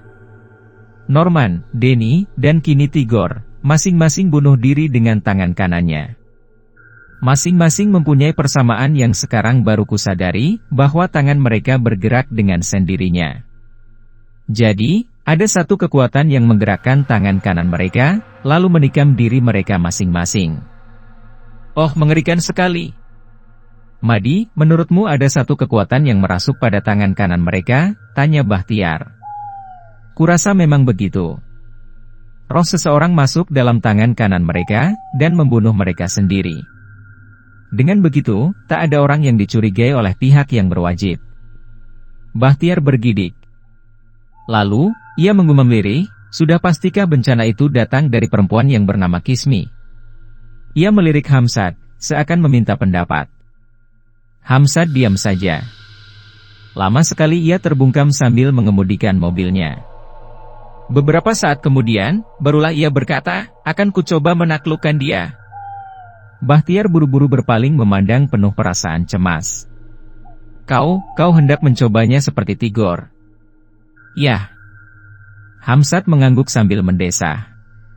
Kupikirkan dulu cara menaklukkannya, baru akan kutantang hantu keparat itu. Berbahaya, Ham. Jangan coba-coba berjudi dengan maut, bisik Bahtiar merasa ngeri mendengar tekad Hamzat. Kau mau membantuku? Hamzat melirik Bahtiar. Aku masih ingin hidup beberapa saat, jawab Bahtiar. Kalau begitu aku akan lakukan hal itu sendiri. Hamzat berkata dengan tenang, datar, seakan di dalam dadanya telah mendidih darah kemarahan yang sukar didinginkan kembali. Bahtiar makin ngeri melihat rona wajah Hamzat yang memancarkan dendam. Ia bagai seseorang yang sudah siap untuk mati. Tekad Hamzat sudah bulat, ia harus menemui Kismi. Ia ingin membuktikan segalanya, dan mencari jawaban yang pasti tentang Kismi, juga tentang kematian Norman, Denny, dan Tigor. Di dalam hatinya ia menyimpan dendam, dan dendam itu yang menuntut pembalasan. Karena itu, pukul 4 sore itu, Hamzat sudah memboking kamar seruni. Ia belum tahu, bagaimana caranya menghadapi Kismi kalau benar wanita itu adalah hantu. Ia hanya punya keyakinan, bahwa ia akan bisa mengatasi Kismi dengan beberapa doa yang pernah diajarkan oleh kakeknya ketika ia masih di SMP. Ada beberapa doa yang konon bisa untuk mengusir hantu. Dulu, Hamzat pernah mendapat pelajaran mengusir hantu dari kakeknya, tapi satu kali pun belum pernah ia gunakan. Kali ini, ia ingin mencoba kekuatan magis dari doa tersebut untuk mengalahkan Kismi. Hati Hamzat belum terlalu berdebar-debar, karena ia ingat cerita para korban, bahwa Kismi akan muncul pada saat tengah malam. Karena sekarang masih pukul 4 lebih, maka tak ada yang perlu dicemaskan, tak ada yang perlu ditakutkan. Yang harus ia lakukan adalah mempersiapkan segala sesuatunya, di antaranya menghafal doa pengusir setan itu. Debur ombak dan angin senja membaur. Suasana di motel itu terasa lengang. Sepi, namun terlihat beberapa kesibukan manusia yang seakan bergerak dan bekerja tanpa suara sedikit pun. Aneh. Mengapa mereka melangkah bagai tanpa suara? Mengapa mobil di jalan raya itu bergerak hanya memperdengarkan suaranya yang samar-samar? Alam ini menjadi lengang, seperti lorong menuju alam kematian. Oh, mungkinkah aku akan menemukan ajalku di sini juga? Pikir Hamzat sambil duduk di teras kamar seruni. Tak lama kemudian, terdengar suara adzan maghrib sayup-sayup sekali. Langit menjadi merah lembayung. Mentari mulai menyembunyikan diri. Iseng sekali Hamzat duduk sendirian di teras. Kebetulan seorang petugas motel yang biasa disebut sebagai rumboy sedang melintas di depan teras kamar Hamzat. Orang itu sudah tua, tapi gerakannya masih lincah, penuh semangat kerja. "Pak," panggil Hamzat, kemudian melambaikan tangan. Pelayan tua itu mendekat dengan senyum ramah. "Pak, bisa mencarikan saya makanan kecil?" "Maksud, Tuan?" "Yah, semacam kacang mete, atau emping." "Oh, bisa. Di restoran kami tersedia makanan itu." "Mau kacang mete atau emping?" Pelayan tua itu ganti bertanya. "Emping saja deh." "Atau, emping sama kacang mete juga boleh." Pelayan itu mengambilkan pesanan yang telah dipesan Hamzat. Waktu itu, Hamzat segera masuk dan memeriksa isi kulkas. Oh, lumayan ada 2 kaleng bir sebagai selingan. Ia mengeluarkan salah satu, dan membukanya sambil matanya memandang ke arah TV yang dinyalakan dari tadi. Tak berapa lama, pelayan datang membawakan emping pesanan Hamzat. "Masuk saja, Pak," teriak Hamzat, malas membukakan pintu karena ada acara menarik di TV. "Sendirian saja, Tuan?" tanya pelayan itu sambil cengar-cengir. "Ya, sendirian." "Kenapa, Pak?" pancing Hamzat. "Tidak membutuhkan teman buat ngobrol-ngobrol?" "Teman perempuan maksudnya?" Pelayan berambut uban itu terkekeh sesaat. "Kalau teman lelaki sih buat apa, Tuan?" Hamzat ikut tertawa sekadarnya. Ia membuka plastik emping sambil bertanya, Apa kamu bisa sediakan perempuan cantik, Pak?" "Oh, bisa. Bisa saja, Tuan." "Mau cari yang modelnya seperti apa?" "Yang paling cantik. Kalau bisa yang seperti Ratu Mesir kuno." Bapak itu terkekeh lagi. La berdiri dengan sikap menghormat, sopan, sekalipun merasa geli dengan kata-kata Hamzat, tapi ia tetap sopan. "Bisa, Pak," desa Hamzat. Ia berjalan ke ruang tamu, dan duduk di meubel yang ada di situ. "Saya belum pernah melihat Ratu Mesir kuno, Tuan," katanya. "Lagi pula, bagi saya, semua perempuan itu ratu." Hamzat sempat tertawa keras mendengar banyolan pelayan tua itu. Ia tertarik untuk mengajaknya bicara, sehingga ia perlu mempersilakan bapak itu duduk di kursi. Hamzat sempat tertawa keras mendengar banyolan pelayan tua itu. Ia tertarik untuk mengajaknya bicara, sehingga ia perlu mempersilakan bapak itu duduk di kursi. "Bapak namanya siapa?" "Pak, saya, Kosmin.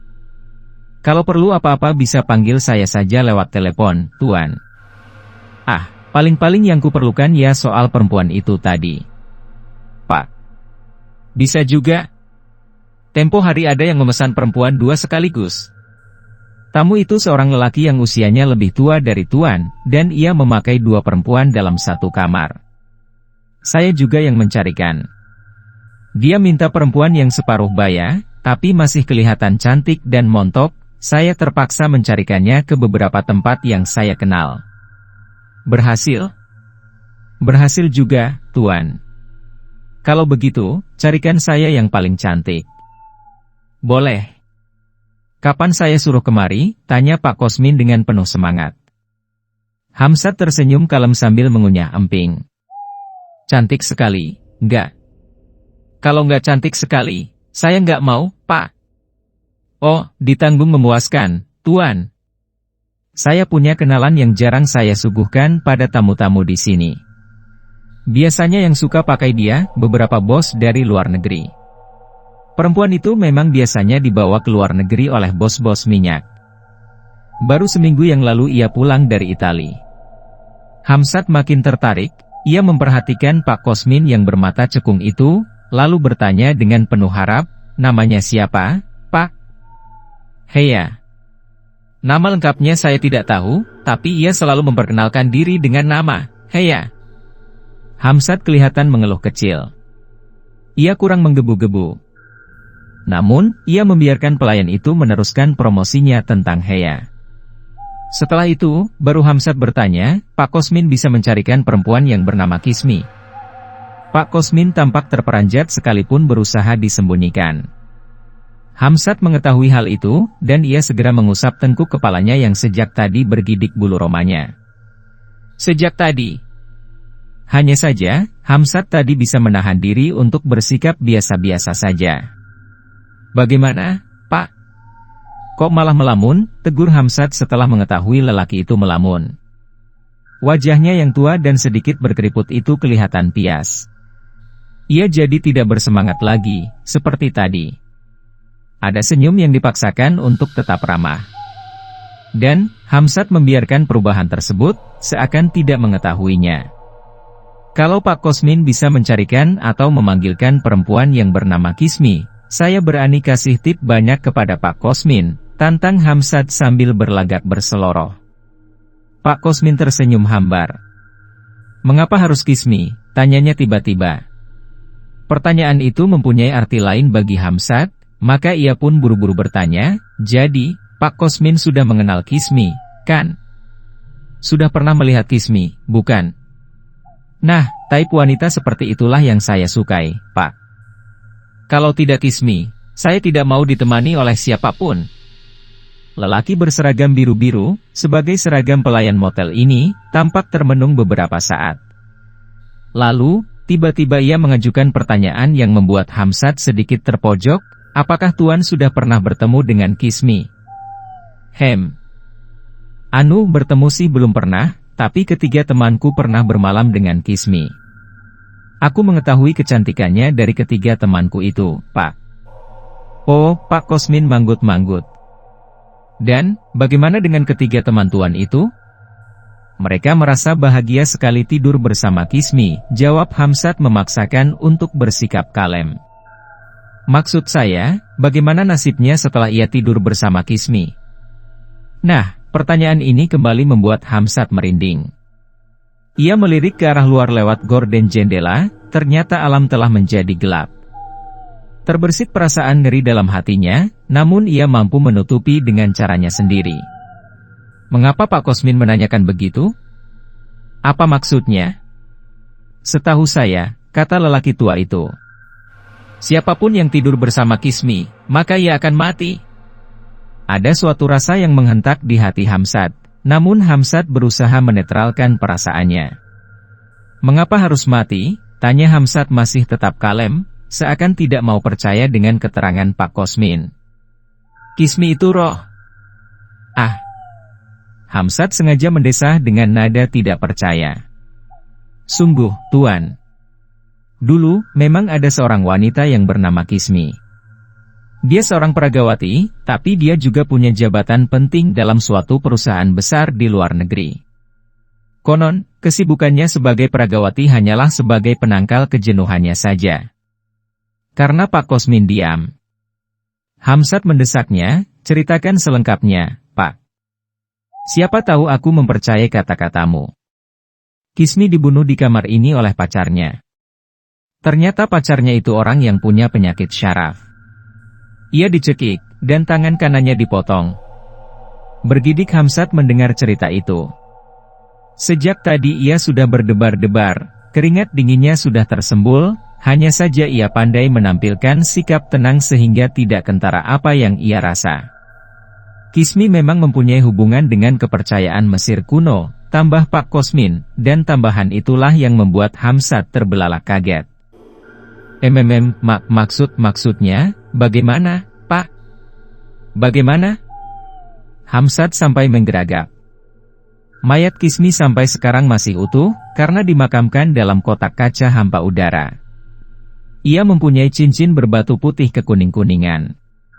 Cincin itu, konon pemberian seorang profesor, ahli sejarah, yang menjadi gurunya di perguruan tinggi. Cincin itu, berasal dari zaman Mesir kuno. Bukan cincinnya yang saya maksud, melainkan batu pada cincin tersebut. Oh, begitu. Lalu, khasiat cincin itu sendiri apa? Apabila ia mati, nyawanya masuk ke dalam batu cincin tersebut. Kalau ia mengenakan cincin itu lagi, maka ia akan hidup. Tetapi, kalau sampai 3 kali ia mati, maka ia akan mati selama-lamanya. Gila, gumam Hamzat sepertinya antara mengagumi dan tidak percaya. Pak Kosmin melanjutkan lagi, jadi, karena ia dicekik dan tangan kanannya dipenggal, maka ia tak dapat hidup lagi. Karena, di jari manis tangan kanannya itulah cincin mistik itu dikenakan. Ia terpisah dengan cincin tersebut, maka sama saja ia terpisah dari nyawanya. Kemudian, pelayannya yang selalu mendampingi Kismi memakamkan mayat Kismi di dalam tabung kaca hampa udara, supaya kuman tidak merusak jasadnya. Apabila potongan tangan kanan itu disambungkan lagi ke lengan Kismi, maka ia akan hidup lagi sebagai manusia biasa. Itulah keistimewaan dari cincin Zipus. Beberapa saat lamanya Hamzat terbengong. Terbayang sesuatu yang mustahil menjadi nyata. Dan, ia terkejut ketika Pak Kosmin berdiri, mohon pamit. Tunggu, Pak. Bapak sendiri siapa? Kenapa bisa mengetahui riwayat Kismi? Saya pelayan Kismi. Dan, tiba-tiba lelaki tua beruban putih itu melangkah keluar kamar tanpa membuka pintu lebih dulu. Badannya bagai gumpalan asap yang mampu menembus daun pintu yang tebal. Hal itu membuat Hamzat tercengang dengan mata mendelik dan tubuh gemetar. Ia buru-buru membuka pintu untuk mengejar Pak Kosmin, tetapi ternyata lelaki tua itu tidak terlihat sama sekali. Di luar hanya ada gelap malam yang sepi. Sekujur tubuh Hamzat menjadi merinding dan keringat dinginnya pun membasahi semua pakaiannya. Lalu, sesuatu yang aneh kembali dialaminya, tak lama berselang dari peristiwa itu. Hamzat masih terengah-engah, ia melihat arlojinya, dan begitu terkejutnya ia setelah mengetahui, bahwa saat itu malam sudah menunjukkan pukul 11:55. Gila! Arloji murahan bikin kaget saja, gerutunya sambil gemetar. Ia tak percaya, tapi juga penasaran. Ia menelepon bagian resepsionis dan menanyakan jam. Ternyata jawabannya sama, pukul 11:55, Tuan. Astaga. Kalau begitu aku sudah bicara dengan roh pelayan Kismi itu memakan waktu cukup lama. Dari maghrib sampai hampir tengah malam. Oh, konyol. Terasa hanya sebentar. Nyatanya lebih dari 5 jam. Gila. Ini benar-benar gila. Malam yang mengalunkan deburan ombak samar-samar itu ibarat irama penghantar ke liang kubur. Suasana ganjil yang menimbulkan rasa takut mencekam kuat di dalam kamar tersebut. Jantung Hamzat berdetak-detak keras, sampai dia mengalami sesak napas. Ia berusaha merubah suasana tegang di dalam kamar dengan suara TV yang mengalunkan lagu-lagu tempo dulu, acara dari masa ke masa. Dengan suara keras dari musik-musik itu, Hamzat sedikit berhasil mengatasi cekaman rasa takut yang bagai membekukan darahnya itu. Ia membuka kaosnya yang basah oleh keringat dingin. Bahkan juga melepas celana panjangnya yang lembab karena keringat pula. Sekarang, ia merasa panas. Gerah. Padahal AC berjalan dengan lancar. Karena tak tahan, Hamzat pun mengguyur badannya di kamar mandi. Pada saat itu, ia masih terngiang-ngiang cerita Pak Kosmin, dan terbayang kenyataan mengerikan dari Pak Kosmin yang mampu menembus pintu tanpa dibuka lebih dahulu. Para pecinta dan para subscriber YouTube Kisah Misteri Horor, Hamzat tidak percaya kalau ternyata sejak tadi berbicara dengan roh pelayan Kismi. Dan, agaknya roh pelayan Kismi itu pun mencari tahu di mana tangan kanan Kismi yang dipotong oleh pembunuhnya. Maka, timbul kecamuk di hati Hamzat, kalau aku bisa menemukan tangan atau cincin itu, dan bisa menyambungkannya ke lengan jenazah Kismi, mungkin perempuan itu akan hidup kembali. Lalu, apa yang kuperoleh dari pekerjaan itu? Oh, gila! Cerita itu kenapa mendominir otakku? Kenapa aku sangat percaya? Bukankah itu suatu hal yang mustahil? Hamzat berdebat sendiri di dalam hatinya. Kemudian, batinnya berkata juga, jadi, pantas kalau selama ini Norman, Denny, dan Tigor mati bunuh diri setelah tidur bersama Kismi. Rupanya roh Kismi menaruh dendam kepada lelaki. Roh itu yang ada di tangan kanannya, pada batu cincin tersebut. Dan, roh itu yang masuk ke dalam tangan kanan Norman, kemudian memaksa Norman bunuh diri. Padahal itu adalah tindakan pembunuhan dari roh Kismi yang ada di tangan kanannya. Oh, mengerikan sekali. Apa jadinya jika roh itu masuk ke tangan kananku? Sambil berkecamuk demikian di batinnya, Hamzat mengangkat tangan kanannya sendiri.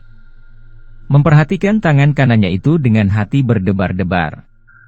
Semakin lama ia memperhatikan tangan kanannya, semakin gemetar tangan kanan itu. Jantungnya bertambah cepat terpacu.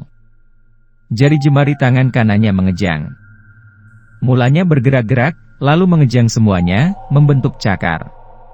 Oh! Tangan kananku kaku, katanya terpekik ketakutan sendiri. Ia mendelik memperhatikan tangan kanannya. Jari jemari itu gemetar pada saat membentuk cakar yang keras dan kaku. Tangan kiri Hamzat buru-buru melunakkan tekukan jari jemari tangan kanannya. Dan, Hamzat pun menghempaskan napas. Ternyata tangan kanannya mengalami kram sebentar. Kini kembali lemas, seperti sedia kala sambil mengenakan handuk, Hamzat terengah-engah karena rasa takutnya. Ia keluar dari kamar mandi dengan hanya berbalut handuk, karena pada saat itu ia mendengar suara TV berkerosak tak karuan. Ternyata layar TV sudah tidak menampilkan gambar apa-apa lagi, kecuali bintik-bintik semacam semut berpesta pora. Salurannya bagai ada yang memutus, dan suara berisik itu mengganggu pendengaran Hamzat. Maka, pesawat TV pun terpaksa dimatikan. Dan, kali ini kamar menjadi hening tanpa suara apapun. Hamzat duduk di pembaringan dengan melamun, membayangkan sesuatu yang bersimpang siur dalam pikirannya. Kacau, suara ketukan pintu yang lembut mengejutkan lamunan Hamzat. Napasnya terhempas karena rasa kagetnya. Ia sempat mencaci sendiri, lalu menyadari bahwa ia lupa membayar uang emping dan kacang mete. Setelah mengambil uang puluhan ribu dari dompetnya, Hamzat menuju ke ruang tamu dengan hanya berbalut handuk tebal. Klik. Pintu dibuka, dan sapaan lembut terdengar, "Selamat malam." Hamzat terbelalak seketika. Darahnya bagai mengalir cepat ke bagian kepala. Pucat. Napasnya pun tersentak, seakan berhenti seketika. Di depannya, berdiri seorang perempuan yang berbadan atletis, tinggi sekitar 168 cm, berbadan padat, menonjol namun ideal bagi tubuhnya yang seksi itu. Mulut Hamzat bergerak-gerak, namun tak berhasil melontarkan sepatah kata pun. Matanya tak bisa berkedip menatap seraut wajah klasik, dengan kecantikan yang mirip seorang ratu Mesir kuno. Hidung mancung, bibir ranum tak terlalu lebar, mata bulat dengan kebeningan yang tajam meneduhkan, dan rambut hitam indah disanggul ke atas, sehingga menampakkan lehernya yang tergolong jenjang itu berkulit kuning langsat. Yang terucap di hati Hamzat hanya kata-kata, "Sudah lewat tengah malam." Perempuan itu tersenyum ramah, indah sekali. Enak dipandangi berjam-jam lamanya. Suaranya yang serak-serak manja terdengar membuai hati Hamzat yang gemetar. "Boleh aku masuk?" Bob, silakan." Hamzat menggeragap. Jantungnya yang berdetak cepat membuat ia serba gemetar. Berulangkah ia menelan napasnya untuk menguasai kegugupan yang mengerikan, dan sedikit-sedikit ia mulai berhasil menenangkan gemuruh di dalam dadanya. Ada bau harum dari parfum yang dikenakan perempuan itu, bau harum itu begitu lembut, klasik, namun membawa kesan yang anggun. Perempuan itu mengenakan gaun transparan putih tanpa lengan. Tas kulit warna hitam yang bertali rantai kuning keemasan tergantung di pundak kirinya. Sepatunya berwarna hitam, menapak di lantai. Jelas sekali. Ketika melangkah terdengar ketukan sepatunya yang lembut. Waktu itu, angin berhembus lebih kencang dari sebelumnya. Suara angin itu mengalun bercampur deburan ombak. Malam berubah menjadi lebih sunyi lagi, seakan kutu-kutu malam pun tak berani bersuara. Hal itu semakin membuat Hamzat dicekam rasa takut, tubuhnya pun menjadi merinding semua. Sendirian di sini? Suara serak-serak manja yang menggemaskan hati lelaki itu mengacaukan pikiran Hamzat. Ia masih diam di pintu, tanpa menutup daun pintu, sehingga angin yang berhembus membawa kemisterian itu menerobos masuk ke kamar. Ia tak sempat menjawab dengan kata, kecuali mengangguk dan menampakkan rasa takutnya. Ada niat untuk lari keluar kamar dan berteriak meminta tolong, tetapi sikap perempuan itu begitu mengesankan, baik dan ramah. Sehingga, hati Hamzat berdiri di batas kebimbangan. Apakah ruangan ini kurang dingin?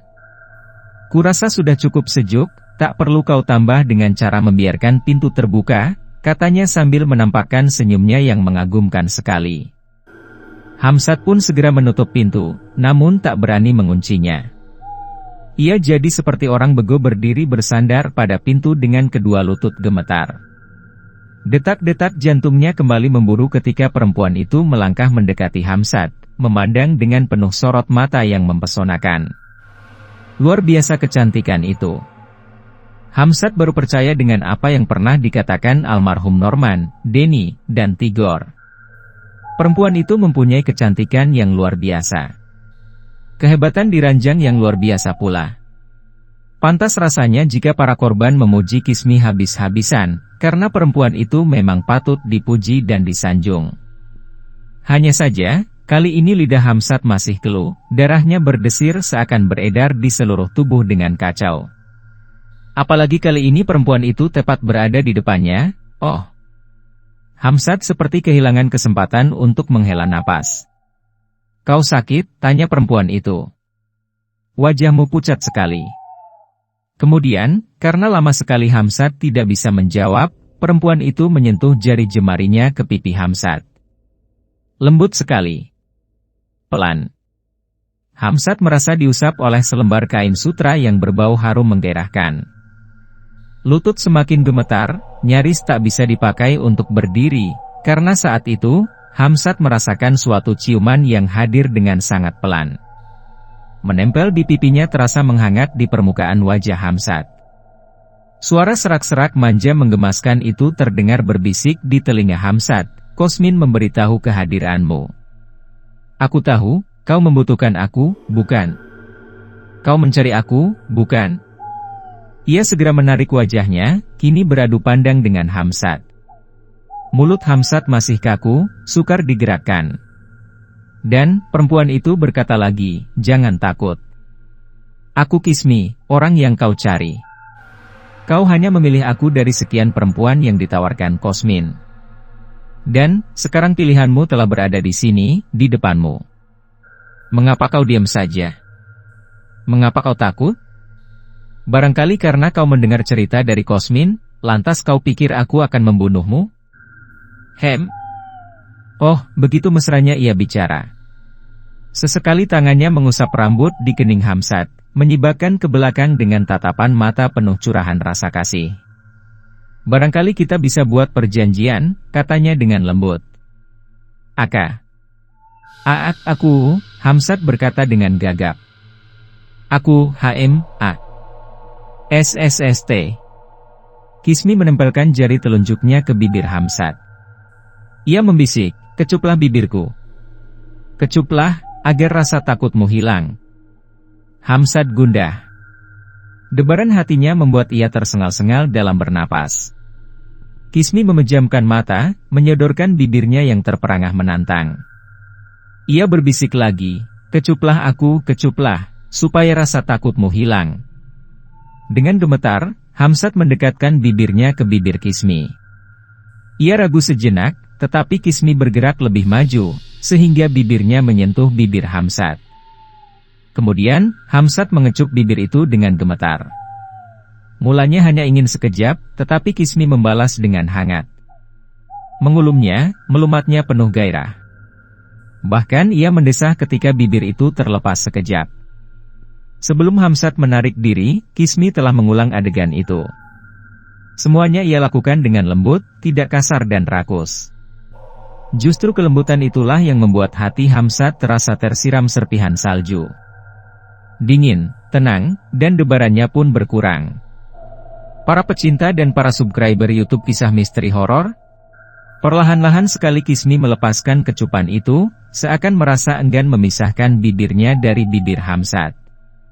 Ketika kecupan itu berhenti, senyum Kismi mekar mengagumkan. Hamsat mulai menyunggingkan senyum bernada malu.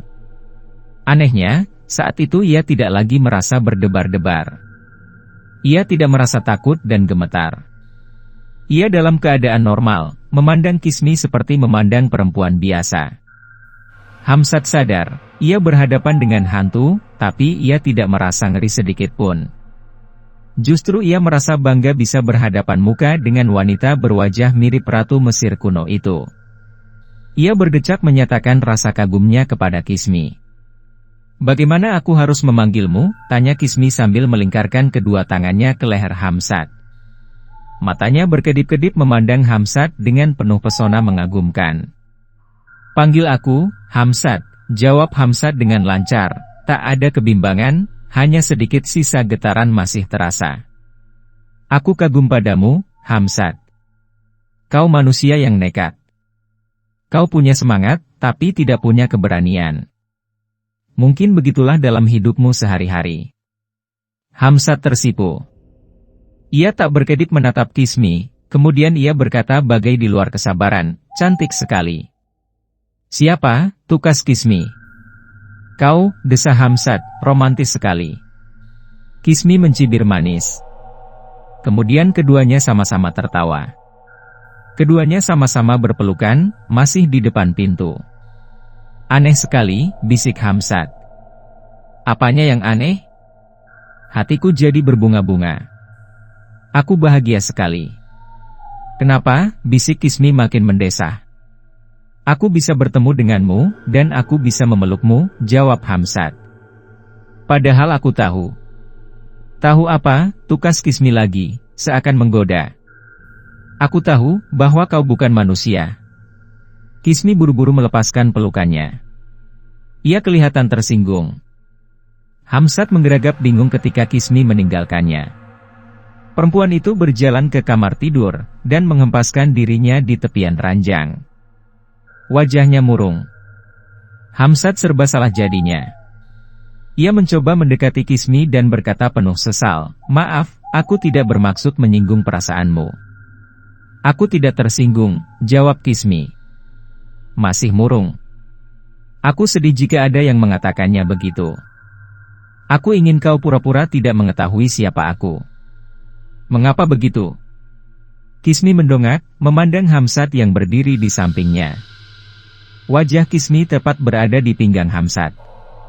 Perempuan itu berkata dengan nada sedih, "Aku datang memenuhi keinginanmu. Aku ingin mengagumi lelaki yang punya tekad seperti kamu. Jadi, aku tak ingin mendengar kata-kata seperti itu lagi. Aku berjanji tidak akan mengatakan hal itu lagi, Kismi," kata Hamsat sambil mengusap-usap kepala Kismi.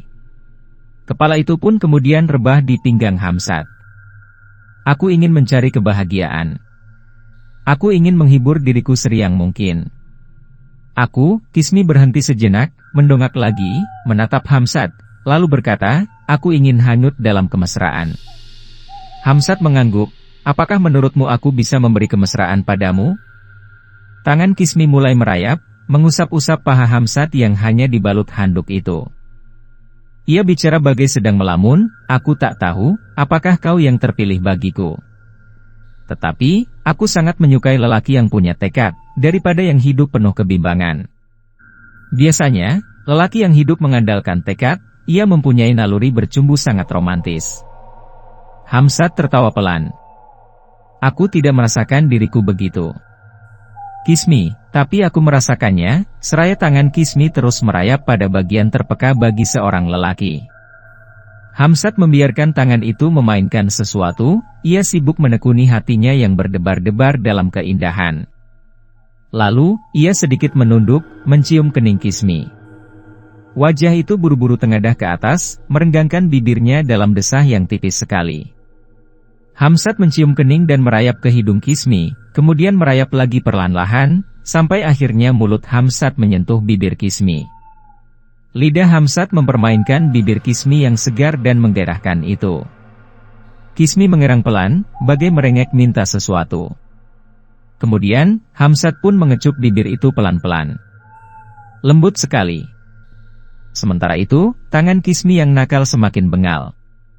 Handuk pembalut pun terlepas dan jatuh di lantai.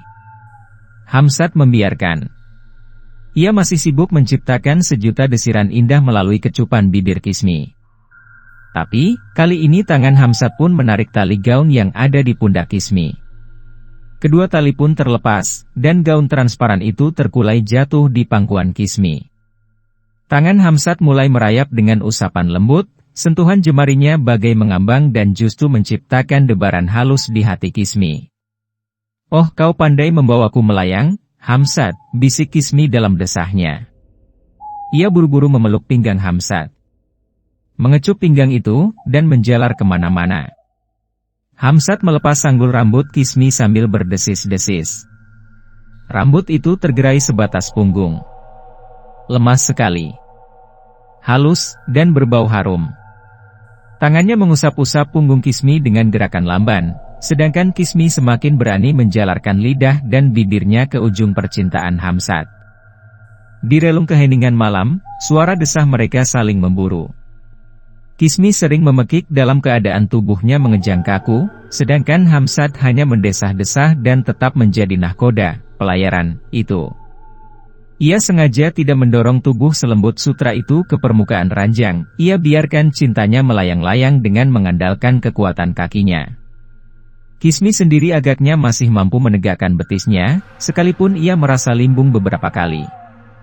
Namun, kehebatan Kismi akhirnya membutuhkan alas bagi punggungnya, dan ia menarik Hamsat perlahan-lahan, maka jatuhlah mereka di ranjang yang berkasur empuk itu.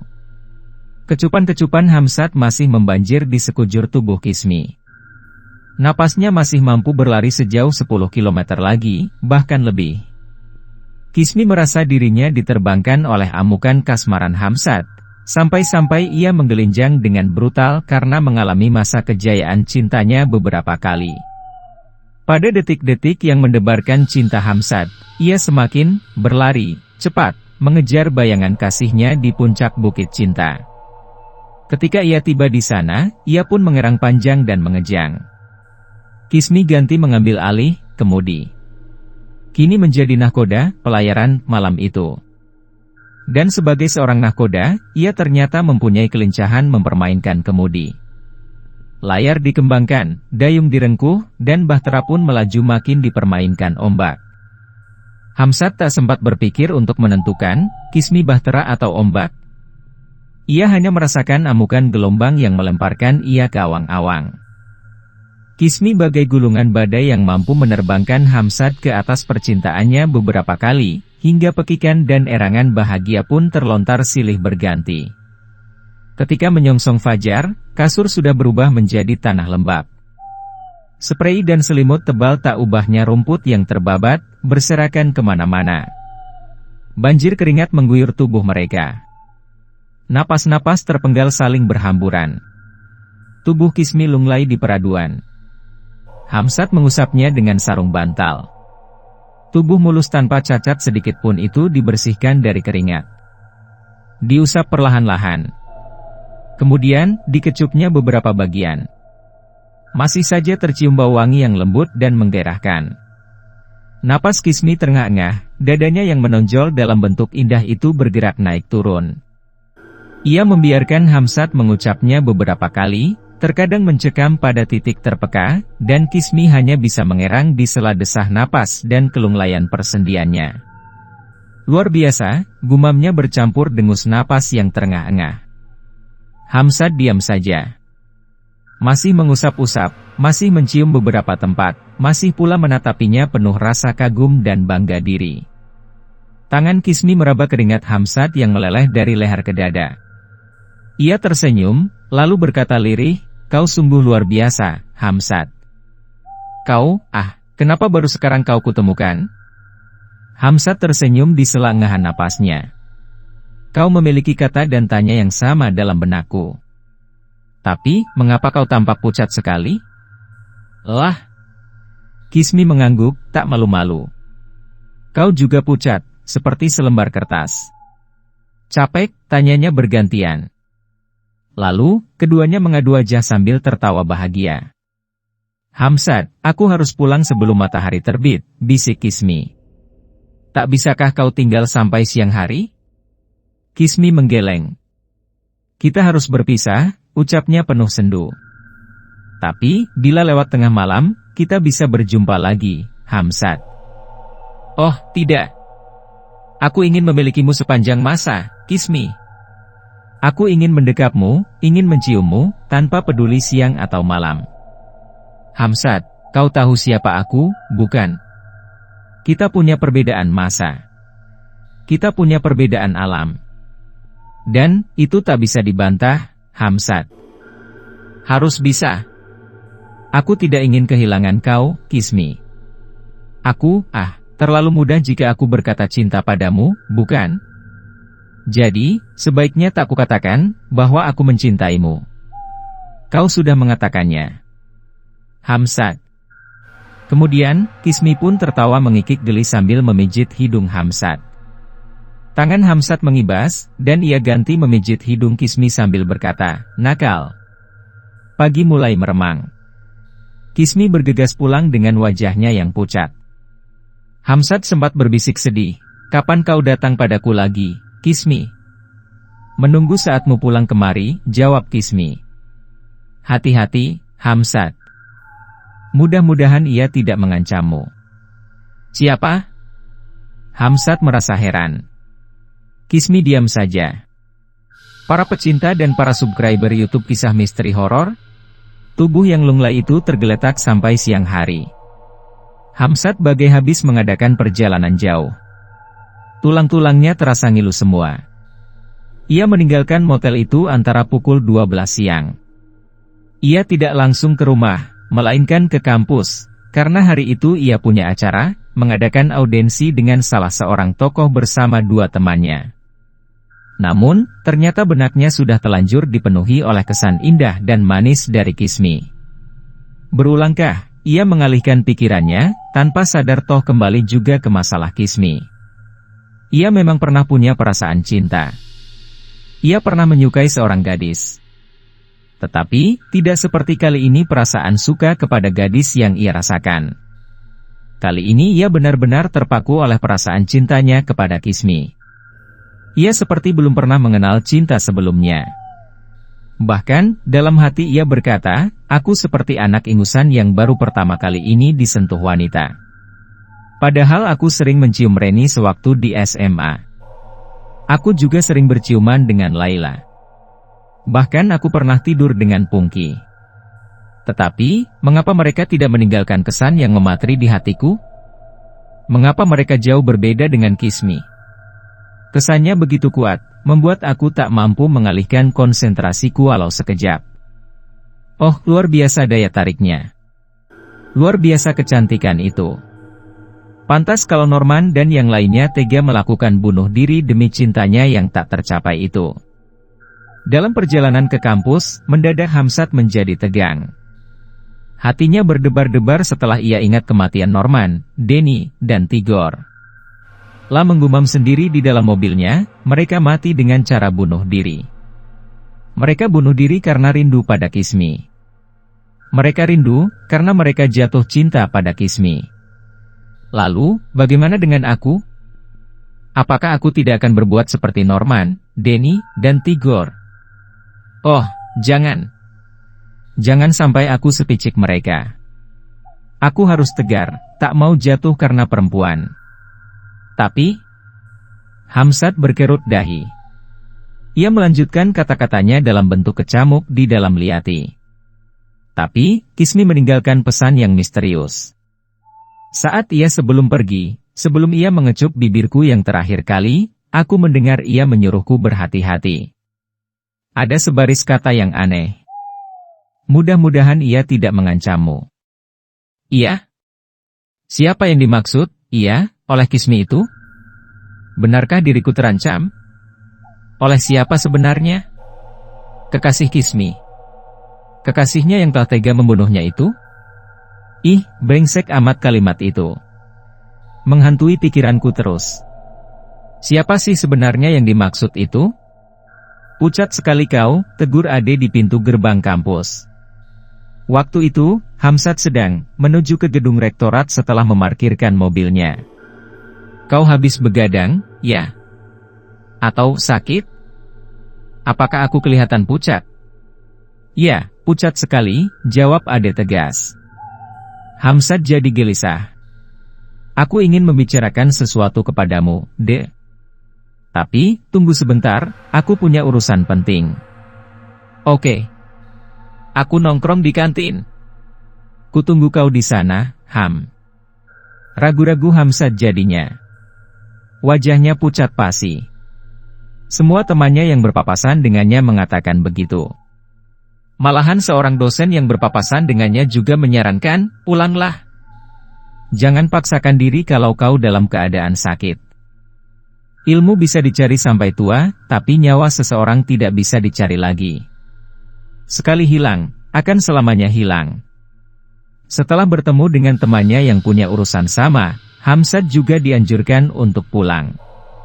Justru temannya kelihatan cemas dan berkata, kau benar-benar seperti mayat, Ham. Aku khawatir kau akan mengalami naas di sini. Pulanglah. Biar aku yang mengurus masalah kita ini. Hamzat tidak langsung pulang, melainkan langsung ke kantin menemui Ade. Di pintu kantin ia berpapasan dengan Yopi. Yopi pun terkejut melihat Hamzat berwajah pucat sekali, ia menegur, gila kau, Ham. Kau kemanakan darahmu?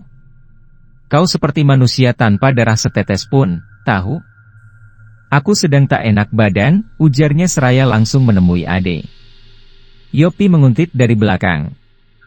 Begitu Hamzat duduk, Yopi ikut duduk di sampingnya, tapi langsung berkata, demi Tuhan, aku jadi merinding melihat kau berjalan, Hamzat. Kau. Wah, celaka. Kurasa saat ini bukan waktumu untuk ngobrol di sini. Yopi kelihatan cemas sekali. Sedangkan Ade hanya memandang Hamzat dengan kecemasan yang disembunyikan. Okelah, aku akan pulang dan beristirahat. Tetapi, sebelumnya ada yang ingin kutakan kepada kalian, kata Hamzat. Tapi, kumohon kalian bisa merahasiakan. Kumohon sekali. Yopi dan Ade menggumam.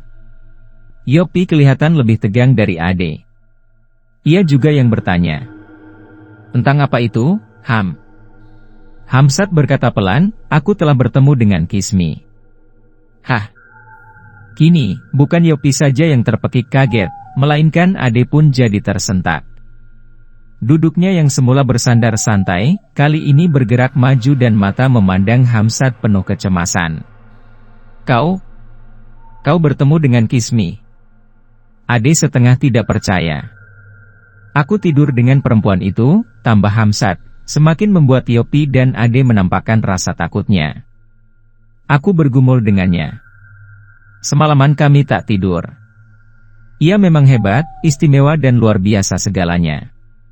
Kecantikannya luar biasa, kekuatannya di ranjang juga luar biasa. Tunggu, Ham, sergah Yopi. Lalu, Yopi berkata dalam bisikan yang dipertajam, dulu, almarhum Tigor juga menceritakan hal itu kepada kami. Dan, malamnya ia bunuh diri. Denny pun demikian. Lalu, mengapa sekarang kau berkata begitu, Hamzat? Apakah kau tak menyadari risiko berbahaya yang akan menimpamu? Sebelum Hamzat menjawab, Ade telah berkata, aku jadi merinding. Sungguh. Aku takut membayangkan kengerian yang akan kau alami nantinya. Oh, saat ini aku seperti melihat Tigor merenggangkan nyawanya karena tikaman badi ke tubuhnya. Mengerikan sekali, Ham. Sangat mengerikan. Getir juga hati Hamzat mendengar kata-kata mereka, ia makin berdebar-debar. Sudah lama ia berhenti merokok, namun kali ini ia menyahut rokok Yopi dan menghisapnya. Barangkali ia mencari ketenangan jiwa dengan cara menghisap rokok. Namun, natanya ia masih saja kelihatan pucat dan tegang. Aku tahu, apa yang dialami mereka yang habis bercinta dengan Kismi, Tapi aku menjaga kesadaranku untuk tidak berbuat seperti mereka, kata Hamzat dengan gerak mata yang nanar karena hati berdebar-debar. Apakah kau bisa? Harus bisa. Aku tidak boleh cengeng. Aku harus tegar dan, Norman bukan pemuda cengeng, sahut Yopi. Dia pemuda yang tegar dan tidak mengenal kecengengan. Tetapi, nyatanya ia rapuh. Ia menikam dirinya sendiri dengan gunting, sahut Ade. Kemudian, Yopi melanjutkan, ia tidak bisa mengendalikan tangan kanannya yang bergerak sendiri menikam dirinya. Aku curiga, di balik kematian mereka ada kekuatan gaib yang berperan tanpa mereka sadari. Kekuatan gaib itu, menurutku, berasal dari Kismi. Benar, jawab Hamzat tegas. Kalau kau tahu, mengapa kau lakukan? Sela Ade, Hamzat menghempaskan napasi, sudah telanjur, Semuanya sudah telanjur. Aku tahu, Kismi sebenarnya sudah mati. Ya, Tuhan, keluh Ade. Kismi memang hantu, tetapi Kismi tidak seperti hantu. Aku mencintainya, Gila kau, geram Yopi. Kalau terjadi sesuatu padaku, kumohon, jangan ada yang mencobanya lagi.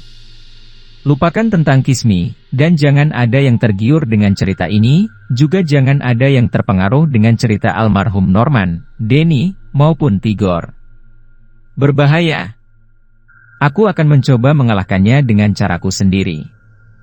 Kalau aku gagal, berarti kalian akan gagal juga jika mencoba mengalahkannya. Yopi dan Ade sama-sama diam. Napas mereka terasa sesak. Mereka seakan berada di depan calon mayat. Mereka merasakan sesuatu kelengangan. Sepertinya, itulah saat-saat yang terakhir mereka bertemu dengan Hamzat. Yopi sendiri terlihat begitu sedih dan cemas. Mungkin saat itu ia tak tahan menghadapi kenyataan, maka ia segera berdiri. Ia menepuk-nepuk punggung Hamzat. Ingin mengucapkan sesuatu, mungkin kata, selamat jalan, tetapi mulutnya tak mampu mengucap kata apapun. Yopi pergi begitu saja dengan desah napas yang terdengar oleh Hamzat dan Ade. Di rumah, Hamzat sendiri jadi gelisah. Ia dibayang-bayangi kenangan manis bersama Kismi di kamar motel itu. Kenangan manis itu menghantuinya, membuat ia tak dapat beristirahat siang. Beberapa kali ia menelan telur ayam kampung yang masih mentah, meminum susu dan madu sebanyak-banyaknya. Ia ingin menutupi kepucatan wajahnya, agar tidak mencurigakan keluarga. Lalu, ia pun lebih sering mengurung diri di kamar. Benaknya berkecamuk terus, membuat ia menjadi pusing dan mual. Ketika sore hari, Dian, adik perempuannya, minta diantar ke rumah teman untuk suatu urusan. Hamzat sebenarnya malas keluar rumah. Tetapi, setelah dipikir-pikir, untuk menghilangkan kegelisahan yang menteror jiwanya, ia perlu mencari penyegar. Suasana di dalam kamar bisa mengurung jiwanya pada kenangan manis bersama Kismi. Maka, ia pun tidak keberatan mengantar Dian ke rumah temannya. Sepanjang perjalanan Hamzat tak banyak bicara. Para pecinta dan para subscriber YouTube Kisah Misteri Horor, biasanya ia banyak bercerita kepada Dian, baik mengenai teman kampusnya, atau mengenai cewek yang ditaksirnya. Dian menjadi heran melihat kakaknya murung dan menyembunyikan perasaan. Ada apa, Ham? Hamzat hanya melirik dan berkerut dahi, berlagak bingung. Dian melanjutkan kata-katanya, ada apa kau murung? Kau pucat sekali. Pasti kau punya persoalan. Aku tak yakin kalau kau terkena penyakit. Kau pasti punya masalah yang membuatmu stres begitu. Ada apa sih? Tidak ada apa-apa, jawab Hamzat. Aku memang adikmu. Aku memang lebih muda darimu. Tetapi, otakku masih bisa mengungguli otakmu, kata Dian yang kuliah di kedokteran, 2 tingkat di bawah Hamzat. Jadi, jangan sepelekan aku. Aku bisa membantu memecahkan problemmu. Banyak teman yang suka minta pendapat padaku, dan aku bisa mencarikan jalan keluarnya. Oke. Aku mengakui, kau memang cerdas. Tapi, untuk mengutarakan masalahku, aku perlu mempertimbangkan masak-masak. Kenapa begitu? Kau sangsi. Bukan soal sanksi, tapi ini menyangkut soal pribadi. Kau mulai tertutup denganku, Ham. Itu tidak menguntungkan kamu. Berulang kali Dian membujuk kakaknya agar membeberkan masalah yang ada, tetapi Hamzat masih ragu-ragu. Banyak beberapa hal yang perlu dipertimbangkan, dan itu semua membutuhkan tempo yang cukup lama. Sampai pulang dari mengantar Dian, Hamzat masih belum punya keputusan. Haruskah ia bicarakan masalahnya kepada keluarga? Apakah itu tidak akan mengganggu ketenangan keluarganya? Bagaimana jika keluarganya tahu bahwa Hamzat diambang kematian? Sudah tentu hanya akan membuat panik. Oh, tidak. Hamzat tidak mau masalah pribadinya membuat panik keluarga. Ia lebih baik menyimpannya sendiri dan menanggung segala risiko sendirian. Ia tak ingin melibatkan keluarga. Pulang dari mengantar Dian, hari sudah malam. Tadi Dian mengajaknya mampir ke supermarket, dan Hamzat setuju. Pulangnya sudah cukup malam, dan Hamzat menjadi lebih gelisah lagi. Bayangan indah bersama Kismi semakin nyata, bahkan sempat membangkitkan gairah kejantanannya. Lalu, tiba-tiba ia menghentikan mobilnya di pinggir jalan. Loh, kok berhenti? Ada apa? Tanya Dian merasa sangat heran. Apakah kau mendengar seseorang memanggilku? Tidak, jawab Dian. Aneh. 2 kali aku mendengar seseorang memanggilku. Ngaco. Tidak ada suara apa-apa kok. Ayolah, buruan. Nanti papa dan mama ngomel kalau aku pulang kemalaman. Hamzat melanjutkan perjalanan menuju ke rumahnya. Beberapa saat kemudian, laju mobilnya dikurangi. Ia menelengkan kepala, menyimak sesuatu dengan dahi berkerut. Tuh, ada yang memanggil namaku berulang kah? Katanya kepada Dian. Tetapi, Dian hanya menggerutu tak jelas. Hamzat kembali tancap gas. Pada saat itu, ia baru teringat cerita tentang kematian Norman, Denny, dan Tigor. Menurut Susilo, sebelum Norman melakukan bunuh diri, anak itu juga mendengar suara seseorang memanggilnya. Tigor juga bercerita bahwa Denny selalu merasa ada yang memanggilnya. Suara orang yang memanggil seperti suara Kismi. Dan tak berapa lama, Denny bunuh diri. Menurut Bahtiar, sebelum Tigor bunuh diri, Tigor juga merasa ada yang memanggil-manggil. Konon, suara itu membuat Tigor menjadi sangat merindukan Kismi. Dan, sekarang Hamzat merasa mendengar suara Kismi memanggilnya. Apakah ia pertanda ia akan melakukan bunuh diri? Celaka kalau benar begitu, geram Hamzat di dalam hatinya. Padahal mereka berbuat bunuh diri seperti di luar batas kemauan hatinya. Ada kekuatan gaib yang menggerakkan tangan mereka untuk melakukan bunuh diri. Apakah aku juga demikian? Ketika sampai di rumah, suara orang memanggilnya itu semakin jelas. Hamzat merinding sekujur badan. Ia berusaha menjaga kesadarannya, menegakkan logikanya, tetapi ia juga merasa bahwa dirinya sesekali terasa limbung karena dibuai oleh kenangan manis bersama Kismi. Hatinya berdebar-debar, seakan menuntut curahan rasa yang ada, yaitu rasa rindu kepada Kismi. Gawat. Aku harus bisa mengatasi emosiku sendiri, katanya dalam hati. Pikirannya berputar mencari cara. Lalu, ditemukan beberapa kemungkinan untuk menghindari gelagat yang membahayakan itu. Ia harus segera pergi ke pondokan Ade, dan meminta bantuannya. Ia tak mau membuat kegaduhan di rumah, sehingga keluarganya menjadi panik dan tegang. Dengan mengendarai mobil berkecepatan tinggi, Hamzat mulai terengah-engah diburu kegelisahan yang menyiksa. Rindu ingin bertemu Kismi membuat napasnya sukar dihela. Ia mencoba mengendalikan pikirannya agar tertuju pada teman-teman di pondokan, tetapi pikirannya itu justru menjadi kacau balau. Hamzat. Hamzat. Suara Kismi terdengar memanggilnya sepanjang perjalanan. Suara itu jelas sekali mengalun, seakan-akan untuk mengajaknya bercumbu.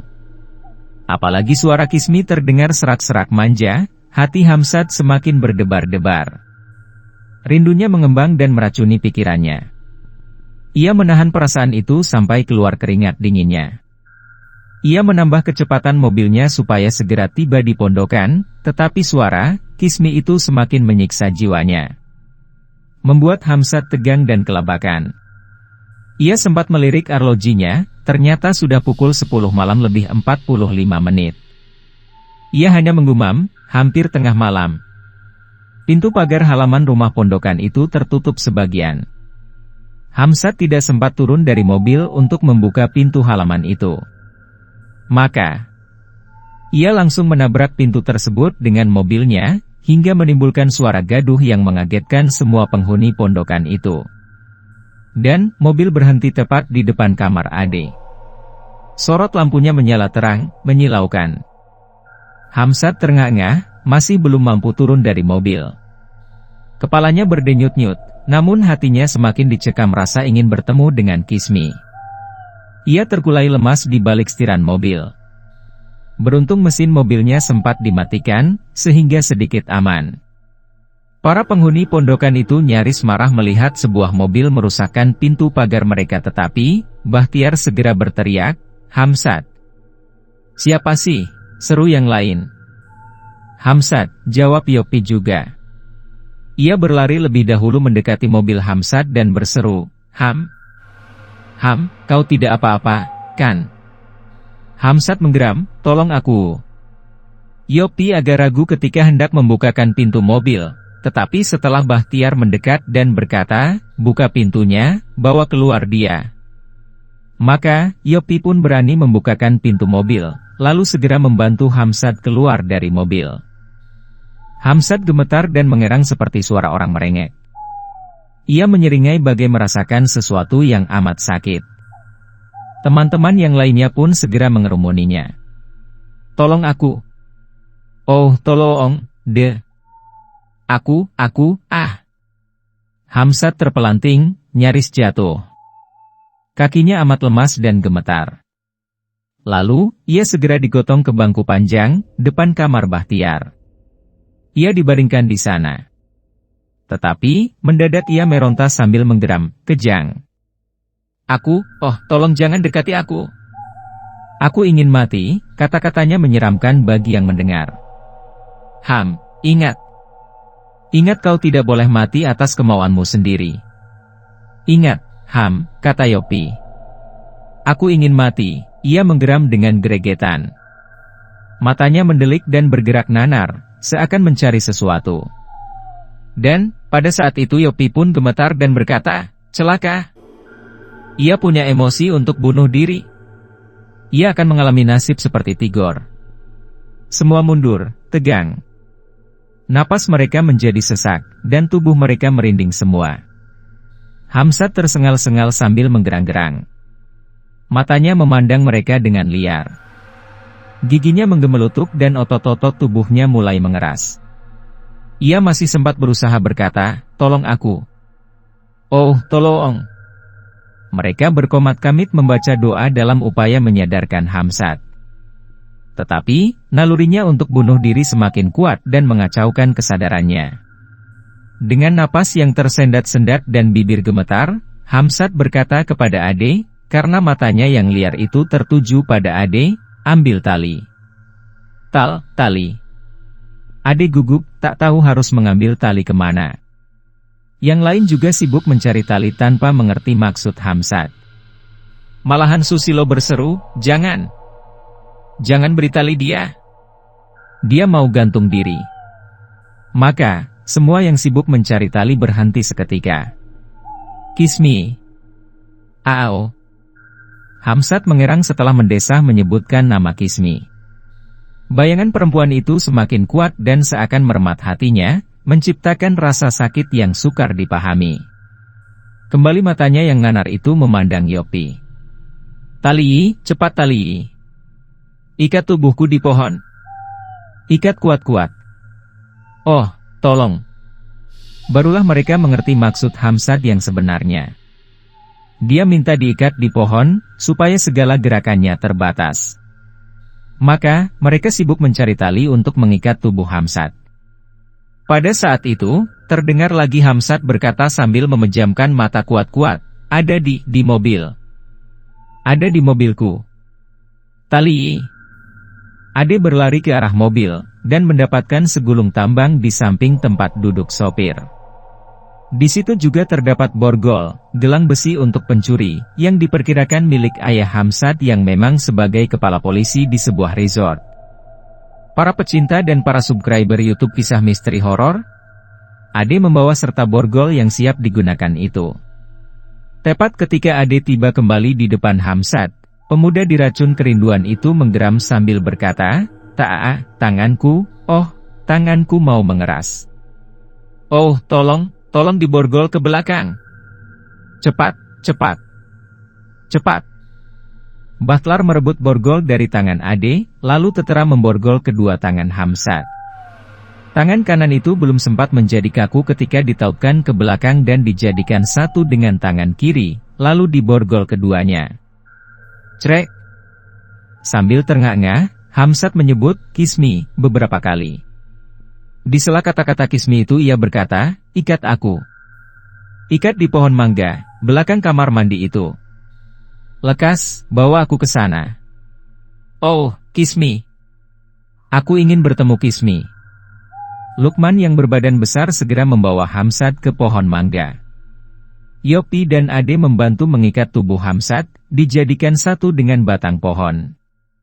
"Ikat yang kuat. Jangan sampai ia bisa bergerak," kata Bahtiar dengan gugup. Tali itu cukup panjang. Agaknya Hamzat berhasil menyiapkan peralatan yang sederhana itu, sehingga tubuhnya berhasil diikat dari dada sampai ke kaki. Ia seperti seorang tawanan yang siap dihukum tembak. Sementara Hamzat menggeram dan terengah-engah, mulut-mulut yang lainnya gemetar tidak berani bicara. Dalam hati mereka timbul perasaan macam-macam, antara kasihan, takut dan heran bercampur menjadi satu, membuat mereka hanya terbengbong-bengong dengan jantung berdebar-debar. Lonceng di gardu ronda terdengar samar-samar satu kali. Itu pertanda malam telah melewati pertengahan, dan sepi kian menghadirkan kesunyian. Saat itulah, masa-masa kemunculan Kismi ke kamar Seruni pada motel tersebut. Namun, kali ini bukan Kismi yang muncul menemui Hamzat, melainkan kerinduannya yang amat menyiksa. Gairah ingin bercumbu meluap-luap. Birahi Hamzat bagai membakar jiwa. Menuntut satu pelampiasan yang nyata, namun ia tidak mampu berbuat apa-apa karena tubuhnya terikat kuat di pohon sedangkan kedua tangannya diborgol ke belakang. Hamzat mengerang dengan otot leher menjadi bertonjolan keluar. Ia menahan gejolak hasratnya yang membara di luar kewajaran. Tanganku, kakakku.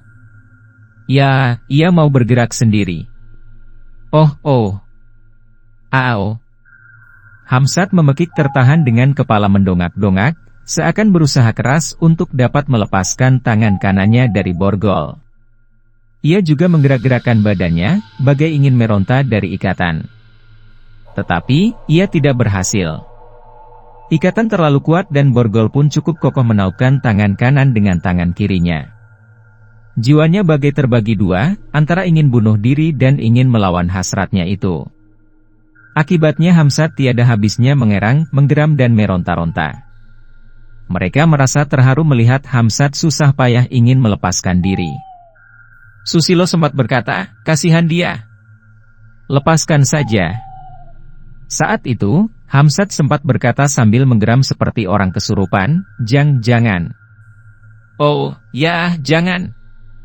Jangan lepaskan. Panggil Kismi. Panggil Kismi. Oh, aku ingin bertemu dengannya di alam kubur. Kismi. Hamzat mengejang-ngejang. Tangan kanannya bergerak-gerak dengan kasar. Ia kelihatan amat menderita sekali. Teman-temannya banyak yang membaca doa kembali untuk membebaskan Hamzat dari cekaman gaib yang mengancam keselamatan itu. Sesaat, terdengar lagi Hamzat meminta sesuatu tanpa menatap salah seorang. Ia memejamkan mata sambil berkata dalam erangan, "Tutup mulutku." Oh. Tutup mulutku dengan kain. Lekas. Aku ingin berteriak. Lekas. Bahtiar meraih sarung yang ada di tali jemuran dalam. Sarung itu segera digunakan untuk menutup mulut Hamzat, diikatkan ke belakang, sehingga praktis sarung itu juga mengikat kepala Hamzat dengan batang pohon. Hidungnya jangan ikut ditutup, Tiar. Biar ia bisa bernapas, saru Lukman dengan perasaan cemas bercampur kasihan. Malah menghadirkan desiran angin pembawa embun. Dingin. Ada kesan lengang di sela desiran angin itu. Seakan angin berhembus tanpa desau dan suara apapun. Hal itu membuat mereka yang ada di depan Hamzat menjadi merinding dicekam rasa takut. Apalagi mereka mendengar anjing di rumah belakang pondokan itu melolong panjang bagai irama menjelang ajal. Tubuh mereka semakin bergidik. Sementara itu, Hamzat masih meronta-ronta. Lah berteriak keras-keras, namun suaranya teredam kain sarung yang menutup mulutnya rapat-rapat. Tangan kanannya makin agresif, berusaha untuk melepaskan diri dari ikatan gelang borgol besi itu.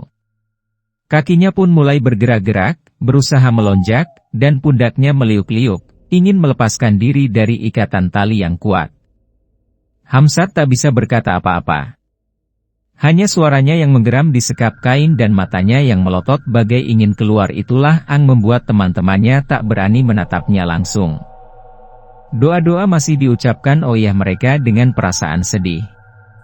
Bahkan Susilo mengusap kedua matanya yang mulai berkaca-kaca, memandang haru keadaan Hamzat. Angin semakin berhembus kencang, merontokkan banyak dedaunan dari pohon tersebut. Tak lama kemudian, gerimis pun turun. Mereka semakin panik dan serba bingung.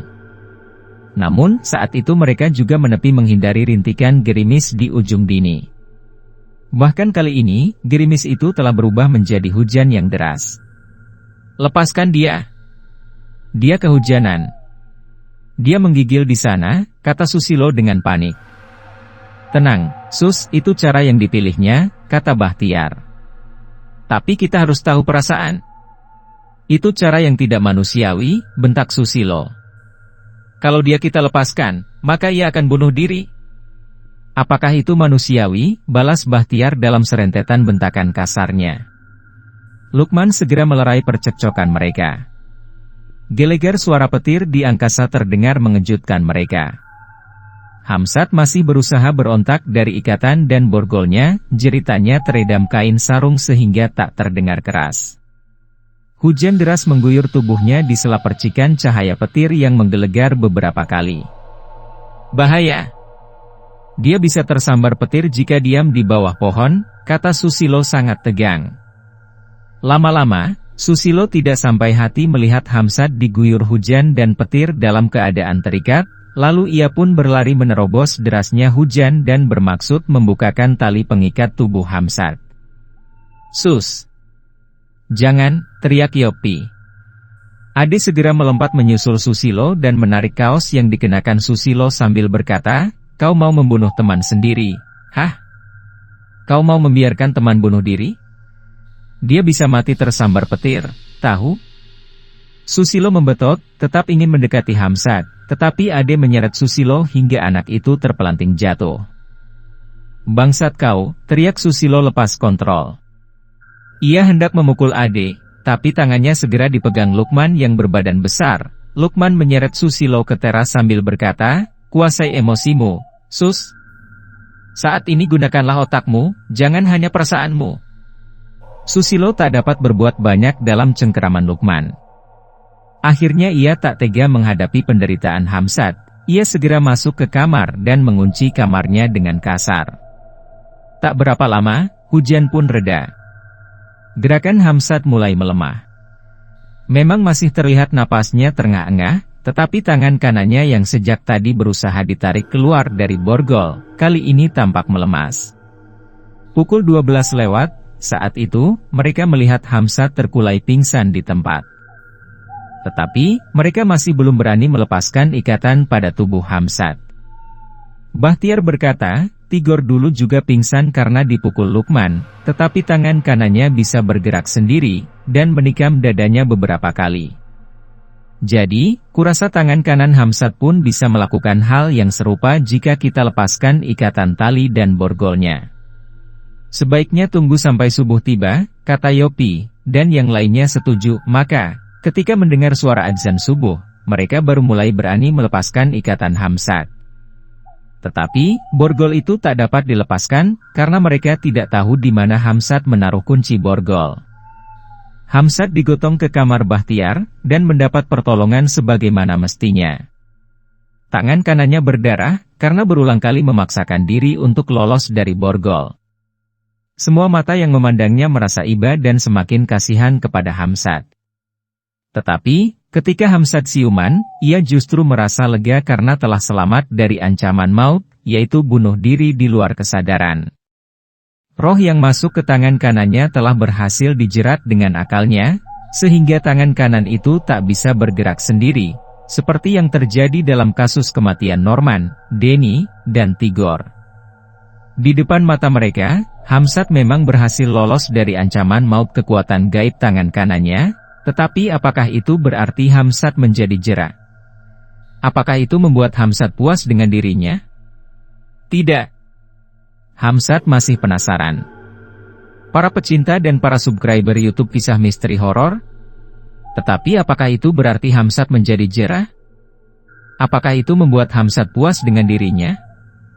Tidak. Hamzat masih penasaran. Ia masih menyimpan rindu kepada Kismi, walau rindunya itu tidak meracun jiwa.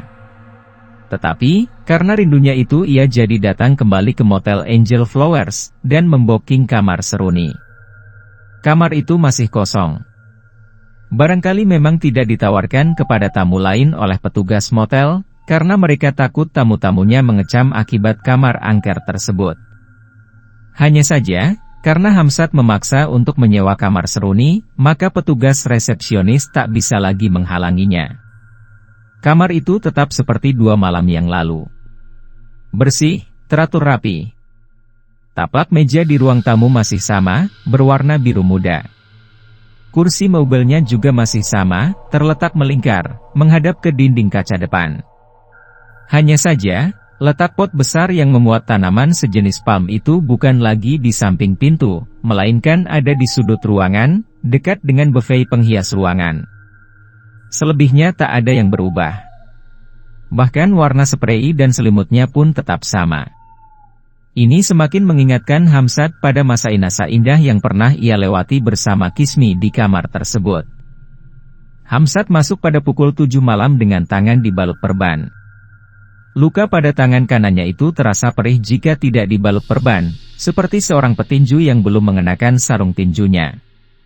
Dengan dibalut perban begitu, rasa perih tersebut berkurang, dan konsentrasi Hamzat tidak terlalu terganggu oleh rasa perih. Sebelumnya, Hamzat telah menyiapkan segala sesuatunya yang diperlukan. Tabungannya diambil sebagian dari bank. Lalu, ia membeli sebotol madu asli, susu, telur ayam kampung sampai 24 butir, anggur ginseng, supermi, dan beberapa obat yang berguna untuk memulihkan kesehatan badan serta menjaga stamina tubuh. Hamzat sempat tertawa sendiri ketika membeli barang-barang tersebut. Tetapi, ia akhirnya tidak peduli, karena semua itu memang ia butuhkan untuk memulihkan tenaganya yang nyaris terkuras habis akibat pergulatannya melawan emosinya kemarin malam. Menunggu sampai lewat tengah malam, adalah pekerjaan yang menggelisahkan bagi Hamzat. Ia berbaring sambil menyaksikan acara TV, satu-satunya hiburan yang ada di kamar tersebut. Sampai tak terasa, ia pun tertidur di tempat. Mungkin karena kelelahan yang luar biasa, sehingga ia sampai tertidur dan lupa mematikan TV. Kalau saja ia tidak mendengar suara orang mandi, mungkin ia tidak akan terbangun sampai pagi. Tapi, karena ia mendengar desis keran shower di kamar mandi dan gemericiknya air, maka ia pun terperanjat bangun. Lalu, hatinya bertanya heran, siapa yang mandi? Rasa-rasanya aku tidak membawa teman. Buru-buru Hamzat menengok arlojinya di meja, lalu ia menggumam, oh, pantas. Sudah pukul 12:23. Sudah lewat tengah malam. Maka, hati Hamzat pun mulai berdebar-debar, karena ia tahu bahwa orang yang mandi itu tak lain dari Kismi. Gemetar langkahnya ketika ia mengendap-endap mendekati kamar mandi yang pintunya tak tertutup itu. Pada saat langkahnya makin dekat, keran shower itu berhenti, bagai ada yang mematikan. Hamzat semakin berdebar dan merasa heran. Tetapi, ia nekat mengendap-endap untuk mengintip siapa gerangan YNNG mandi di tengah malam ini. "Jangan seperti pencuri, Hamsat," terdengar suara dari dalam kamar mandi. Dan, suara itu jelas suara Kismi yang serak-serak manja. Hamsat lalu menampakkan diri dengan cengar-cengir. Matanya tak berkedip memandang tubuh mulus berkulit kuning langsat itu dalam bintik-bintik air yang hendak disapu dengan handuk. Hamsat buru-buru masuk dan menyahut handuk dari tangan Kismi. "Jangan hapus. Hamsat. Aku dingin. Biarkan aku memandangi tubuhmu yang tersiram bintik-bintik air ini." "Oh, begitu indahnya kau dalam keadaan basah begini, Kismi," bisik Hamsat sambil menatapi tubuh polos itu Kismi kepala sampai ke kaki. "Konyol kamu, ah!" Kismi berusaha meraih handuk, dan Hamsat menyembunyikannya di belakang tubuhnya. Jari jemari Hamsat meraba tubuh itu, bagai menyentuh butiran-butiran airnya dari pundak ke dada. Kismi membiarkan, justru tertawa dalam desah, dan terdengar nada seraknya yang seakan kemanjaan itu. "Maaf, aku membangunkanmu, Hamsat," kata Kismi sambil membiarkan ujung jemari Hamsat merayap samar-samar di permukaan kulit tubuhnya. "Aku tertidur menunggumu," kata Hamsat tanpa menatap. "Aku tahu, dan aku merasa semakin kagum padamu, Hamsat." "Dalam hal apa?" tanya Hamsat setelah mencibir. "Tak pernah ada lelaki yang lolos dari dendam cincin Zipus, kecuali kau." Kali ini, Hamsat menatapnya. "Dendam cincin?" Hamsat memperjelas keheranannya. "Setiap lelaki yang bercinta denganku, ia pasti mati oleh tangan kanannya sendiri, sebab di tangan kananku itulah cincin Zipus melekat sampai sekarang. Kutukan cincin Zipus akan merasuk dalam tangan kanan lelaki yang bercinta denganku, dan lelaki itu pasti akan mati oleh kutukan Zipus, yang menggunakan bantuan tangan korban sendiri. Dan, kau..." Kismi tersenyum sambil geleng-geleng kepala. "Kau hebat sekali. Kau bisa lolos dari kutukan. Itu mengagumkan. Kau juga mengagumkan. Perempuan lain bisa kuabaikan, tapi kau tidak sama sekali." Hamsat tersenyum, Kismi mengikik serak, kemudian ia mengecup kening Hamsat. Tetapi, balasan Hamsat lebih panas dari lahar gunung berapi. Sekujur tubuh Kismi dirayapinya dengan bibir dan lidah, membuat Kismi merintih di sela desah, melebarkan tubuhnya, memberi kesempatan Hamsat agar lebih leluasa. Lalu, kamar mandi itu menjadi arena berpacu bagi napas-napas yang memburu puncak kemesraannya. Keduanya ternyata memang pasangan yang tak pernah mengenal lelah. Banjir keringat bukan penghalang bagi mereka untuk terus berpacu. Kali ini, ranjang menjadi tumpuan amukan birahi mereka. Sprei kasur menjadi lusuh.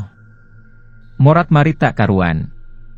Kismi mengamuk setiap birahinya melambung tinggi, melahirkan pekik dan ringkikan yang serak-serak manja. Dan, suara itu membuat Hamsat makin menggebu-gebu dalam cumbuannya, makin dibakar gairahnya, meskipun ia sudah berulang kali melambung tinggi mencapai puncak harapannya.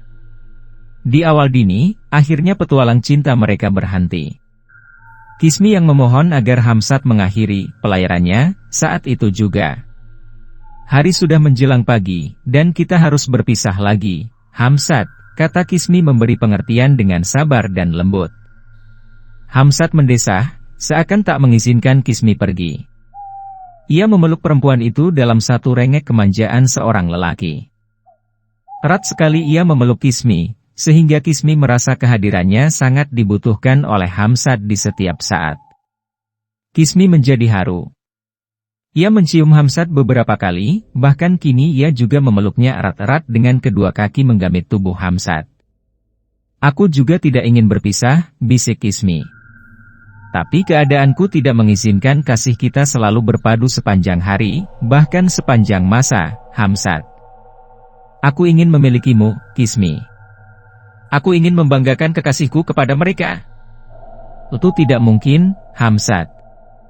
Ada penghalang di antara kita." "Aku akan menembusnya, Kismi. Aku akan menghancurkan penghalang itu," ucap Hamsat dalam pelukannya. "Apapun yang harus kutempuh, aku harus bisa memiliki kamu, Kismi." Aku tak mau tersiksa seperti kemarin malam lagi. Aku tak mau. Kismi merasa kaget, dan bingung juga menghadapi sikap lelaki seperti Hamzat. Ia masih memeluk Hamzat, membiarkan Hamzat tengkurap di atasnya. Tangan Kismi mengusap-usap kepala Hamzat dengan lembut, seakan satu curahan rasa kasih sayang yang tak ingin berakhir sampai di situ. Setelah melalui masa bungkam yang mendalam, Kismi pun berkata lirih, "Carilah potongan tanganku, dan tempelkan pada jasadku, maka aku akan hidup kembali dan kita bisa berdua kemana saja, Hamzat." Kali ini, Hamzat menarik wajahnya, ia mengatur jarak dengan menggunakan kedua lengan dipakai bertumpu di kasur.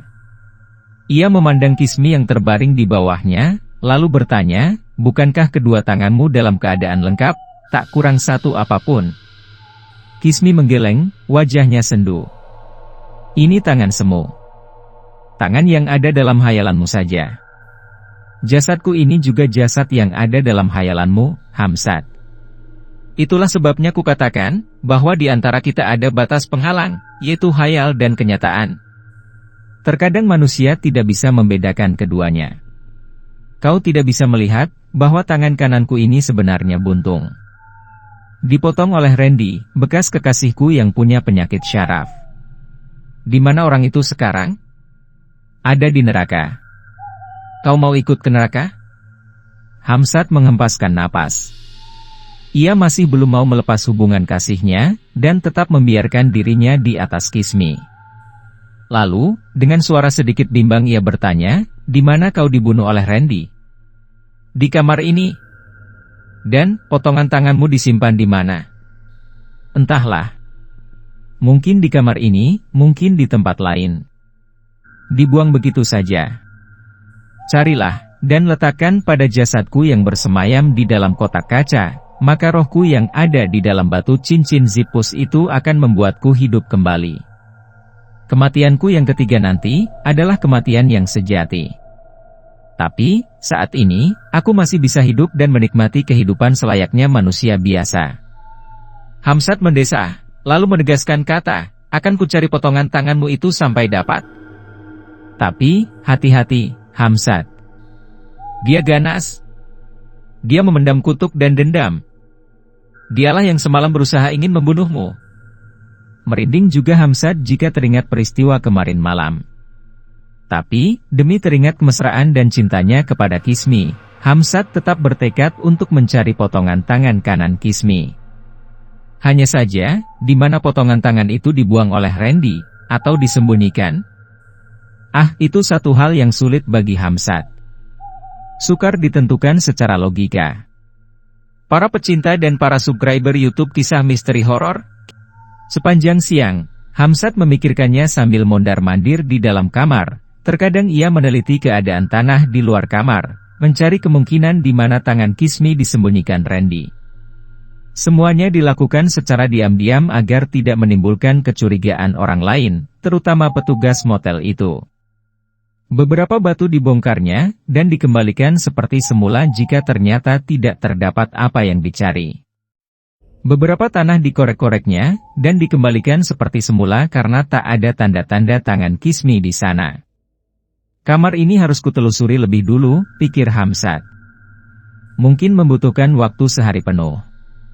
Kalau memang di kamar ini tidak ada, berarti aku harus mencari ke tempat lain, mungkin di pinggir sungai, di pinggir selokan, atau, memang sulit ditentukan. Tetapi, seandainya aku menjadi Randy, apa yang kulakukan setelah aku membunuh Kismi dan memotong tangannya? Hamzat berpikir keras. Membayangkan seandainya dia menjadi Randy yang berpenyakit syaraf, apa yang akan dilakukan terhadap potongan tangan itu? Kemudian, batinnya berkata, mayat akan kutinggalkan, supaya orang-orang terkejut menemukan mayat Kismi, lalu tangan itu. Tangan itu akan kuletakkan di tempat tertentu di kamar ini. Tak perlu repot-repot membawanya pergi dan membuangnya. Cukup diletakkan di suatu tempat, sehingga suatu saat akan ada orang yang terkejut menemukan tangan itu. Lalu, ia akan berteriak ketakutan, dan aku akan puas mendengarnya. Hamzat menghempaskan tubuhnya, duduk di ruang tamu. Itulah pikiranku jika aku menjadi Randy yang sinting.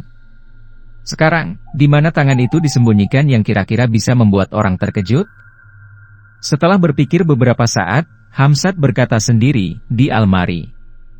Buffet, kulkas, almari dapur dan bawah kasur. Bergegas dia memeriksa tempat-tempat tersebut dengan teliti. Ternyata tempat yang diperkirakan itu tidak menyimpan tangan Kismi. Ia mendesah kesal. Hatinya berkata, bagaimana dengan tempat penampungan air kloset? Jika ada yang membukanya pasti akan menjerit karena melihat potongan tangan terapung. Lalu, ia pun memeriksa tempat penampungan air WC, yang secara otomatis akan mengguyur kloset itu jika habis dipakai seseorang. Ternyata di sana juga tidak ada. Hamzat mulai kesal. Ia melihat plafon kamar mandi yang terbuka pada bagian sudutnya. Hatinya berkata, oh, iya, apa salahnya jika kuperiksa bagian atas Eternit? Siapa tahu potongan tangan itu dilemparkan begitu saja di dalam Eternit itu? Dengan susah payah Hamzat memeriksa langit-langit kamar mandi, dan seluruhnya. Isinya tanya kabel-kabel instalasi listrik yang malang melintang. Tak ada potongan tangan di sana. Hamzat sudah mencarinya dengan teliti, sampai seluruh pakaian dan tubuhnya menjadi kotor oleh debu. Kemana, ya, pikirnya sambil garuk-garuk kepala. Mendadak, telepon berdering. Petugas resepsionis mengingatkan check-out hampir tiba, lalu menanyakan apakah Hamzat mau melanjutkan sampai beberapa malam, atau cukup untuk hari itu saja? Karena Hamzat digelayut rasa penasaran dan tekad untuk menemukan potongan tangan itu menggebu-gebu, maka ia bermaksud memperpanjang waktu sampai besok siang. Sial! Benar-benar sulit menemukan potongan tangan itu, gerutunya dengan nada kesal. Ah, sebaiknya aku istirahat dulu. Semalaman aku tidak tidur. Siapa tahu setelah bangun tidur nanti aku menemukan gagasan yang lebih baik. Hamzat menyuruh Rumbo untuk membereskan kamarnya, sementara itu ia mandi, merendam diri di air hangat, yang mampu mengurangi rasa capeknya itu. Ketika ia merebahkan diri, benaknya terbayang kecantikan Kismi dan kehebatan wanita itu di atas ranjang. Alangkah luar biasa bangganya jika Hamzat bisa memperistri wanita cantik seperti Kismi. Alangkah bahagianya nanti jika ia telah hidup bersama Kismi. Angan-angannya pun mulai melambung tinggi, menciptakan sejuta keindahan yang ada pada hayalnya. Berulangkah hatinya berucap tekad, aku harus memiliki dia. Aku harus memiliki Kismi. Aku sangat mencintainya. Lalu, ia pun tertidur. Tak diduga ternyata Hamzat tertidur cukup lama. Ketika ia bangun, ia mendapatkan alam telah meremang, matahari senja tinggal seujung rambut dan memancarkan warna merah lembayung di perbatasan samudera. Debur ombak terdengar jelas, karena angin senja berhembus tanpa suara. Badannya segar dari segala kepenatan, apalagi ia telah meminum susu, telur mentah, madu dan lain sebagainya. Namun demikian, perutnya toh masih terasa lapar juga, sehingga ia memesan makanan untuk pengisi perutnya. Sambil menikmati makanannya, Hamzat berpikir-pikir tentang potongan tangan Kismi. Tadi siang, semua tempat sudah diperiksanya. Kini tinggal bagian dinding dan lantai. Maka, seusai menyantap makanannya, Hamzat kembali beroperasi, memburu tangan Kismi. Setiap dinding diketuknya pelan-pelan, didengarkan suara ketukannya. Jika menggema, berarti tempat itu berongga. Besar kemungkinan disitulah tangan tersebut disembunyikan. Semua dinding diketuk rata. Dan, itu memakan waktu cukup lama, karena ia kerjakan dengan cermat dan hati-hati. Sayang, hasilnya tidak memuaskan. Tidak ada dinding yang patut dicurigai. Tak ada rongga di dalam dinding tersebut. Bahkan dinding kamar mandi dan dapur pun telah diperiksanya, dan hasilnya nihil. Sekarang giliran lantai yang menjadi pusat perhatiannya. Saat itu, malam telah lama menebarkan kegelapan. Arlojinya menunjukkan pukul 8:15. Lantai kamar terbuat dari ubin marmer warna putih kebiru-biruan. Berukuran 40x40 cm tiap lempengan ubin. Dengan tekun Hamzat mengetuk-ngetuk setiap ubin, mencari ruangan di bawahnya. Dari lantai teras, masuk ke ruang tamu, masuk ke ruang tidur dan terus ke kamar mandi, tidak ada ubin yang menimbulkan gema jika diketuk. Berarti tidak ada bagian yang berongga. Sejenak pintu diketuk. Hamzat terperanjat. Ia menggumam dalam hati, belum lewat tengah malam, mungkinkah Kismi datang? Oh, ternyata seorang pelayan restoran yang datang dan menyodorkan bon makanan yang dipesan Hamzat. Hempasan napas menandakan Hamzat mengalami kelegaan ketika mengetahui yang datang pelayan restoran itu. Ia segera memberikan selembar uang puluhan ribu tanpa kembali, dan pelayan itu pun pergi. Ketika ia hendak kembali ke ruang belakang, meneruskan pekerjaannya yang menyita waktu itu, ia sedikit merasa heran. Seingatku, pot besar itu kemarin ada di sudut sana, kenapa sekarang berada di sini, di dekat pintu? Siapa yang memindahkan? Kemudian, Hamzat tertawa sendiri dan menggumam, sial. Rumbo yang membereskan kamar sewaktu aku mandi siang tadi, pasti telah memindahkannya kemari. Dan, pikiranku sekarang mudah curiga. Bukan kepada manusia, kepada benda pun punya kecurigaan. Gawat! Jangan-jangan aku menjadi sinting, sambil menggumam begitu, ia melangkah ke belakang. Sekarang, bagian dapur ia periksa lantainya. Satu demi satu diketuknya menggunakan gagang obeng besar yang ia ambil dari dalam mobilnya di garasi. Dan ternyata, salah satu dari ubin itu menimbulkan gema ketika diketuk. Hamzat mulai berdebar-debar. Apa yang dicarinya mulai menumbuhkan harapan. Kemudian, ia segera membongkar ubin tersebut dengan menggunakan obeng besar dan kunci pas dari dalam mobilnya. Kunci digunakan untuk memukul gagang obeng, sedangkan mata obeng sendiri berfungsi sebagai alat pemotong semen perekat sambungan ubin. Lama juga membongkar satu lempeng ubin itu, karena semennya cukup keras. Kalau petugas motel mengetahui, pasti pekerjaan itu dilarang. Tetapi, Hamzat yang sudah telanjur penasaran itu tidak peduli dengan akibatnya. Ia tetap membongkar ubin itu dengan sabar, sekalipun sudah memakan waktu hampir 1 jam lamanya. Napas terhempas lega. Ubin sudah berhasil dibongkar. Kemudian, dengan hati-hati dan berdebar-debar, ia mengangkat ubin tersebut untuk dipindahkan ke sampingnya. Sial, cacinya dengan kesal.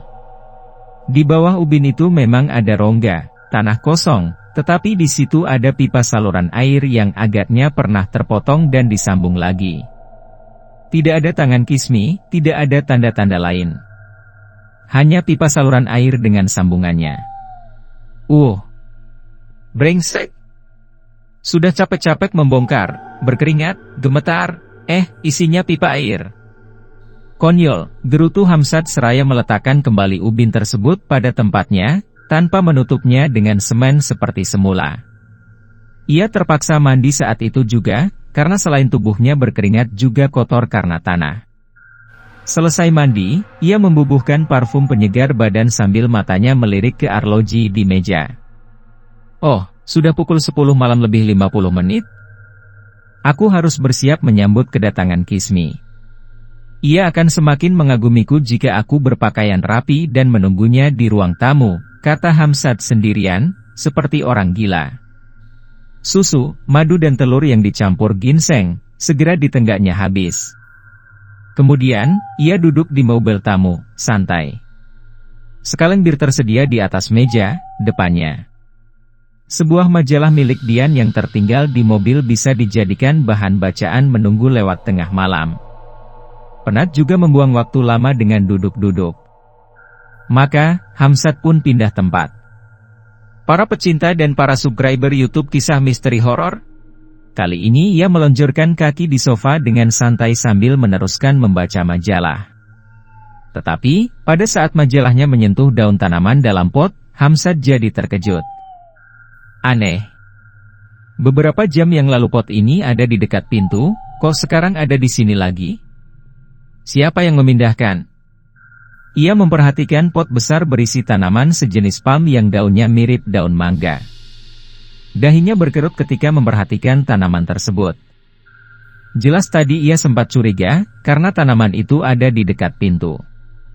Sekarang ia semakin curiga, karena tanaman itu ada di sudut, dekat dengan sofa. Tangan Hamzat secara tak sadar mematahkan ujung daun tersebut. Dan, ia terbelalak kaget, karena yang keluar dari ujung daun itu bukan getah putih, melainkan getah merah. Ketika diciumnya, getah itu berbau amis darah. Merinding seketika itu juga tubuh Hamzat. Iler debar-debar hatinya, dan mulai gemetar jari jemarinya.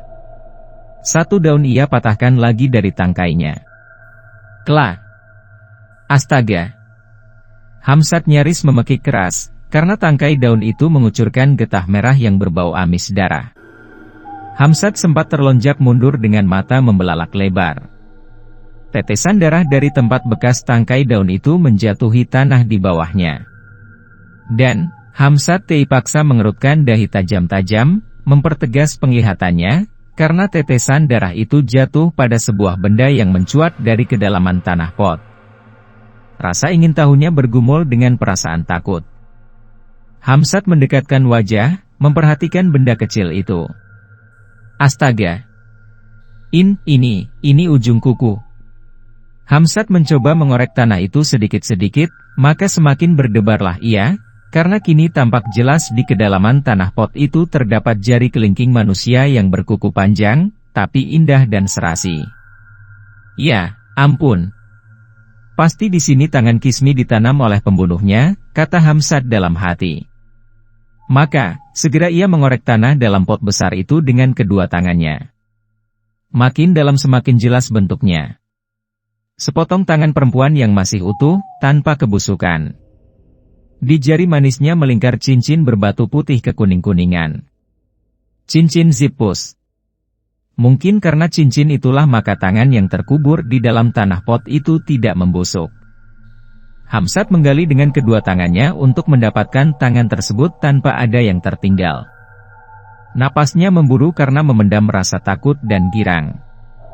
Sampai akhirnya, ia berhasil menggali seluruhnya.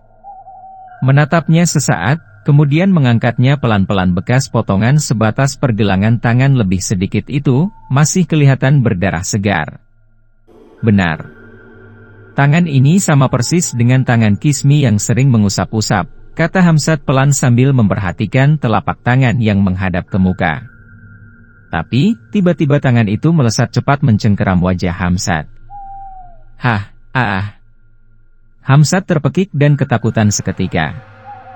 Jantungnya nyaris berhenti berdetak ketika tangan itu bergerak cepat, mencengkeram wajahnya.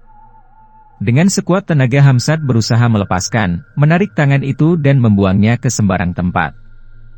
Napasnya terengah-engah. Wajahnya berdarah karena kuku yang mencengkeramnya.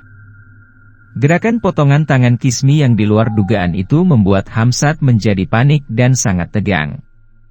Matanya membelalak lebar penuh rasa takut. Ia memandang potongan tangan yang tergeletak jatuh di sofa, dekat dengan majalah. Hamzat melangkah mundur perlahan-lahan mengitari meja.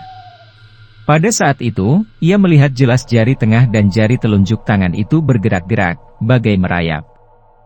Kemudian, melompat ke meja kaca. Sekali lagi jantung Hamzat nyaris berhenti melihat gerakan tangan yang mengerikan itu. Lah bagai susah menelan air ludahnya sendiri. Kakinya gemetar dan keringat dinginnya mengucur seketika. Desakan rasa takut itu membuat Hamzat bergegas untuk melarikan diri. Ia segera melompat dan berlari ke arah pintu keluar. Plok! Tiba-tiba potongan tangan itu melesat dan menempel pada leher belakang Hamzat. Hamzat meronta-ronta, berjingkrak-jingkrak ketakutan dengan tubuh semakin merinding. Kuku pada potongan tangan itu terasa menggores perih di kulit lehernya, seakan hendak mencekik dari belakang. Dengan sekuat tenaga Hamzat menarik tangan itu dan membuangnya ke arah pintu. Namun, kali ini tangan tersebut tidak mau terlepas dari genggaman Hamzat. Tangan itu justru menggenggam tangan Hamzat kuat-kuat, bagai berpegangan. Celaka! Hamzat mengibas-ngibaskan dengan gerakan cepat, tetapi tangan itu masih lengket pada tangan Hamzat. Lalu, dengan menggunakan tangan kanannya, Hamzat menarik punggung potongan tangan yang masih berlumur tanah itu. Ia berhasil, dan membuangnya ke arah pintu. Plok! Tangan itu jatuh ke lantai. Mata Hamzat masih mendelik memandanginya penuh rasa takut dan jijik. Potongan tangan itu bergerak-gerak jarinya, kemudian bagai sebuah mainan ia mampu melarikan diri dengan menggunakan jari jemarinya itu. Hamzat segera melompat ke ruang tidur menghindari kejaran potongan tangan tersebut. Gerakannya begitu cepat, sehingga sewaktu Hamzat hendak naik ke atas ranjang, benda menjijikkan itu berhasil melompat dan mencengkeram betis Hamzat. Wow! Hamzat memekik ketakutan. Potongan tangan itu bagai menempel pada celana Hamzat, dan ketika hendak dipegang, ia bisa bergerak naik ke paha dengan cepat, lalu merambat-merambat terus ke punggung. Hamzat kebingungan untuk memegang potongan tangan itu. Ia berguling-gulingan sambil berteriak ketakutan. Potongan tangan itu tidak mau terlepas. Kini justru merayap sampai ke leher samping dan mencengkeram lagi. Setaan. Hah! Dengan menggunakan kedua tangan, Hamzat berhasil lagi menarik potongan tangan Kismi itu dan membuangnya ke arah dinding, bagai dibenturkan dengan keras. Semakin panik Hamzat menghadapi hal itu, semakin ngeri ia melihat tangan tersebut tidak jatuh ke lantai, melainkan mampu merayap di dinding seperti seekor cicak. Darah bekas potongan tangan menetes ke sana-sini. Sungguh mengerikan. Jari jemari tangan yang sebenarnya lentik dan indah itu kali ini bergerak-gerak lagi, bagai merayap di permukaan dinding. Hamzat buru-buru masuk ke kamar mandi, dan mengunci pintunya. Oh! Oh! Ia ternganga di teror potongan tangan bercincin zipus itu. Napasnya nyaris habis, tenggorokannya kering, dan badannya lemas. Ia bersandar pada dinding di kamar mandi dalam ketegangan yang mencekam. Sekarang ia merasa aman. Potongan tangan itu tidak dapat masuk ke dalam kamar mandi. Tetapi, sampai kapan ia harus mendekam di kamar mandi? Tiba-tiba pintu kamar mandi itu diketuk-ketuk dengan lembut. Hamzat tersentak kaget, berdiri dari jongkoknya, dan menjauhi pintu. Ia tidak berani membukakan, bahkan mendekati pintu pun ia tidak berani. Perasaan ngeri membuat jiwanya menjadi kerdil dan ingin menangis karena dongkolnya. Tok, tok, tok. Suara pintu diketuk. Hamzat masih diam, makin tegang, makin menjauh. Ia berdiri di atas kloset yang tertutup. Gemetar ketakutan. Hamzat. Haam. Oh, itu suara Kismi, katanya sambil menghempaskan napas lega. Berulang-ulang Hamzat menghempaskan napas, senang sekali, karena pemilik potongan tangan itu sudah datang. Itu berarti waktu sudah menunjukkan lewat tengah mulum. Hamzat segera turun dari kloset dan membuka pintu kamar mandi. Hah! Rupanya di luar kamar mandi tidak ada Kismi. Yang ada hanya potongan tangan itu. Dan bunda tersebut segera melesat masuk, menerkam kejantanan Hamzat. Nyawa Hamzat bagai melayang ketika itu. Ia memekik kaget, kemudian mengerang kesakitan karena alat kejantanannya diterkam oleh potongan tangan yang ganas itu. Oh! Oh! Au! Hamzat terhuyung-huyung dengan badan membungkuk. Kedua tangannya memegangi potongan tangan Kismi yang makin lama terasa makin meremat alat kejantanannya itu. Hamzat meringis kesakitan dengan badan membungkuk, dan kini limbung ke kiri, bersandar pada dinding di depan kamar mandi. Potongan tangan itu bagai sukar ditarik. Dan, apabila ia ditarik, terasa makin kuat cengkramannya. Hal itu membuat Hamzat semakin mengerang kesakitan dengan mata terpejam kuat-kuat. Hamzat, sapa sebuah suara di ruang tamu. Kismi, teriak Hamzat tertahan karena memendam rasa sakitnya. Kismi muncul dari ruang tamu ke kamar mandi, dan ia melihat Hamzat kesakitan sambil memegangi alat kejantanannya. Oh, kau! Kismi terperanjat kaget dengan mulut terbengong. Aku menemukan potongan tanganmu. Tapi dia meremat, auh. Hamzat semakin membungkuk dengan kaki merendah karena potongan tangan itu semakin menggenggam alat kejantanannya. Lepaskan! Jangan sakiti dia, bentak Kismi sambil memandang potongan tangannya. Para pecinta dan para subscriber YouTube Kisah Misteri Horor, Beberapa saat kemudian, potongan tangan itu pun mengendur. Hamzat buru-buru menariknya. Sempat terlihat olehnya jari jemari potongan tangan itu bergerak-gerak, bagai sedang melemaskan otot-ototnya. Hamzat buru-buru melemparkannya, dan potongan tangan itu jatuh di lantai. Kismi memandang potongan tangannya dengan senyum berseri. Ia buru-buru memeluk Hamzat dan menciuminya. "Oh, kau telah berhasil. Kau berhasil menemukannya, Hamzat." Yang bisa dilakukan Hamzat hanya ringai merasakan sisa sakitnya. Tetapi, ia kemudian berkata, "Apa yang harus kulakukan?" "Lekas, bawa dia ke tempatku. Cari aku di ruang bawah, dan tempelkan potongan tangan itu pada jasadku, Hamzat." "Aku tidak mau membawanya. Aku tidak mau mati dicekik olehnya, Kismi." "Jangan khawatir." Kemudian Kismi mendekati potongan tangannya yang tergeletak telentang di ranjang. Ia berbicara dengan potongan tangan itu, "Jangan sakiti dia. Dia akan mempertemukan kita." Jari jemari yang tadinya diam, kini bergerak-gerak, seakan sebuah anggukan tanda patuh terhadap perintah Kismi. Lalu, Kismi mendekati Hamzat dan berkata, "Bawa mobilmu menuju rumahku. Di sana aku tinggal, di bekas rumah keluargaku yang sudah pindah ke Amsterdam. Ikutilah kunang-kunang, kemana arahnya, ikuti saja. Nanti kau akan menemukan rumah di sebuah bukit. Rumah itu sudah tak terawat lagi, tapi di sanalah Kosmin menyemayamkan aku di dalam kaca." Setelah berkata demikian, Kismi mencium pipi Hamzat. Hamzat sendiri menunduk memperhatikan alat kejantanannya yang dikhawatirkan terluka. Ternyata tidak. Namun, ketika ia memandang ke depan, ternyata Kismi telah tiada. "Kismi? Kismi?" Hamzat mencoba mencari Kismi, dan wanita yang hadir setiap tengah malam itu memang tidak ada lagi. Tetapi, Hamzat melihat seekor kunang-kunang terbang di sekitar pintu. Hamzat tak tahu persis, apakah kunang-kunang itu jelmaan dari roh Kismi atau bukan. Tetapi ia membiarkan kunang-kunang itu keluar melalui celah sempit, dan Hamzat sendiri harus segera mengeluarkan mobil dari garasinya. Mulanya ia ragu-ragu ketika hendak mengangkat potongan tangan. Tetapi, agaknya potongan tangan itu tidak seganas tadi. Maka, dibungkusnya potongan tangan itu dengan sapu tangan, kemudian ia pun keluar dari motel dengan mengendarai mobilnya. Malam bercahaya purnama, sehingga gelap tak terlalu pekat. Kunang-kunang terbang di depan mobil. Gerakannya cepat, seirama dengan gerakan mobil. Sementara itu, sapu tangan pembungkus potongan tangan Kismi diletakkan di jok samping kiri. Perhatian Hamzat tertuju pada gerakan kunang-kunang penuntun jalan itu. Ia tidak tahu kalau sapu tangan itu terbuka sendiri. Kemudian, jari jemari potongan tangan bercincin itu bergerak-gerak. Kini tengkurap, dan merayap perlahan-lahan. Ciit.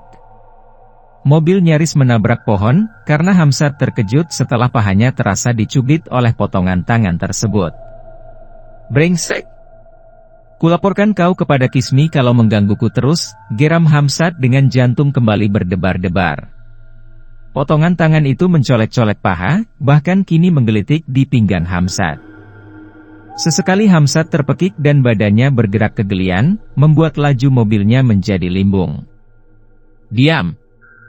Jangan ganggu aku," bentak Hamzat memberanikan diri. Potongan tangan itu melompat ke depan setiran mobil. Hamzat membiarkan, karena potongan tangan itu tidak membuat gerakan yang perlu dikhawatirkan.